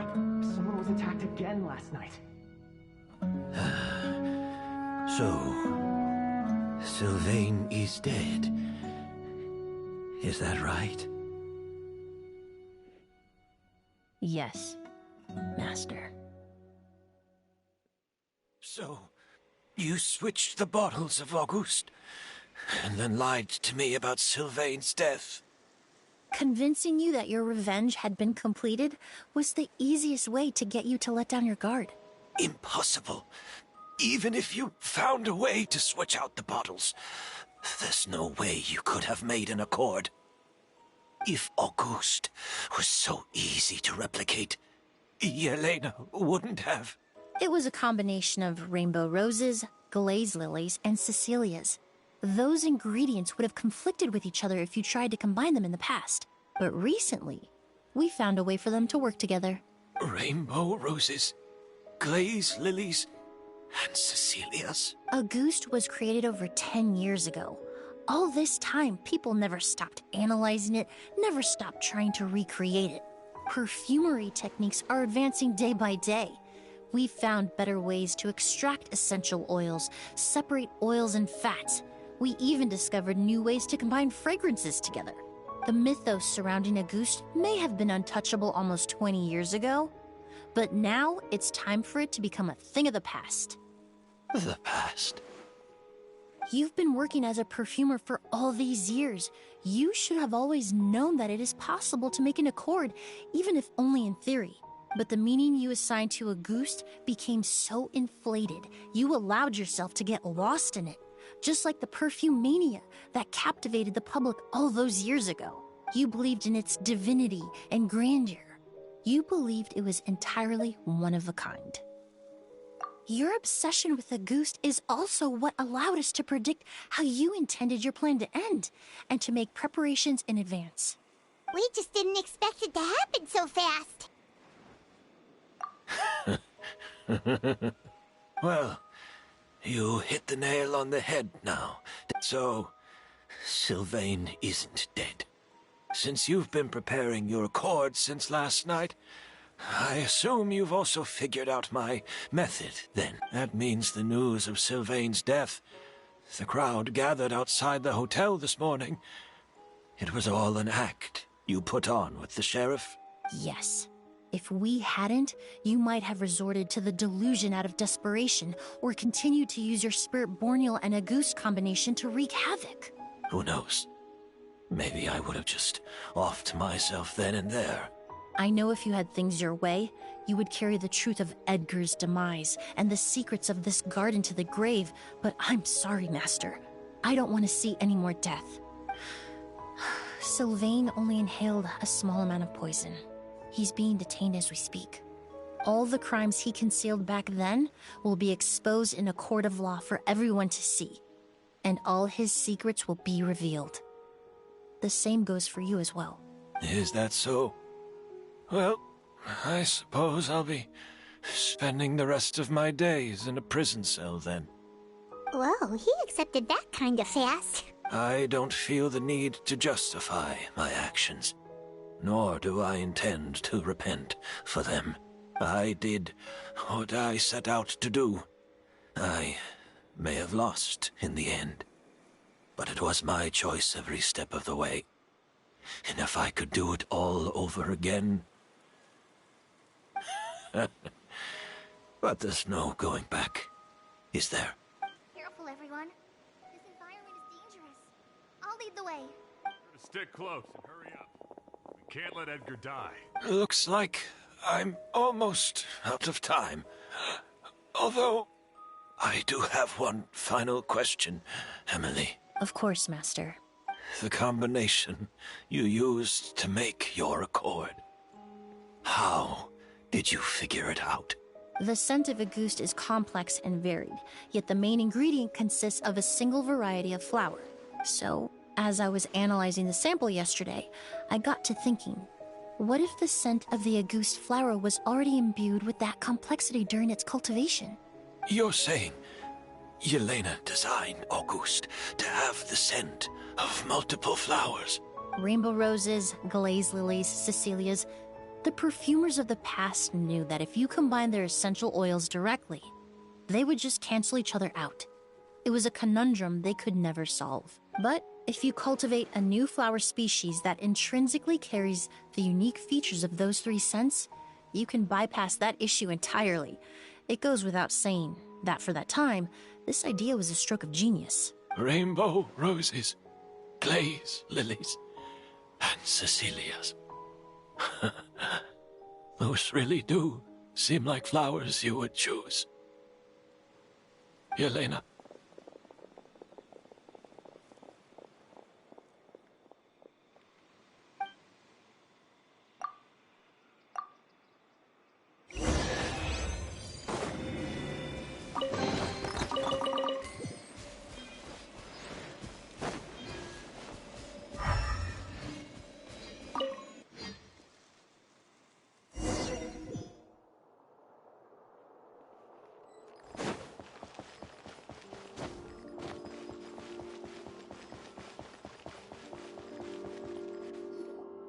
Did you know?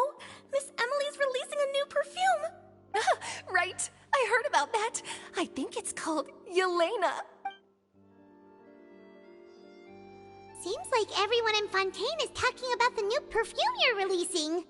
I was hoping to release it without such a fuss, but the news spread way faster than I expected.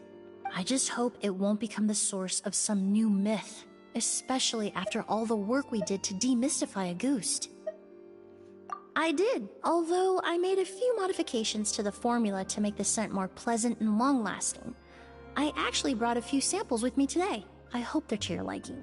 Also, I was hoping you could try out the fragrance before I officially release it and tell me your thoughts. Of course! A good sense of taste and sense of smell go hand in hand, you know? Just leave it to Paimon!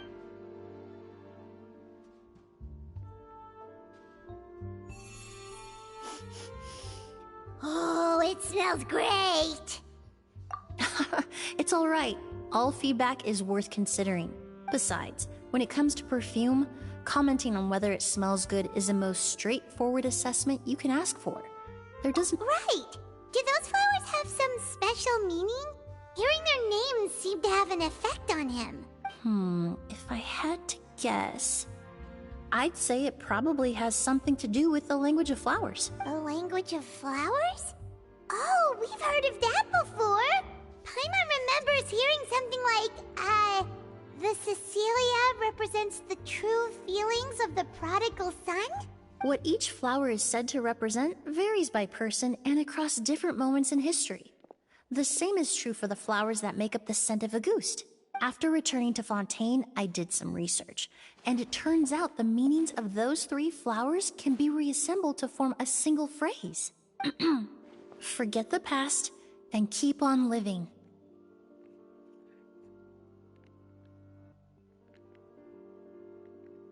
Perhaps that's the legacy Yelena always intended, not the nobility and grandeur most people associate with a ghost. Do you think Kiria knew about that? I paid him a visit before his trial and explained what I found, but he didn't seem to care. Who knows? Maybe she didn't mean anything by it at all. That was his response. Yelena is gone.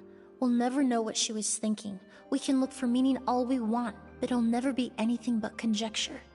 Even if that is what she was trying to say, I would never be able to forget her. Avenging her death? That was the meaning I chose for my life. Kiria cultivated his revenge like a flower. He was committed to making it bloom, even if in the end, it didn't bear the fruit he was hoping for. In any case, he did want me to pass along his thanks. Thank you for saving my life. For giving me the chance to learn that a ghost could have carried a very different meaning. Love and hatred are a privilege of the living. When someone dies, their thoughts, feelings, and intentions die with them. In that sense, what a goose truly represents in the language of flowers will forever remain a mystery. But even if it's only a conjecture, I would like to believe my own interpretation. The meaning we give to flowers, the symbolism we assign to our perfumes, they're constantly twisted and exploited in our imperfect world. And yet, at the very outset, they're born from the simplest and most beautiful desires we hold in our heart.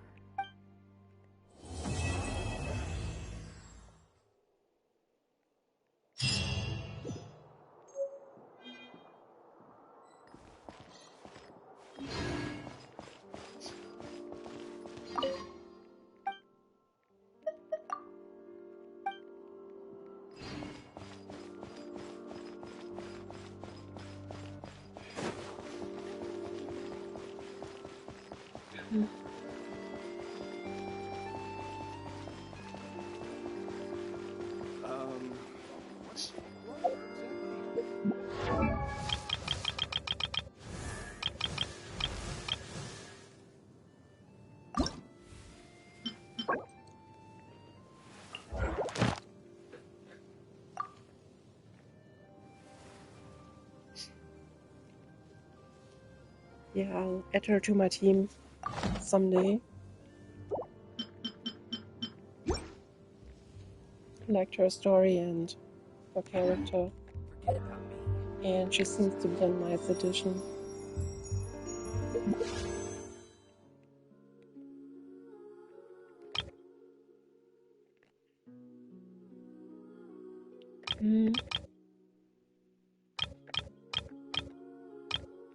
Do some wishes.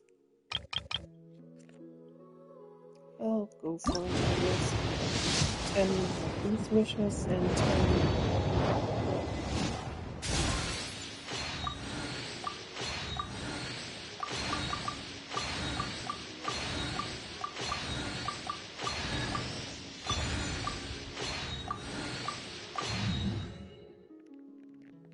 Nothing of value here.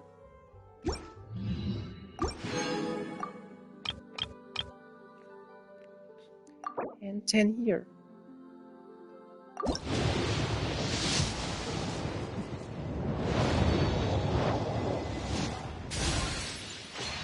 Give me Barbara, please.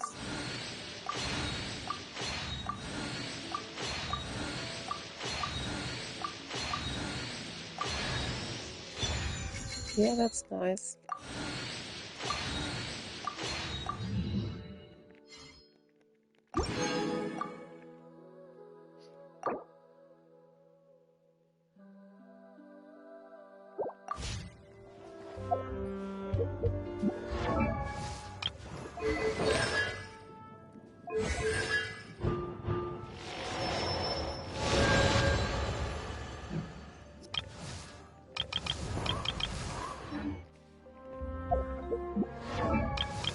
Is that new ice weapon that I got?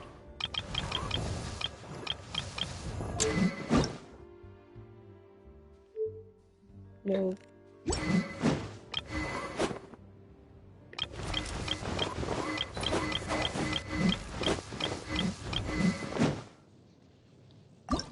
That's the weapon just received.